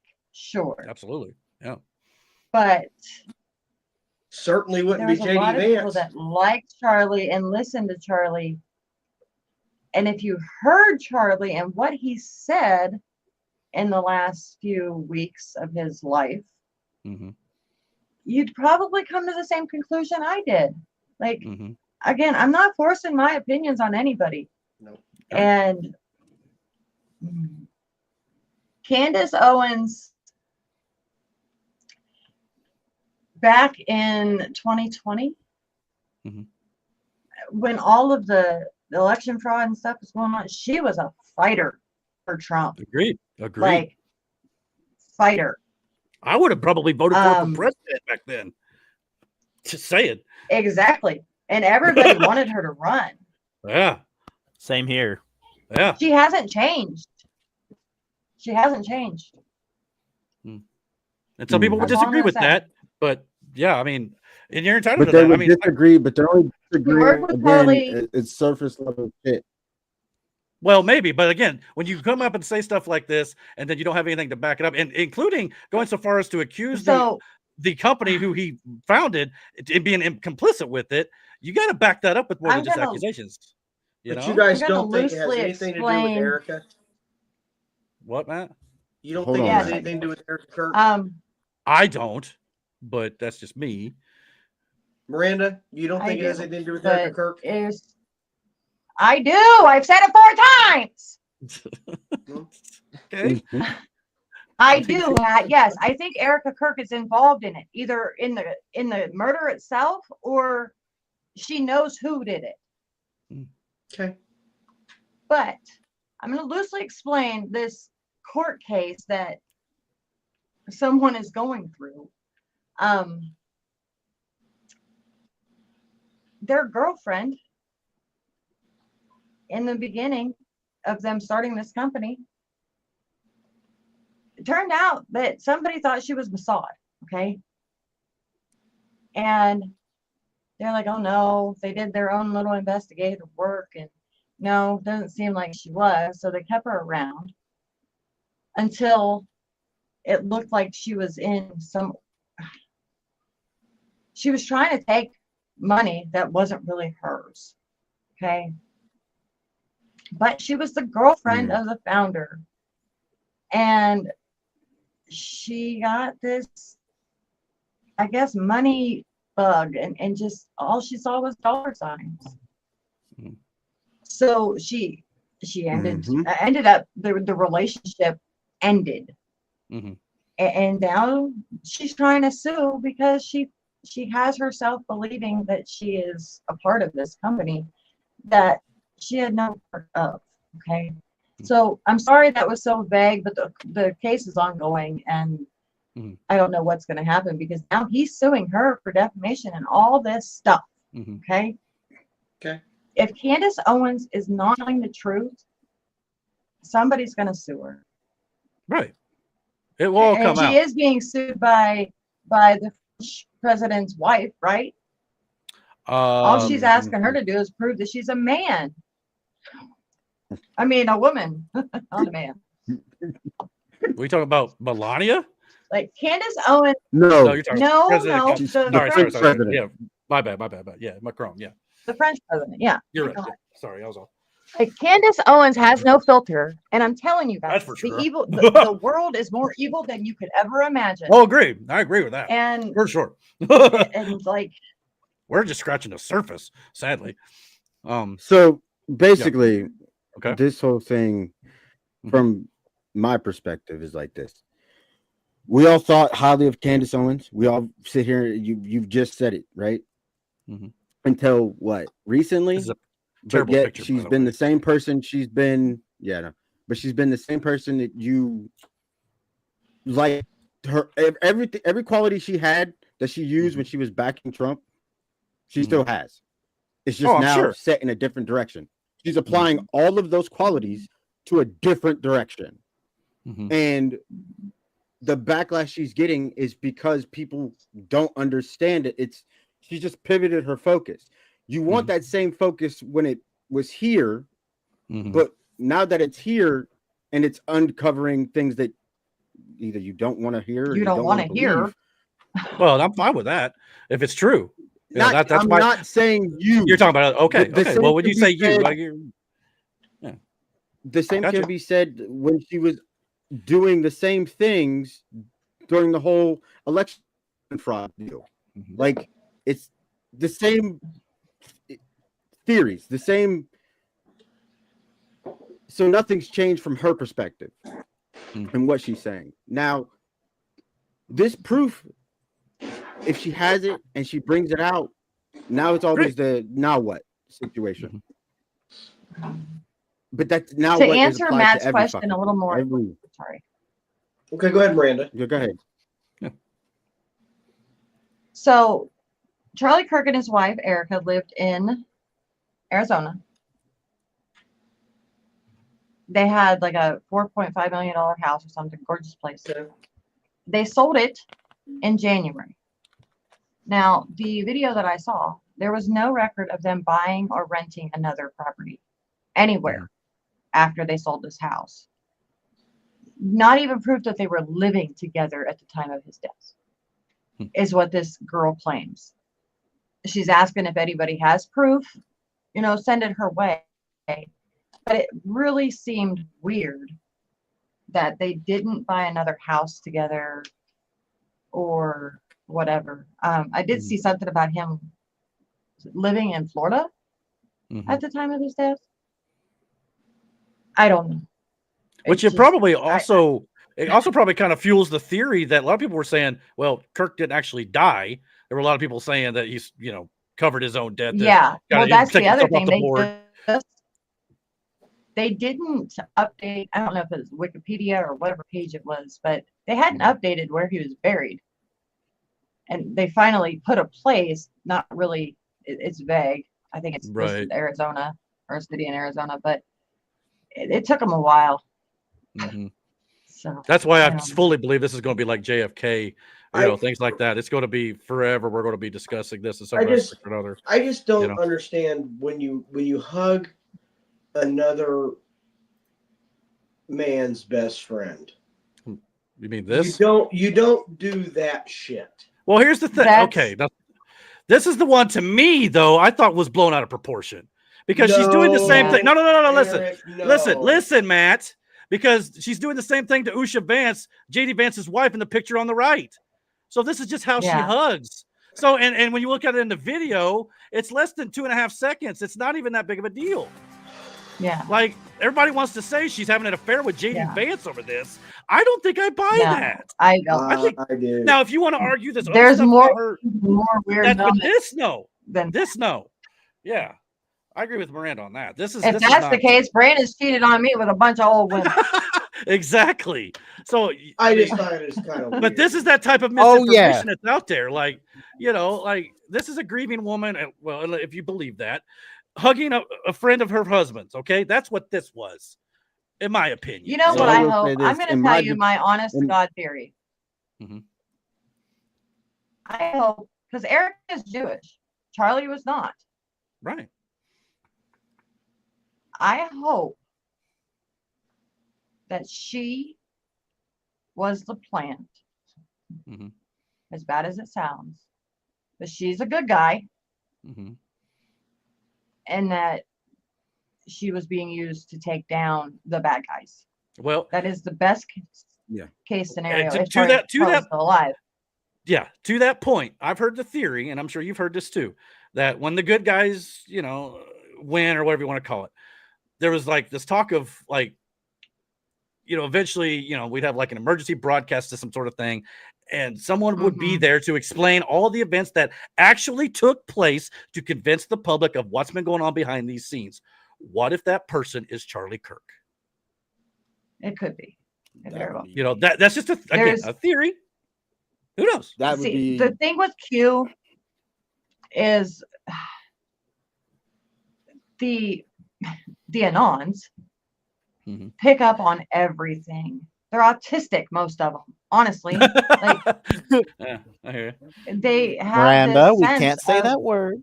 Oh, bullshit. Yeah, but bullshit. Anyway, go on. It's mentally handicapped. I'm sorry. Should I said retarded? I mean, I won't That's say better. the word. Yeah. Anyway, I'll say the word here in a minute. We Yeah. love That's the Miranda I them. know. Anyway, we love them. I all these guys that find all these timestamps and stuff. It looks like the puzzle pieces fit. This is just one of those So- instances. I think it's like you can take anything you see out of context, especially at the photograph. I mean, there's no Yeah, context, yeah. to this stuff. Not whatsoever. Those This two, has if no they're weight those two are whatsoever. close. Yeah, they are Those two are absolutely, close. There ain't no doubt about it. absolutely. But I think what the left and the right were saying about Erica Kirk here is ridiculous because both sides were doing it. Now you can have your theories about whether or not she was behind it or not. I'm not going to discount them. Maybe they are, maybe they're not. I don't know. That's the end of the day. We all don't know the truth. We may never know the truth of this, unfortunately. And But those two on are the only two that do know the truth. Honestly, Right. like out of a lot of people, if And JD those Vance knows investigated. for sure that Charlie Kirk is alive or dead, Erica does too. Yeah. Those are the people who were on the left who were complaining about JD Vance and Erica Kirk, though, had no problem whatsoever when Kamala Harris's husband kissed Joe Biden on the lips at the State of the Union just a few years ago, though. That's no wild outrage, to me. no outrage there. Hold on. Come out. I'm going to bring this back 2 steps. One, with the old ladies and me, it is what it is. Old ladies love us. Like, I don't know what to tell you. Like, I knew that wasn't gonna go on. you know what I'm saying? Yeah. But at the same time, as close to those, especially the 3 women that I used to work with, were probably I was close to all 3 of them, and not once have I ever decided to lip lock either of those ladies, which is wild to me that your husband would just do that. And this doesn't seem like some little. This is full blown. Yeah, they might be slopping tongue here before. This is like what that YouTube concert is. This Look, Brandon, you've been around me long enough. You know about the wild sex parties these fuckers have. Fair. Like, Hey, that's fair. Pizzagate That's is fair. real, Fair. and That's they fair. are disgustingly evil, crazy, swinging fools. Yeah. And this was on national television, by the way. It wasn't some That thing. old lady behind her. Yeah, I don't know. If Yeah, the old lady behind her with the face, man, she is Yeah. enjoying that way too much. This was Doug Emhoff, Kamala's husband, with Jill Biden during the State of the Union. Oh, no. Brah. But anywho, so yeah. Bro. So yeah. Anyway, y'all had nothing to say about this. Now, on top of all the Candace Owens stuff, we also got this. Tucker Carlson getting blowback from just about everyone for interviewing the self-proclaimed Hitler-loving, right-wing extremist, racist, bigoted, everything nasty under the sun you could think of, Nick Fuentes. Now, in my opinion, he's the right's version of Destiny. Fuentes is that's just my personal opinion. Now, Tucker Carlson interviewed him, and during this interview, he would definitely push back on anything Ted Cruz would say, but anything that Fuentes would say that was controversial, Tucker Carlson really didn't push a lot of pushback on. And that got people like Ben Shapiro all pissed off because Ben Shapiro is Jewish. This just kind of explains the whole situation here with the far-right extremists praising Hitler, promoting anti-Semitic and white nationalist views. The New York Times reported his recent appearance on Tucker Carlson's show signaled a push toward mainstream acceptance. That was another reason why Tucker Carlson got a bit of blowback, because he was putting this guy out into the mainstream. And a lot of people thought Tucker Carlson was trying to make it, more acceptable for Nick Fuentes' views to be out there in the mainstream audience. That's kind of what got Ben Shapiro a little pissed off. He said no to groypers, which are right-wing extremists, no to cowards like Carlson, who normalize their trash, no to those who champion them, no to demoralization, no to bigotry, no to anti-Americanism, and so on and so forth. So, yes, this was also a big thing that the right has been infighting about. Do you guys have any thoughts on this? Or yes. Yeah, we should just keep fighting each other because that'll solve everything. So here's my thing, and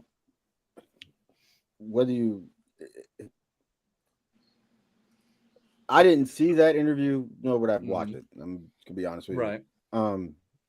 Had 5 million views in 6 days. On At YouTube the same alone. time, per his freedom of speech, he can say what he wants to say. Like the interview was an interview. That and Tucker has the right to interview anybody he feels, and he's interviewed a bunch of controversial people. I got no problem with that whatsoever. That does not mean you have to agree with Nick Fuentes. No one said you had to. Doesn't. Yeah, that goes back into what I was saying, that we need to have these conversations with these people to find a compromise. Yeah, if there is any. If there is. Now, obviously, there are lines that we should not cross. Like, we should not be going Hitler status and killing Jews. Obviously not. No. But what I'm saying is we need to have these conversations to understand where they're coming from and why they believe that way. And then maybe we can help them to see a better way. Well, I'm and under you're, the yeah. I'm under the impression that everything we have been taught about our history has been a lie. That very well may be some truth to that. With that being said, what we think is to be true probably isn't. Maybe like not. Oh. Everything that you've read was put there for a reason. Could be. Anything That's case, they what's didn't real? want you to see, anything they didn't want you to see, they took out. Like as crazy as that makes me sound, it's true. History's written by the victors. I was about to say that. I was just about to say that. Just about to say that too. Yeah, calm down there, Shepard. There is a book that I'm trying to find. I want an audio version of. I know I have it saved. Give me a second. But while you're looking at that, one of the big reasons that Nick Fuentes has kind of caught fire as of late is because now that Charlie Kirk is no longer with us, a lot of people on the right, the youth side of things, are looking for a figurehead. And this kid is younger. And not only that, he has come out against the pro-Israel right. Because, I mean, obviously, if he's pro-Hitlerish, he's going to, he's not going to be for Israel, correct? Or the Jewish people. So people who want to follow that line of thinking are going to follow Nick Fuentes. So... But maybe it's not that he's Hitler in that sense. Maybe he wants to get over, like what we discussed. He wants to get past Israel is God's chosen people and we must protect them and blah, blah, blah. Maybe that's what it sounded. I know you're trying to understand it from his point, but I don't think that's the case with this guy. I really don't. But I think he's pretty much an extremist, just from what I know of him. But maybe I'm wrong. What do you think?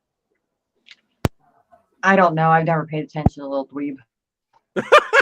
Yeah, I mean,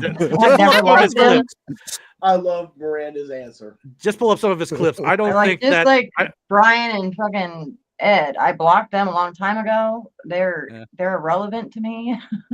I have no idea who she's talking about. But anyway. Ed and Brian Krasenstein. Oh, twins. Gotcha. Yeah. They're a bunch of goober heads too. So yeah. So at the end of the day, to wrap up this conversation, we still got a couple things to get into, so we got to fly through this a little bit. Goober heads. This is a great picture. Well, I by just the way. sent you a clip that the video or the book. Okay, I'll play it after this. After this, I'll play it. But this is Puddin on X. Interesting name, by the way. But she pretty much sums it up. The thoughts that she puts it up. My thoughts in her own words. I think she says it better than I could. So this is what I think overall about this whole thing, really, for the most part. All right, Sugar Biscuit, you might want to go get your ointment, because I'm about to chap some cheeks on this one. And guess what? I'm not even talking to you liberals on this one. I'm talking to my own daggum side. Yes, you conservatives, but not all of you, okay? Let's get that straight. Not all of you. I'm talking to the ones that are acting like full-blown liberals right now online. Acting like some fools over the Charlie Kirk assassination and who was involved. Lord have mercy, y'all need to go touch some grass. Now listen, I do have my own thoughts and I got my own opinions on this one, okay? Do I think Israel was involved? You can bet on your sweet cheeks I do. I do, but guess what? I'm not about to sit here and throw gasoline on that fire, okay? Because y'all have seemed to forgotten the whole entire reason we're even having this conversation. He lost a man named Charlie Kirk. Before y'all start screeching in my comment section, I want you to ask yourself this one thing. Would Charlie want us out here acting like some complete fools online? Bickering and ripping each other apart? Abso-freaking-lutely not. We sit here every daggum day preaching to the high heavens. Everyone is entitled to their opinion. Yep. Everyone deserves free speech. But the moment someone disagrees with your exact theory, y'all turn into the same cancel culture crybabies that we've been out here fighting against. I mean, y'all seem to have forgotten that we sat out here for weeks saying that we're going to honor his name, that we were going to stay united. Didn't we say that we were going to keep pushing his mission forward? That we were going to keep his voice alive? But instead, y'all are out here acting like a bunch of preschoolers fighting over a Dollar Tree toy. Listen, speculate, debate about it, have your conspiracy theories. That's fine, but don't forget the purpose. Don't forget what we said our mission was. And don't forget why and who we are doing this for. Y'all need to take a breath. You need to calm it down and quit clawing at each other like a bunch of rabid raccoons in a dumpster. I think she nailed it. Any disagreements? I don't. I disagree. If somebody kills me, Brandon, and you don't agree with the murderer suspect, please fight for it. Well, yeah, I mean, sure. But that goes to the point. If somebody murders me and you don't think the police got the right person, please fight for it. What if she thinks they did get the right person? Well, yeah. America Kirk has not said anything that's on the contrary. I know all these theories say, well, it's probably not Tyler Robinson. And the FBI, okay, so the FBI, Cash Patel, I know, come out and said, stop talking about it. He knows damn well we're not going to stop talking about it. Well, he also closed the investigation. For 4 fucking years to get all this other stuff drug out in the open. And like you said last week, he closed the investigation. Now that's maybe they think they've actually got the right guy. We don't know the evidence. We don't know the forensics, none of that stuff. And if Eric's satisfied with it, maybe they're telling the truth. Are we supposed to trust Cash Patel, or are we just not going to trust some of Trump's administration anymore? Or I don't know. Are we? We go along what Miranda said, that it was a fake death. Well, again, you could speculate. If it was a fake death. Yeah, if there was a fake death and Cash said, yeah, we got the guy, we're done, that's the only thing. But now you got a fake death, and why did they fake his death? So, yes, conspiracy theorists are going to conspiracy theory. No, that's what they're going to do for sure. If she doesn't understand that, she hasn't been around long enough. Well, I don't think she's not saying you can't have that. She's not saying that. Laura Loomer has dug herself in so far Like, I can't wait to find out whose side she's really on, because she's so good at her job. If she doesn't know the truth, that's a good rug pull for her. I just don't think this woman So here is saying anything about you can't have those theories or anything. She's not once said that. Well, no, she's not, but she just wants everybody to get along and not like agreeing to disagree and walking away from a subject. I don't agree with that. Well, Like, I agree with you there. I don't want to. I don't want to change your opinion in our disagreement. I just want to show all the facts. Agree, and I fully support and that. then let you decide whether or not you disagree or agree. And I hope that's what we Loomer do on this doesn't show. even want to see any of the facts that Candace claims she has. If Candace has them, show them. And it's being like, okay, Tony Bugsby came out a year ago and said he had all of these women to go after Sean Diddy Combs. Mm-hmm. Then Maureen Comey gets him off with pretty much nothing. So why waste all your ammo in one case? Yeah. If they're building a case against somebody else, and Candace has this proof, but she can't come out with it yet, but she can talk about it. She's a journalist. That's what she's going to do. Mm-hmm. Well, then in that case, time will tell, and hopefully this all will come out. But by doing so, she does open up the door to people doubting criticism her and people wondering. And I get it. I hate it. I wish she would just bring the evidence out. Yeah, it's just a can of worms. Same with all the Epstein stuff. Like, everybody wants to say they know this. At the end of the day, we don't know the whole details of it. We've not been shown it. That's why I agree with this woman in this case. That's like, I think we need to stick, which is why bring it back to why I don't always bring this stuff up, is because I feel like when we have more relevant, actual factual information, that's when it's more relevant to talk about more.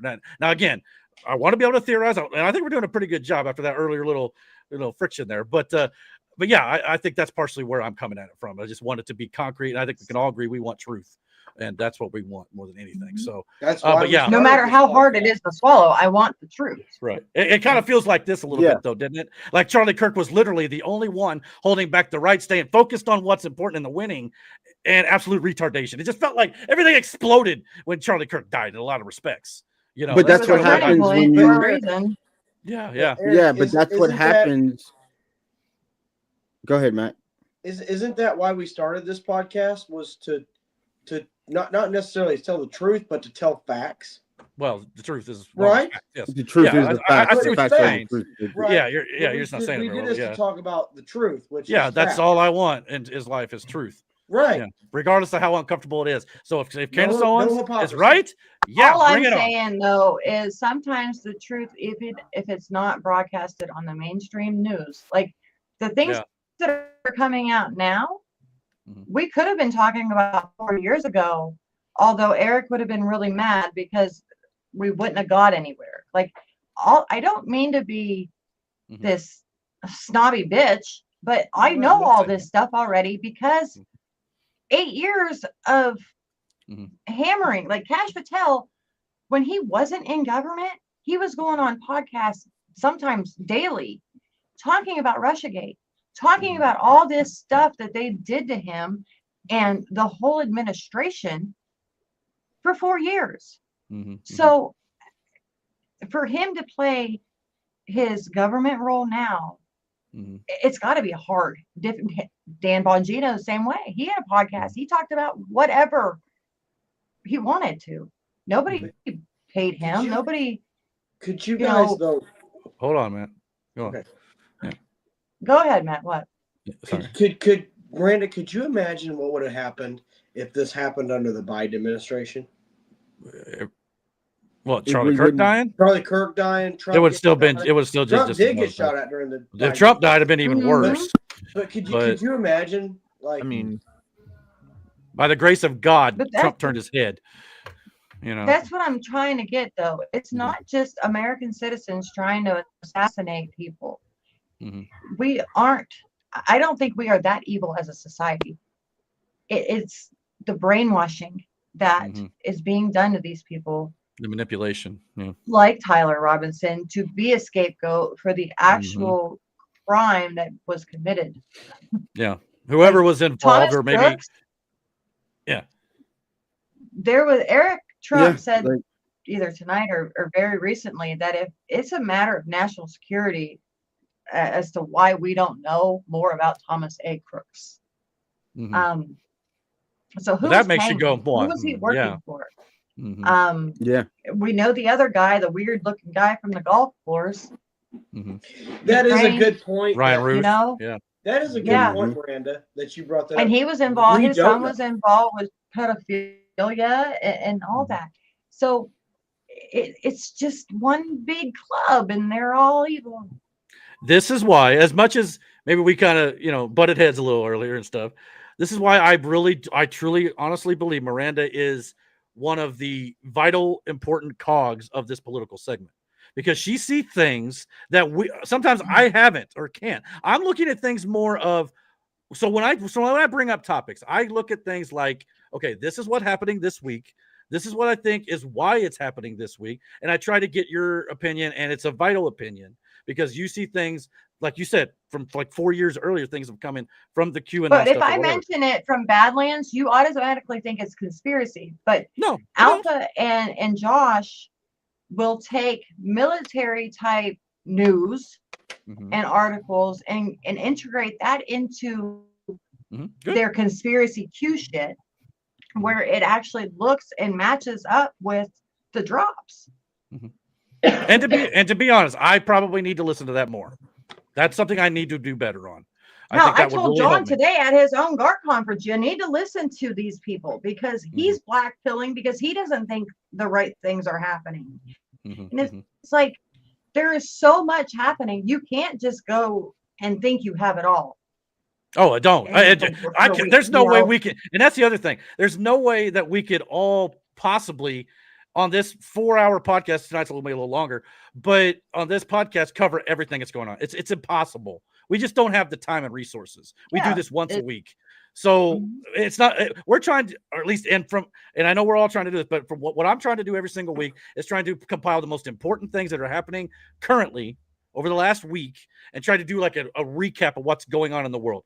So I'll pledge right now to do better with that and try to see things from like the Badlands and things like that to try to broaden my horizons. But that's why Badlands also, Eric, they also have a really good show. It's called Why We Vote. And that talks about the election fraud and what's the cases, the ongoing. Do you know how many And I cases believe a lot of there that are ongoing right now? Oh, yeah. About election fraud and the 2020 election, even there's still things going on, and again, things that need to be fixed locally that we need to fix.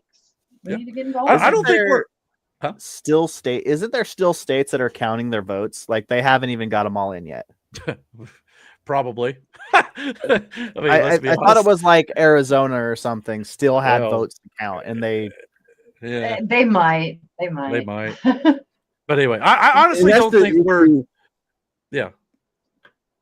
But that's the issue with a lot of these things. With this, just because we're talking about voting, the issue with a lot of it now is you'll get the election was on a Tuesday, but the votes won't fucking finish till Friday. Like, but they've already determined who fucking won, even though you still have 3 more fucking days of counting, ballots, which could swing it to another direction. But since you've already said who the winner was, we just fuck off. Yeah. And it's just. Yeah, it's ridiculous. Now, I'll just kind of end this part of it to say this. I don't think me and Miranda are as different as maybe she thinks. I don't know. But I do need to be better trying to understand things from her side of it better. I think that is something I can improve on for sure. I just hope you understand where I'm coming at it from here is to try to just provide what we do know. I do. And most Eric, of the I talk to mainstream people like you a lot. Okay. Well, absolute retard. Now, if there's something I can do to be better with the podcast, please, I want you to talk to me about it because I'm just trying to do because most people are not going to see it. They're going to see the stuff I'm showing because it's in the news or it's in their social media feeds or stuff. I'll try to do better about bringing your side of it into it, but it's just it's hard, especially when I'm trying to come up with all the stuff on the fly. So I hope you all understand where I'm trying to come out. Well, I've asked you if you wanted me to contribute more. Like, I want you to. I don't know what. I mean, what I think we could do probably here, if you see something that somebody on your podcast says that could be relevant to something that's going on into the world today, send me that video and I'll try to add it. All they do is talk about current events.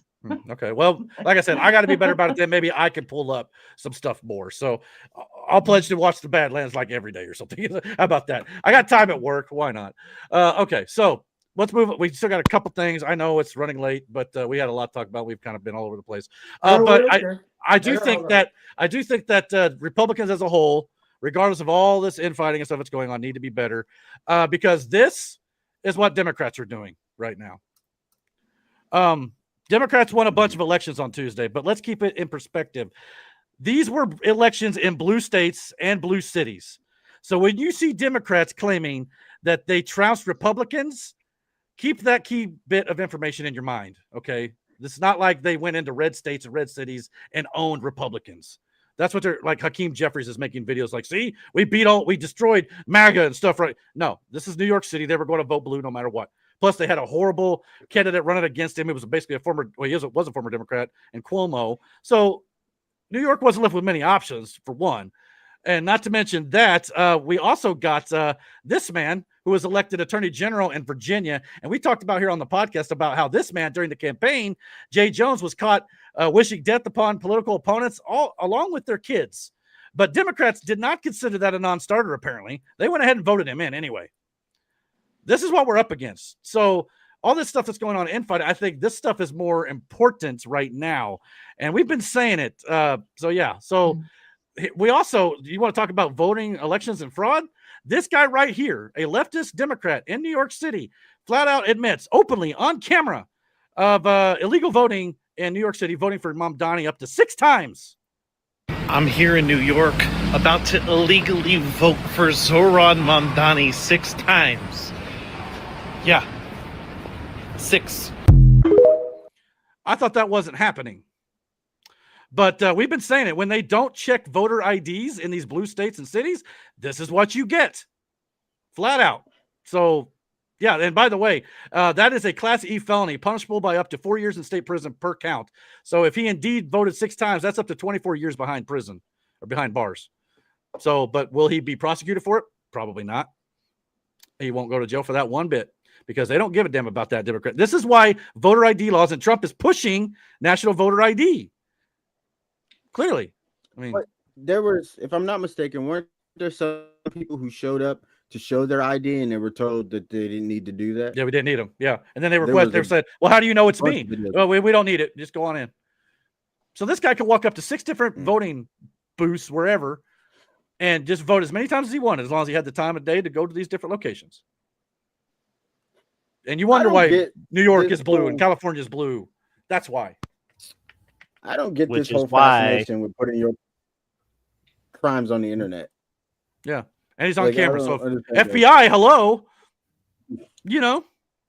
But anyway, after Mamdani was elected, somebody decided to troll the Mamdani celebration. So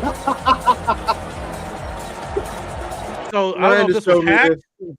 I don't know if this was hacked or what it was, but yeah. So somebody decided to hack the big screen to remind the Big Apple who their president still was, and apparently this was also posted by the White House on their White House. I like that it's the Knicks logo. Yeah, well, that's the thing, though. Better. That's the thing, though. Apparently, the Knicks had the White House remove this image due to the resemblance to the Knicks logo. Methinks someone in the NBA is butthurt over the FBI gambling investigation. That's what Misa thinks. Misa thinks too. But the internet is forever, my friends. It's still out there. Sure is. So yeah, always be out there. But you know what? On my new NBA 2K game, I'm gonna make that my team logo. Awesome. But now I say this specifically for a reason. New York City has been conquered. And I use the word conquered specifically. And if you think that's too harsh or I'm being Islamophobic, by saying New York is conquered, listen to this. I'm going to say it again. The Muslim Brotherhood is using our own democracy in our countries to gain positions of power, mayors, seats in Congress, whatever. And eventually, They're going to get rid of your constitution. They're going to get rid of the right to bear arms. They're going to get rid of all your laws, and they're going to implement Sharia law. Checkmate. So yeah, we've now elected, or New York has, not we. New York has now elected a Muslim communist jihadist from Uganda. He might be Jewish too, because he was wearing that little Jewish cap thing with the Jews the other day. There we go. Yeah, he's pandering. Yeah, something. That's interesting. That was just to get the Jewish vote. Well, he already got Probably, but they voted for his ass and they were happy he's in. So let's see what happens.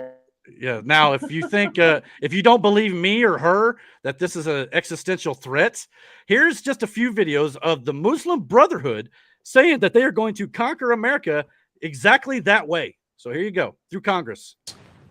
So before it was by the sword, now it's getting themselves into parliament and then making laws that act as the sword, the Islamophobia law in Canada, M103. Yeah.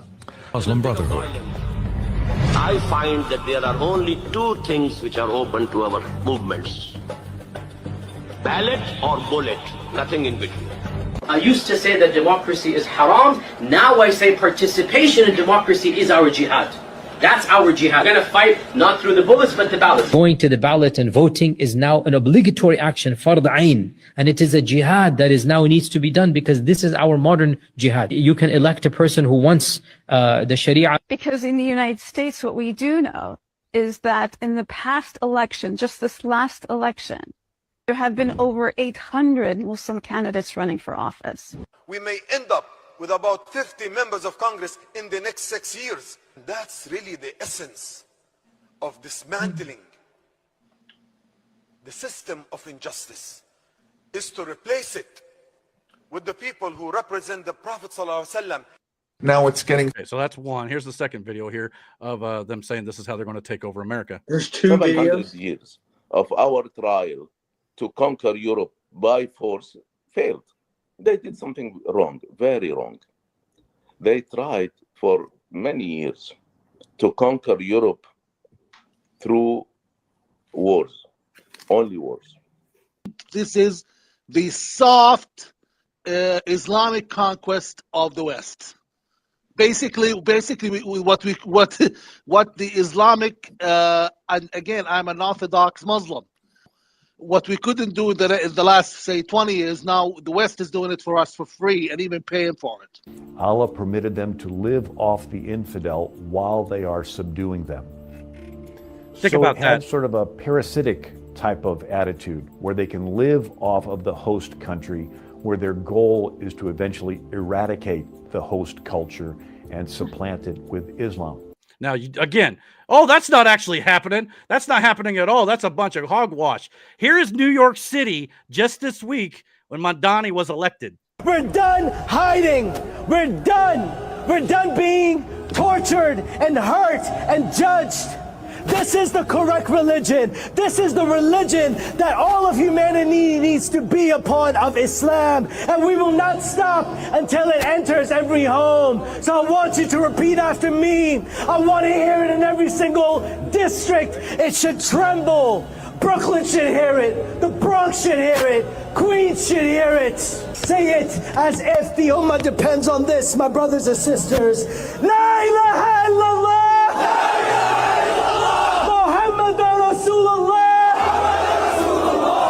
So, if you bought the lie that we defeated the people who caused 9/11, think again. They just changed their tactics from fighting with bullets to fighting at the ballot box. We have seen this plan play out through history before. Muslims are often peaceful as long as they're the minority, but that all changes once they become the majority. So you know who else saw this coming in America and in the West? Charlie Kirk himself. Is coming to the West.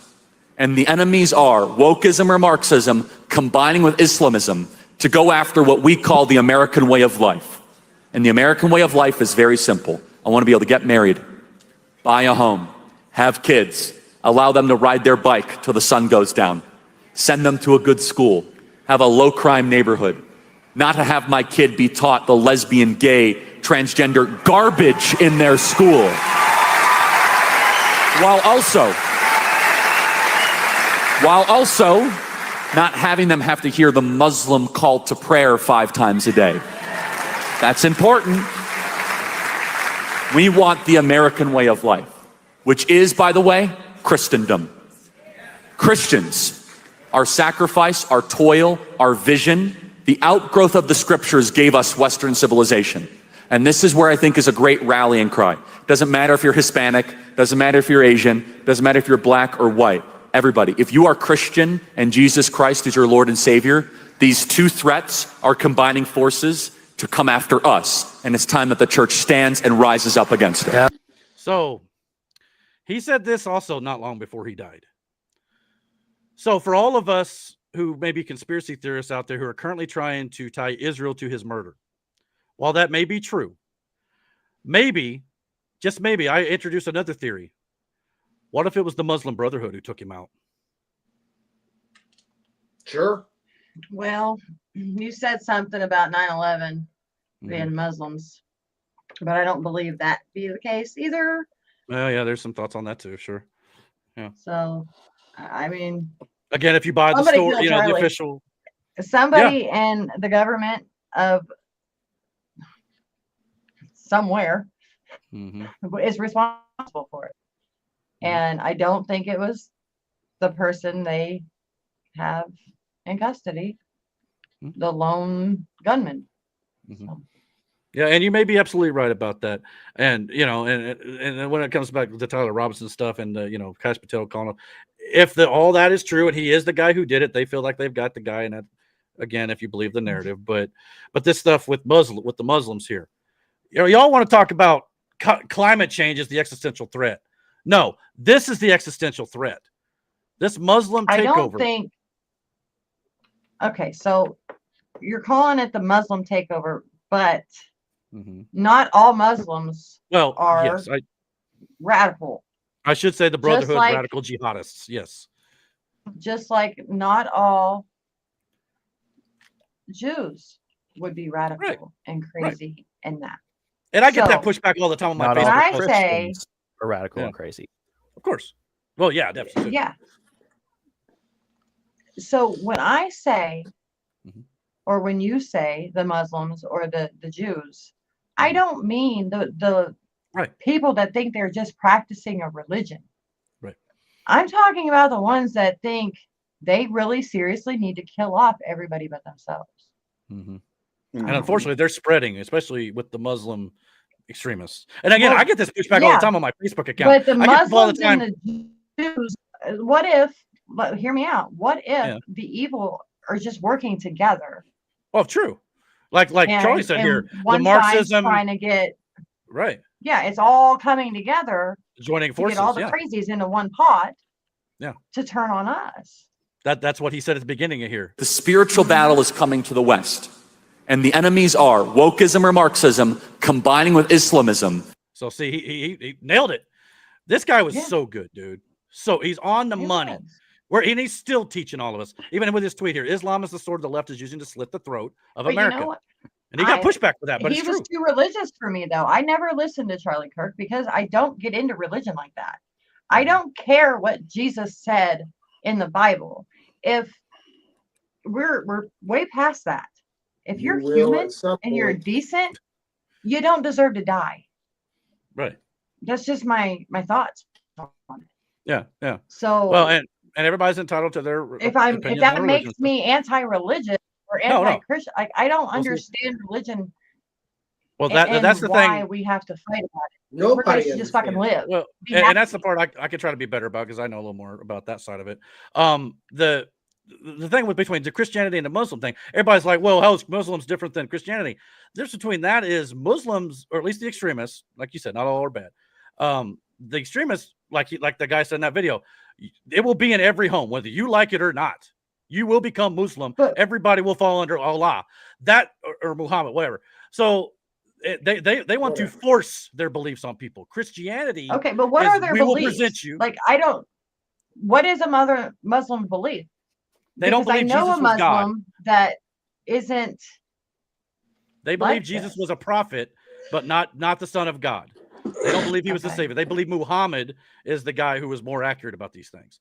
Now, Christians believe obviously Jesus Well, is the what's son of God, our Muhammad savior. think about life then? Does Well, Muhammad think we should kill everybody but Muslims? in some cases, I think in some cases, yeah. Is that? I So believe. where are they getting this thought from? I can't remember the name of the book. What is the name of the book? The Quran. The Quran. Yeah, that's where they're getting. So it was split between two, right? Mhm. That's why Yeah. you have the different, I don't know if you want to call them sects or whatever, but that's what it is as far as Muslims go. You have more Muslims who side on the beliefs of Christianity, but they're still Muslims. But then you have this extremist side who not only wants to wipe out all of that, but also any Muslim that falls under the other side of the Quran in the believings of Doesn't believe in the radical nature of their beliefs. Yeah. Anything that doesn't agree with them, the radicals want to abolish and eliminate, which is why you see all these killings in these Muslim extremist countries, because you're Christian, especially, you're getting murdered in those countries for just believing or having a Bible in your house. Because there is the side of the Quran that follows the literal Christian side of the religious beliefs, and then again there's this other side that exfoliates all of that and says no, they're more peaceful, is by force. They believe Jesus was a good teacher, but not the son of God. But they think the Muhammad prophet was better. But yeah, it's a whole thing. But yeah, this is what worries me though. It's the extremist side that is going to take over, because they are growing in numbers big time, especially like in Minnesota, New York City. They're slowly starting to grow in Texas. That worries me. But these blue states, especially, they are spreading like wildfire right now. And with Mamdani getting elected, that's only going to fuel this fire even further. So yeah, this stuff about 9/11 and stuff, they're not going anywhere. So he's so out there that he's almost got to be one of Trump's people. Who? Mamdani. Oh, really? You think so? He's an actor. He's not. I don't know about that one. But you're entitled. Trump ain't worried about him. He says we'll take care of him in a couple weeks. Well, that is for sure. He doesn't seem to be too concerned about it. But to end this point here on the Muslim thing here, this is kind of where I fall on it again. And I want to stress again too, right quick, because Miranda made a good point. When I say Muslims, I don't mean all Muslims. I mean the extremists. When we say Christians better, we mean Christian extremists or whatever, a crusade type thing, right? When I say Democrat on my Facebook page, I get this pushback all the time from some of my Democrat friends and family. When you say Democrats are evil, that you're leaving out that's not necessarily fair. When I say Democrats are evil, I mean these politicians, these corrupt idiots in office, and some of these extremist voters, and the Marxists and all this stuff. I'm not talking about the everyday Democratic voter who's just a standard person who just wants to live life and have good policy. I'm not talking about you. Same goes here. So I just want to make sure I state that clearly. But when it comes to these extremists from the Muslim side of things, I agree with this man and his response to this TikTok. This is a Muslim country. No, it's not. And every single one of you will be Muslim. No, I won't. And you can't make me. Because Allah subhanahu wa ta'ala says this religion of mine will enter every single home, whether you like it or not. It would overtake every religion, whether you like it or not. Well, whether you like it or not, this country was founded by Catholics, Christians, Protestants, and others. But primarily, this is a Christian country. And since we are a constitutional republic and we have this thing called freedom of religion, you are allowed to practice your religion that you deem necessary. But you're not going to force your religion on me, or millions and millions of other people won't allow it. So you can sit down with that one. And that old saying that I'll die on my feet before I live on my knees, that's how we're going to work this one. You're not going to force your religion down my throat, just like people don't want Christianity forced down theirs. You have yourself a good day. And don't forget, Donald Trump is still your president, and Christ is king. And it's important to remember, too, the difference between Christianity and Muslim extremists especially, we're not going to – the good Christians should not force their beliefs upon you. If you want to talk about it, and we can minister to you and try to tell you our views, and if you want to agree with us and join us, that's great. But we're not going to sit there saying every home's going to believe in God. That's up for the good Lord. All right, but we're just called to disciple among men, and hopefully, all that. But yeah, I'm sorry, but there's sometimes that Aaron forces his religion down my throat. That's okay. Stop it now. But yes, that's the whole point of this here. But yeah, I'm genuinely concerned about this. Anyways, yeah, no doubt. Forcing people to believe one way or another is one person's plan, and that is Satan's plan. I agree. Yeah, I agree with that. He stated that from the beginning. I mean, Good since Lord. we're on, Yeah, since go we're ahead. on the religious topic, I will throw my religious understanding and beliefs in there. Okay. You know, Well, and God also gave everybody free will. You're free to believe what you want. That's up to you. He's not going to force you to believe I in wish him.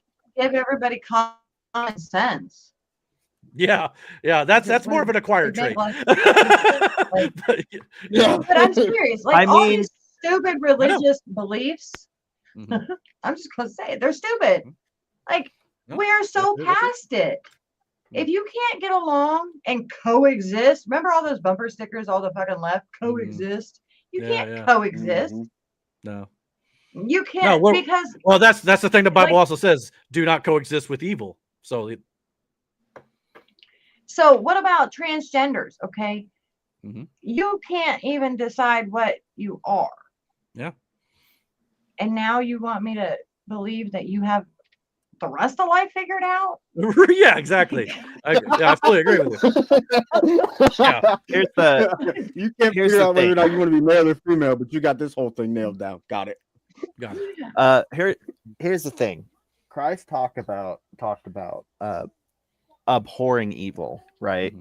But he didn't talk about abusing people or killing people because they do evil, right? Yeah, definitely. No, we're supposed to love our enemies. Yes, that is the key. That's a crock of shit too. Like, no, you can love them but not agree with them. Yeah, that doesn't mean you have to get along with them either. That just means you should not hate them. It's a very difficult. It's a very difficult process. I mean, it's a very he Zen did it type thing, you know. Yeah, he did it with the Pharisees and the Sadducees. They came against him all the time, and he stated his side and what was true in fact, and and they still hated him for it, and eventually they killed him. We've never seen that before. Hated for the truth. Never seen that before. Yeah. So yeah, but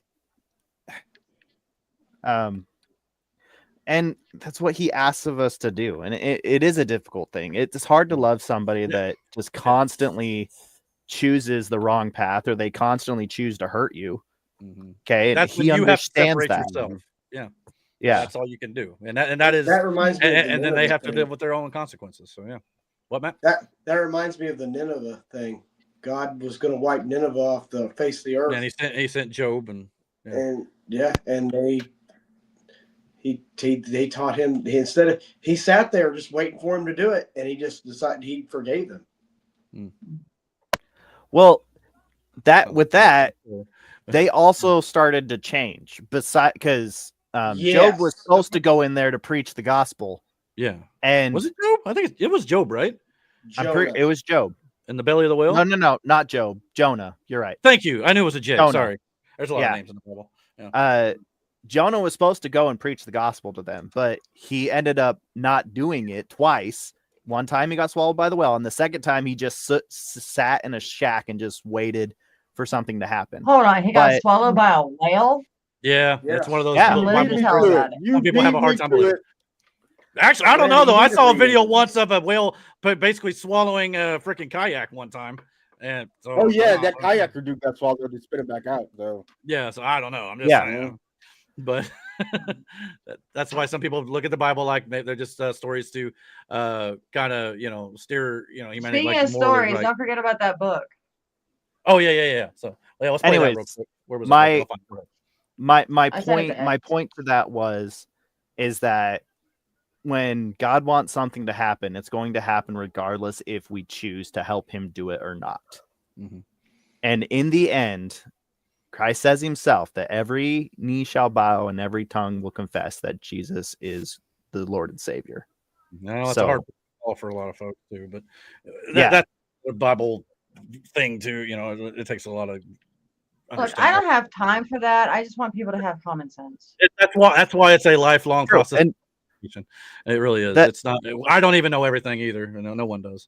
But that was my other point I was trying to say is that God has put into everybody that common sense, Mhm. or the light you of choose to Christ follow is what some people call it, you know.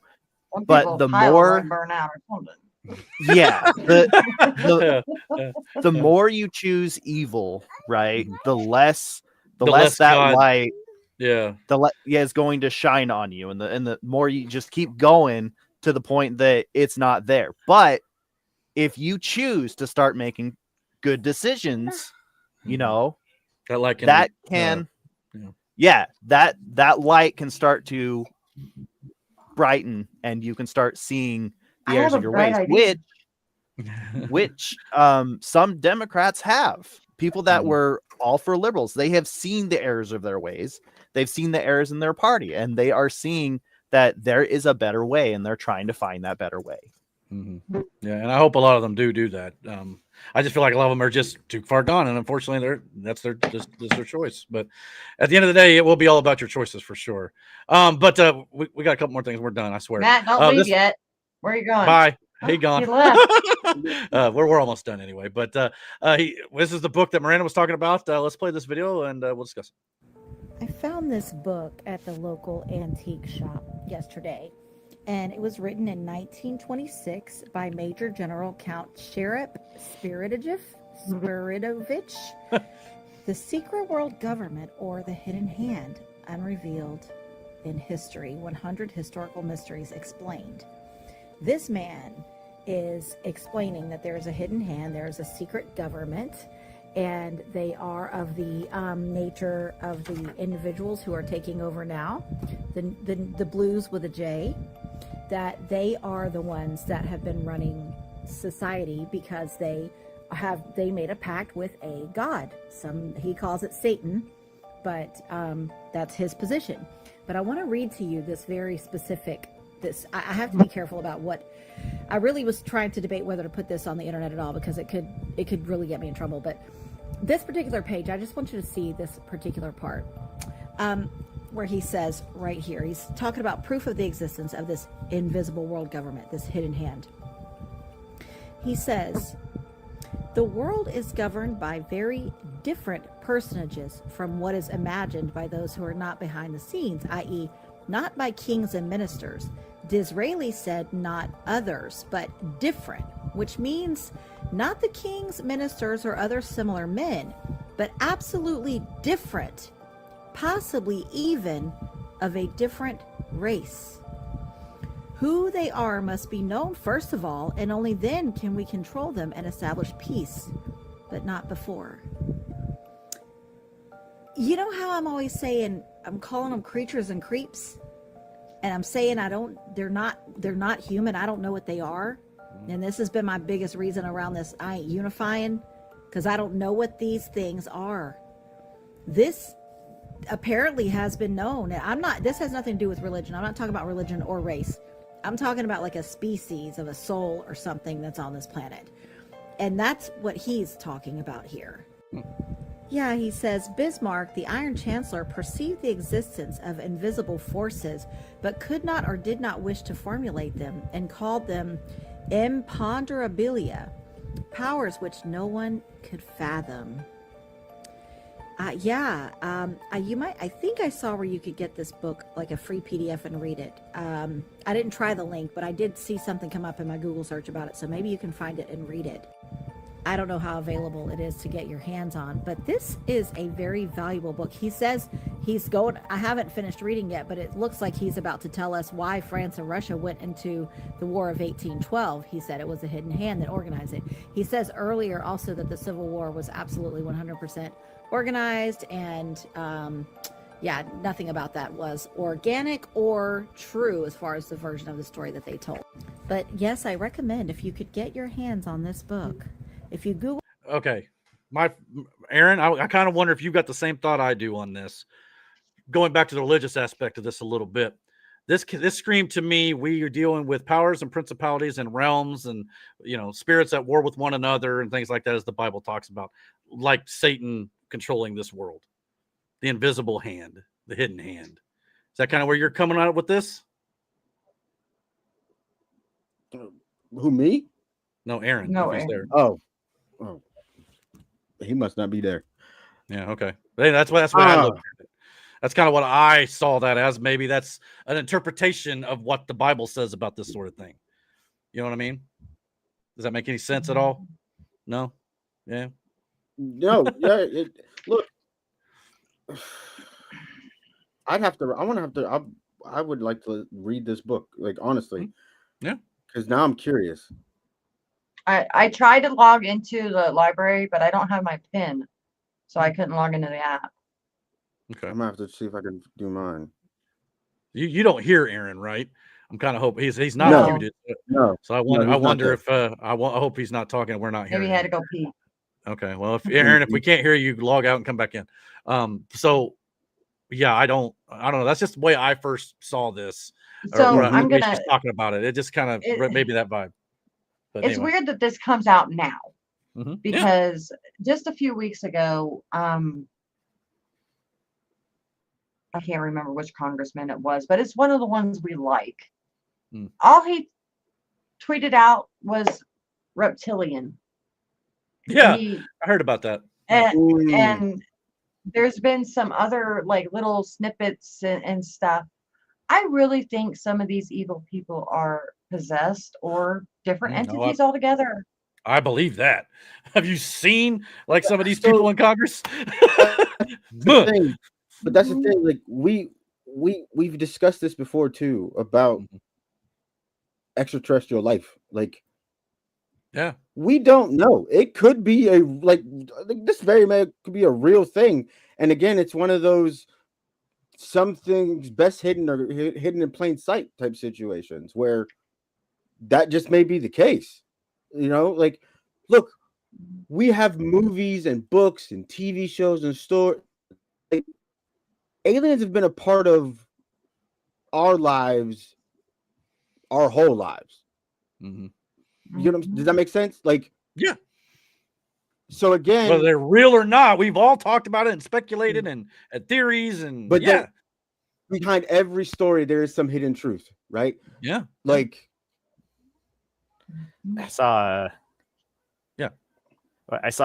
a I mean, it was a TikTok thing, but it was talking about the Hubble telescope shot out as far as it could see, and it saw galaxies upon galaxies upon galaxies. So I'm a firm believer, and that comes from a religious aspect and a science aspect, because I believe that science and religion are the same. That we are not the only sentient species on a planet. Well, speaking of aliens, do you guys know about the 3-Eye Atlas on its way here? Yes. Yeah, we ended the show on it, I think, last week, actually. Yeah.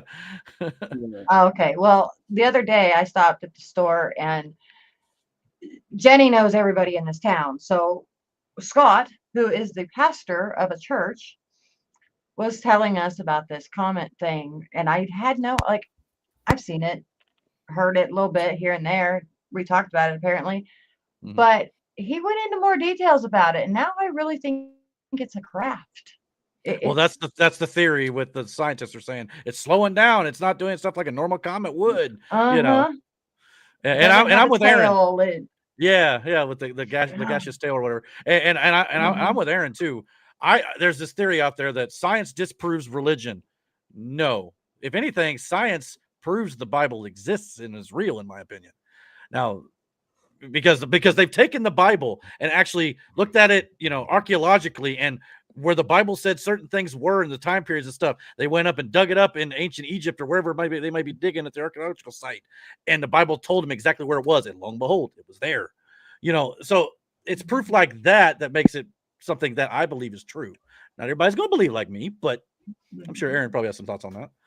A lot of those sites are also covered up, like some of the more you got to I guess you would say juicier parts that would solidify everything. They cover that crap up. Well, but also going on the science and religion being one and the same. Like there's a passage in the Book of Mormon that said that one of the prophets says that everything, the trees, the grass, the earth, all the things that creep upon the earth are proof that God exists. That's the way I don't necessarily subscribe to the Book of Mormon, but yeah, I believe that everything you see, in my opinion, the sky, the people, the ground, that to me is living proof every single day that God exists. A God exists. Okay, at least, so I've got one more question for y'all. Sure. What is the Ark of the Covenant? It's where they put the original 10 Commandments, correct, Aaron? Am I not wrong? I should know this. I'm not well versed on that, but I think that is what my understanding is. Let me make sure. Okay. I don't want to be inaccurate with that. I mean, I really need to brush up on this. I ask only because I don't remember what I was listening to, but they talked about it briefly. Yeah. And they talked about it being some kind of energy type hidden technology. Someone watched Indiana Jones. Well, I was about to say, it's a plot point of yeah. It's well, they were that talking movie, about it from a movie perspective. They were talking about real life, and that is why, like, it is being protected so much because it could. It's like Thanos' freaking glove. It could end us. Well, even that movie like talked about that was Hitler. That was Hitler's fascination with it in the movie. That it led armies to victory and things like that. And and I just googled to confirm. It held the original two stone tablets that had the original 10 Commandments on it. That was what was inside the Ark of the Covenant. That's why that were touched by the hand of God, which I'm assuming people assume has the power of God still in it, and so that's why it's that God energy that some things talk about in stories, which I believe that there is some sort of energy like that. I don't know what to call it, but yeah. And that's a whole dip thing. But anyway, trying to wrap this up here. We'll get past that real quick. But I just want to say, go ahead. Speaking of Trump, he has a replica of it at I didn't know that. Really? And yes, really? I didn't know Jack that either. Posobiec posted a picture of it one time with himself with it, and like ever since it sparked the question, like, why is Trump? Why does he have this replica? Why is he interested in it? It's covered in gold. I think. Well, yeah. Yeah. I think there's more to it, and interesting. Yeah, maybe that's but what gold all this doesn't fighting have is really about. Yeah, no, but gold doesn't have the value it Gold did is a back in the day. No, maybe coming gold back, is a conductor, Yeah, that too. just like Yeah, copper. gold is a good conductor.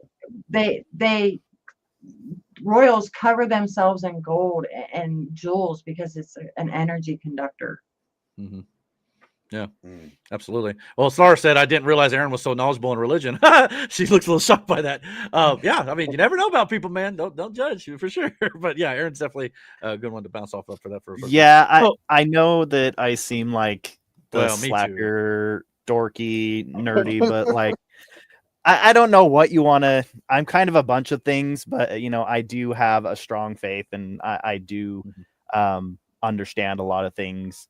And I have read a bunch of things. And so, we appreciate the insight, no doubt about it. So with all this stuff that's going on, obviously Donald Trump put out this tweet or post with many speculating what exactly it meant. Do you have any thoughts on what he potentially means by "and so it begins" after Mom Donnie was elected? That's kind of where this kind of stemmed from. Maybe more of the see what they voted for. More the behind the scenes stuff potentially even too. But yeah, maybe that. But that notwithstanding, we're now in day 38 of the government shutdown. It is now officially the longest U.S. government shutdown in United States history. Also, it's pretty much become ridiculous at this point as pressure mounts on both sides to open the government up once again. And of course, not to be, not a big shock out here.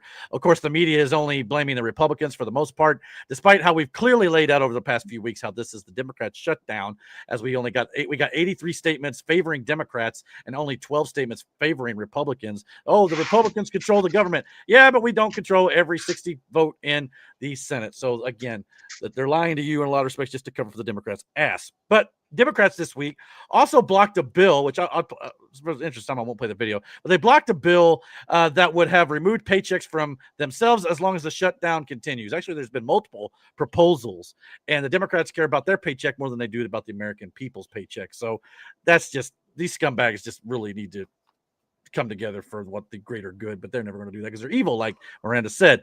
But Trump has been sounding the alarm because he sees what I see. If Republicans don't grow a freaking spine, everything he and the American people have fought for will be all for nothing. Here's Trump saying that it is indeed the time to nuke the filibuster. Here you go. Remember, Republicans, regardless of the Schumer shutdown, the Democrats will terminate the filibuster the first chance they get. They will pack the Supreme Court of the United States, pick up 2 states, that's a lot of states, and add at least 8 electoral votes. Their 2 objectors are gone. Remember, Sinema and Manchin, they're gone. Don't be weak. Don't be stupid, Republicans. Fight, fight, fight. Win, win, win. We will immediately end the extortionist shutdown, get all of our agenda passed, and make life so good for Americans that these deranged Democrat politicians will never again have the chance to destroy America. They tried to destroy your country. Republicans, you will rue the day that you didn't terminate the filibuster. Be tough, be smart, and win. This is much bigger than the shutdown. This is the survival of our country. Terminate the filibuster, and let's live the great life that this country is capable of living. So, do we agree with Donald Trump? Do we nuke the filibuster or no? Because obviously the counter argument to that is once Democrats get in power, they could then use, also bypass all the Republican blocks of the filibuster and stuff too. But as Donald Trump pointed out, they're going to do that anyway. So if it's going to be obliterated, shouldn't Republicans be the first ones to do that and then get all of Trump's stuff in? The current Senate with the filibuster and the House of Representatives have not even, codified even one of Donald Trump's executive orders yet. So technically, Donald Trump, outside of passing the one big beautiful bill, has not gotten anything legislatively accomplished yet because he can't, because he's being blocked at every pass. So I understand where Trump's coming from here. Should he do it? I think so. And that's with your questioning of MTGs. Why isn't she putting anything forward or a health care plan or whatever? Because nobody will work together. Fair enough. They can't even pass something of Trump's. Like what? These people, I want the government to stay shut down and all of them to lose their jobs, and we start over with something that actually fucking works. Yeah, I mean, I think if the people in I got a friend of mine who said, I think if you give term limits to all these people, a lot of these problems go away because it makes it more where you're working for the American people now, not for yourself. It may not do it all, but it would be a good start. But yeah, I think the system would work if we don't have all these selfish, greedy assholes in there, and we're actually working for the American people and working together to get things done. The spirit of what it's supposed to be. And I think that's what Trump is saying here, but nobody wants to play together, and it's stupid politics. And so, yeah, this is what worries me. Everything that Trump is trying to do is just going to be obliterated, and we're going to go right back to the status quo as soon as he's out of office. That's what worries me. And I hate to, by the way, the filibuster, the only job it has is to protect the status quo. Guess what? Status quo sucks ass. Yeah. So I say obliterate the damn thing. Everything about our government sucks ass. Like he wants to make it smaller. He needs time. That's all I can say. And this is just filler until whatever happens. And by the way, if the Republicans were to obliterate the filibuster, by the way, the Republicans could put the filibuster back in place before they leave office, or before the next presidential election. But they don't want to talk about that if they were really concerned. But you could get Trump stuff through because the Democrats are never going to allow it. Same, it goes the other way around. So, and to be honest, now to further that point, here's the older millennial and his thoughts on getting rid of the filibuster. And I agree with him here because the American people voted for the Republicans and their agenda to pass. Getting rid of the filibuster enables that to happen. And if Democrats are elected into office, the Democrats were elected by the American people to pass their agenda. So it should be allowed to happen.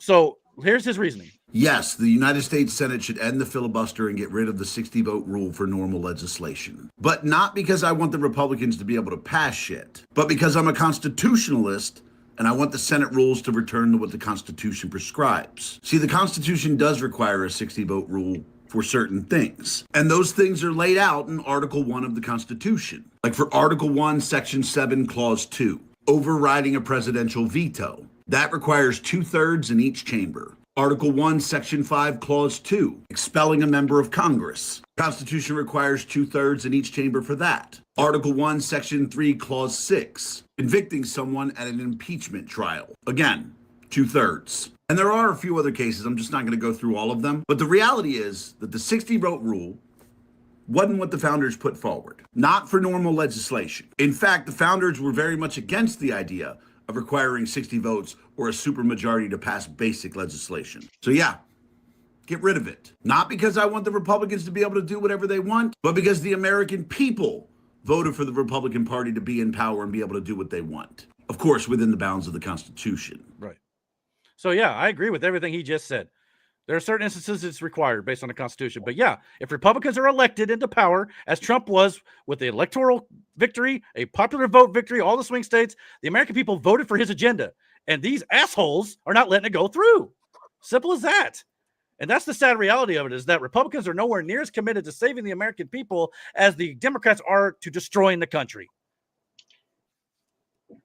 You know, and that might be why MTJ or MTG. Yeah. Anyways. Yeah. Sorry. Yeah. Yeah, that's right. Magic the Gathering. That's the only. There you go. Yeah, that's what I remember. Yeah, that's what she's trying to say, is that, you know, when the first thing we talked about when we got to the political, when she was, you know, kind of praising Nancy Pelosi for being able to organize her party, because they were able to organize them to do a bad thing. Yeah, but she was doing able it to get them sarcastically. organized. Yeah. Yeah. Like, yeah. We need and I understand what she's trying to say. Yeah. We need to get on the same page. That's what I've been saying. And that was the whole point of the whole MTG, Candace Owens stuff. This is my point when I say we need to keep our eye on the ball. This is the ball. But getting this agenda passed. But just like Liz Cheney, there are rhinos infiltrated everywhere within our party. So we need to weed out that shit too, and not just overlook it because we're getting our way. Because what happens when Trump is no longer there? We have to know who we can trust, whether it's the media, the congressmen and women, the vice president, everybody. I want to know, if you're elected, that you are going to be there to do the job that the American people voted you to do, and not be some kind of paid puppet for whoever wants to destroy us. Because why would anybody have to pay somebody to push propaganda if it wasn't false? Yeah. You know? Yeah. And we should be able to walk and chew gum at the same time. You know what I mean? We should be able to. Yeah. But for whatever reason, I don't know. Well, but most of them are not blonde, so. Yeah. Wow, that's the best stuff. I was born blonde, by the way. I became a brown-headed, but anyway, a brunette, I guess you could say. But whatever. A brown head is wild. That's that sounded bad, but that's not. It's late. Forgive me. But if you would have said a redhead, it would have fit. So why did the brown head not fit a redhead? Yeah. Why is that one offensive? Yeah, exactly. So yeah. I mean, what? He could have, like, brunette was the word he was searching for, but it was just like the way he said it was like the whole thing with the white vision. Eric has problems with colors. White vision. Yeah. I'm colorblind and bird blind, apparently. So yeah, there you go. But again, so now I believe Trump's just done with all this. He's done with the vision. He's done. He's like, let's get our stuff. We've only got a finite amount of time to do this. Let's do it now. I believe it leaves Trump with no choice. If they do not pass the filibuster or get rid of the filibuster, Trump is going to have no choice but to invoke the Insurrection Act. Illegals, Muslim extremists taking over, lawlessness, and corrupt politicians who refuse to get anything done unless it's their side doing it. It's past time. And people are not going to like it if he does invoke the Insurrection Act. It would be ugly, but for Trump to fulfill his oath to serve and protect this nation, starting to seem pretty damn necessary, isn't it?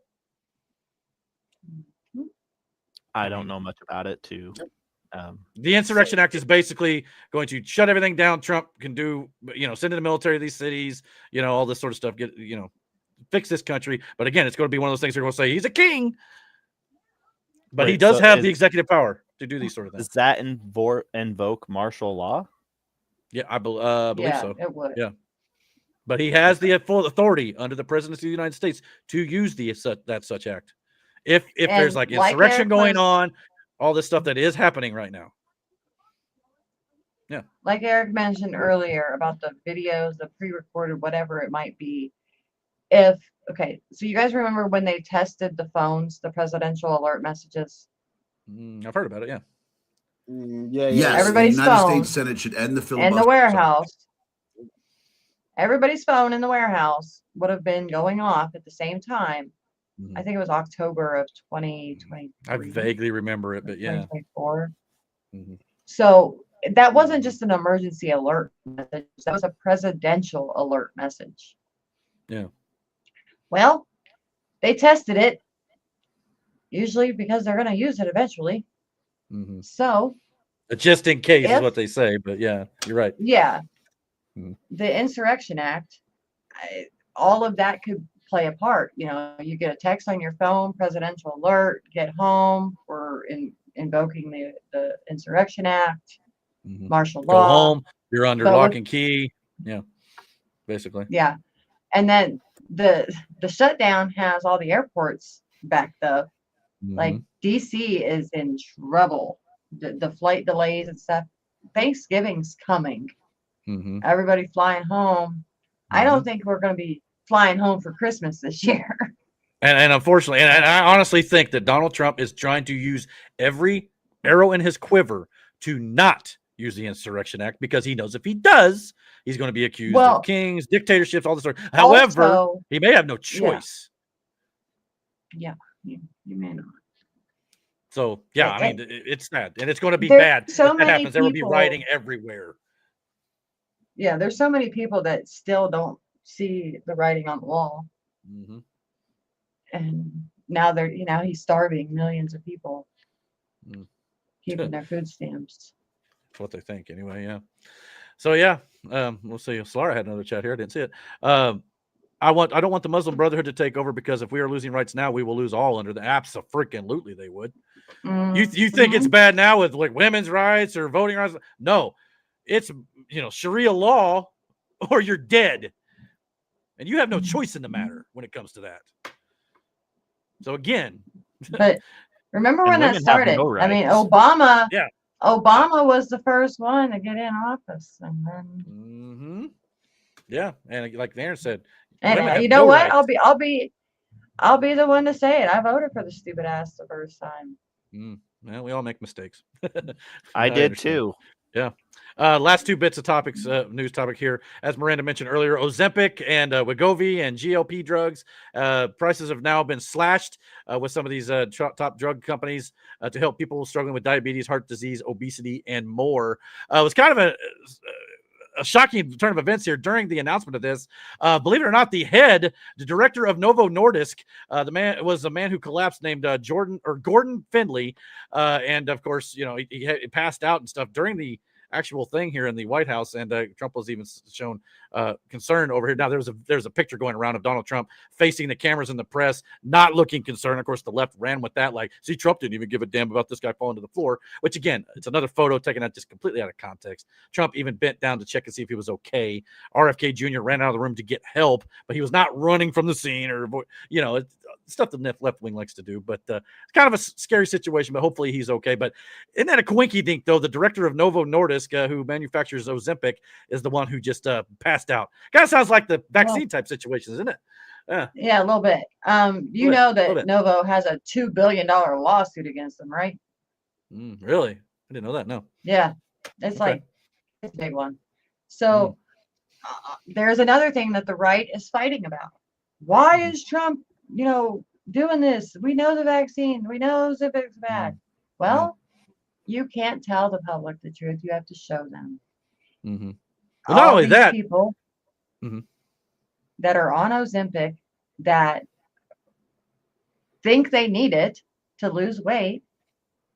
You really don't. Now they're happy because they can get it cheaper. But in reality, Novo knows now they're either going to have more lawsuits on their hands or they're going to have to make a good product.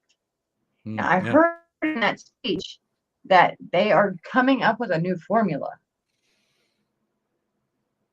I don't know if that's the cheaper version or what, but if it's a new formula, maybe it's not going to be as bad as the old one. And it won't paralyze your stomach and do other, like, make your bones disintegrate. Here's an idea. I don't know. Eat right, exercise, sleep long enough every night. You know, that stuff that they, you know, it's too hard. People want to get the easy way. I can't lose weight. I just never work. No, you just ain't trying hard enough. Let's be flat out honest here. I've been there. I know. Okay. I've been there. But yeah, this was definitely a weird coincidence here for sure. I guess you could say, or a sign from God. I don't know what you want to call it. But the thing about what the right talking about, why is Trump going to? Here's the thing though. Trump is at least he's trying to make it cheaper for those who do want it. If you don't want it, don't take it. He's not mandating it like Joe Biden was with these vaccines or trying to. He's saying if you want to get this over Ozempic or, you know, free will. We're trying to make it more affordable for you. That's all Trump's trying to do. Okay. He can't force them. Like, I wish he'd just force them to take it off the market. But again, people would riot and freaking go crazy. So if he can at least get it cheaper for them until they can figure it out. He's trying to do what he can with the power he has, okay? But if you really want to lose weight, move to New York City. Socialism starves a lot of folks. So, great diet plan. Just saying. So, I want to lose weight, Doc. Yep, okay, well, there you go. And last but not least, the artist formerly known as Prince Andrew has been subpoenaed over the Epstein files. Now, apparently, this is a Democrat subpoena. This is not the Republicans doing this. This is the Democrats doing this. Because obviously the Democrats believe they can get Donald Trump this way. I don't believe that they're going to find that.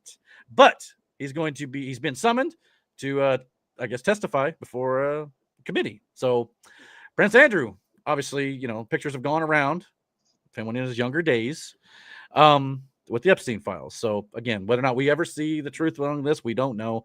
But they are at least people in the government who at least are attempting to at least make it appear they're looking into this. So that's just. Is that Rachel Chandler or Virginia? This is the infamous picture of the Duke with his alleged teenage sex victim, a bombshell email. I don't know who it is, to be honest with you. But yeah. But anyhow, this is Rachel Chandler. If it's Rachel, she's like one of the head bitches that run it. If it's Virginia, then she was the one that got killed recently while suicided. Whatever happened, she had a book that came out and told all about it. Oh, spill, yeah. She's either dead or in with sack. So yeah. So I started this whole political section with I missed the time when I didn't understand certain things in the world. Well, I may be old or getting there, but I got to see the world at least before it went to shit. So that's always fun. What do you think? I know Brandon misses the good old days. I know I do too. I think everybody who's older kind of does, because the older you get, the more you see it. But we're really in the mix of the crap. Hey, I may be the youngest in the podcast at the moment, but yeah, I miss the good old days too. Newer, but even those were fucked up. Yeah, we just didn't know it. Could have been better. Well, the internet didn't exist, so we were oblivious to all this. Now it's like, I mean, the health crisis started long before that, and like I watched so many family members die of cancer and shit that probably could have never happened, because if the healthcare people that we, you know, trusted for years and years and years would have actually been doing stuff to help instead of make permanent customers, then and that's a whole nother thing. It's like it's a whole drug ring. I've said that many times too, and it's just sick. I know this again. Can you see why now I started this saying it's been a week for me? It's just like I'm just kind of over the crap. And to be honest, I think the American people are over it too. You see all these videos now, it's like these crap idiots in Congress, this, that, can't do nothing. It's like, it's not hard, but people are fed up to here. That's why Trump got elected. You wonder how Trump got elected? That's why. Simple as that. I know I'm preaching to the choir, but hopefully somebody out there will hear it. But anyway, that's our show for tonight. So it's been a little bit, it's definitely longer than normal, but we had a lot to talk about. So we're all good. I know. I kind of felt like putting this together. I was like, this might be a little bit of a sticky one. I think we came out the other side okay, though. I think that's good. If it's all love, I'm all for. Let's moving forward. When we say we can talk about whatever, I have no problem talking about it. I want us all to be good. I don't want us to have any. That's the thing. I mean, I just don't want. I don't want to feel like I'm forcing you to talk about something you don't want to, but I'm going to remind you that this is the Dragon's Den podcast, and when we created this, we were going to talk about everything, no matter how hard it was. Fair enough. And fair enough. I guess a part of me was just, like I said, I don't want our friendships or anything to be ruined from it, so I just need to put that like, okay, it's not going to happen. So we're going to take it. No, the friendship part of it, unless you're going to tell me that I brainwashed my kids into not being trans, then our friendship's fine. Okay. Well, I mean, that's I promise you that will never happen. Well, listen, I've ended a friendship over that. So as long as you don't say that, then we're good. Wow, that's not going to happen. And I will always respect your opinion. I'll always respect anything you have to say. As long as you do the same for me, we're good. Sounds like fake news. And when I come at you with what I have, I don't mean to make it sound like it's facts. I'm just presenting another side. And that's what I'm doing too. So I don't like to talk about religion. I'm telling you right now, I have not read one page of the Bible. Okay. And I don't think I ever will. But just because we can change that. No. But at the same time, she has free will, Aaron. Yeah. I don't have time to do it. And I'm not going to interpret it any differently than everybody else has already. Yeah. So now the book that I showed earlier, none of us have read that. No. You know, if a Bible is just a book, then maybe these other books have some answers too. And God works in mysterious ways, I've always believed too. And he can show his sovereignty and everything through other means as well, not just through the Bible. So sometimes it's just talking with friends and having experiences and things. God moves, in ways that we can't even fathom. So that's the way I've always believed. And I trust in him to call those people to him that he once called to him. And that's just the end of it. And he uses us to do that. I think that's where Aaron is when we disciple and all this sort of stuff. But at the end of the day, it'll be up to him. Give us a warning on what our use is. Because sometimes I piss people off and I think it's for the greater good, but I just don't know. Yeah. I like that's how I view it. Like that's a lot of for me. Yeah. And Slar put it like this. Remember that dragons breathe fire and we all felt the heat. Hey, that's okay. And again, I want us to challenge each other with like with the Marjorie Taylor Greene stuff tonight. My intent was not to be, say you're wrong about what you think about Marjorie Taylor Greene. It was let's challenge what you think about it. And let's have a rational discussion. And I want you to do that with me. If I say something that you like, Brandon did a few weeks ago, where I said something about we need to make all media can't lie and all this other stuff. He challenged me on my belief on that, and I understood his position. So that's what I want from this. And I think all that stuff that we talked about previously, as well as that, I think it'll make it a good show. So good. One more thing with Marjorie Taylor Greene. I think if she knew that she was going to be running for Congress one day, she probably would have turned or made different choices in her past life. True. But none of us really cared about politics until just a few years ago. So she had to make changes in her personal life to go ahead and fight for the country that she wants to save. She's not perfect. We all have our flaws. We all have our past and all this stuff.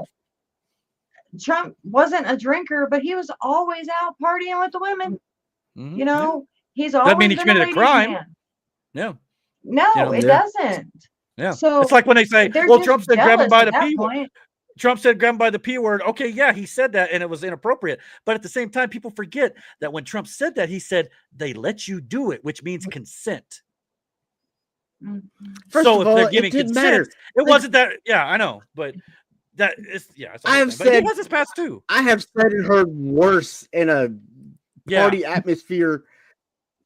Yeah, way worse. Anyway, so when he said it's locker room talk, that's exactly what he means. But yeah, but the point is, talk big game. everybody has a pass. Yeah, yeah. So at the end of the day, everybody's got a pass. And everybody in politics has got some sin in their life somewhere. I hate to tell you, you're not perfect either. Those of you who like to judge, you're not.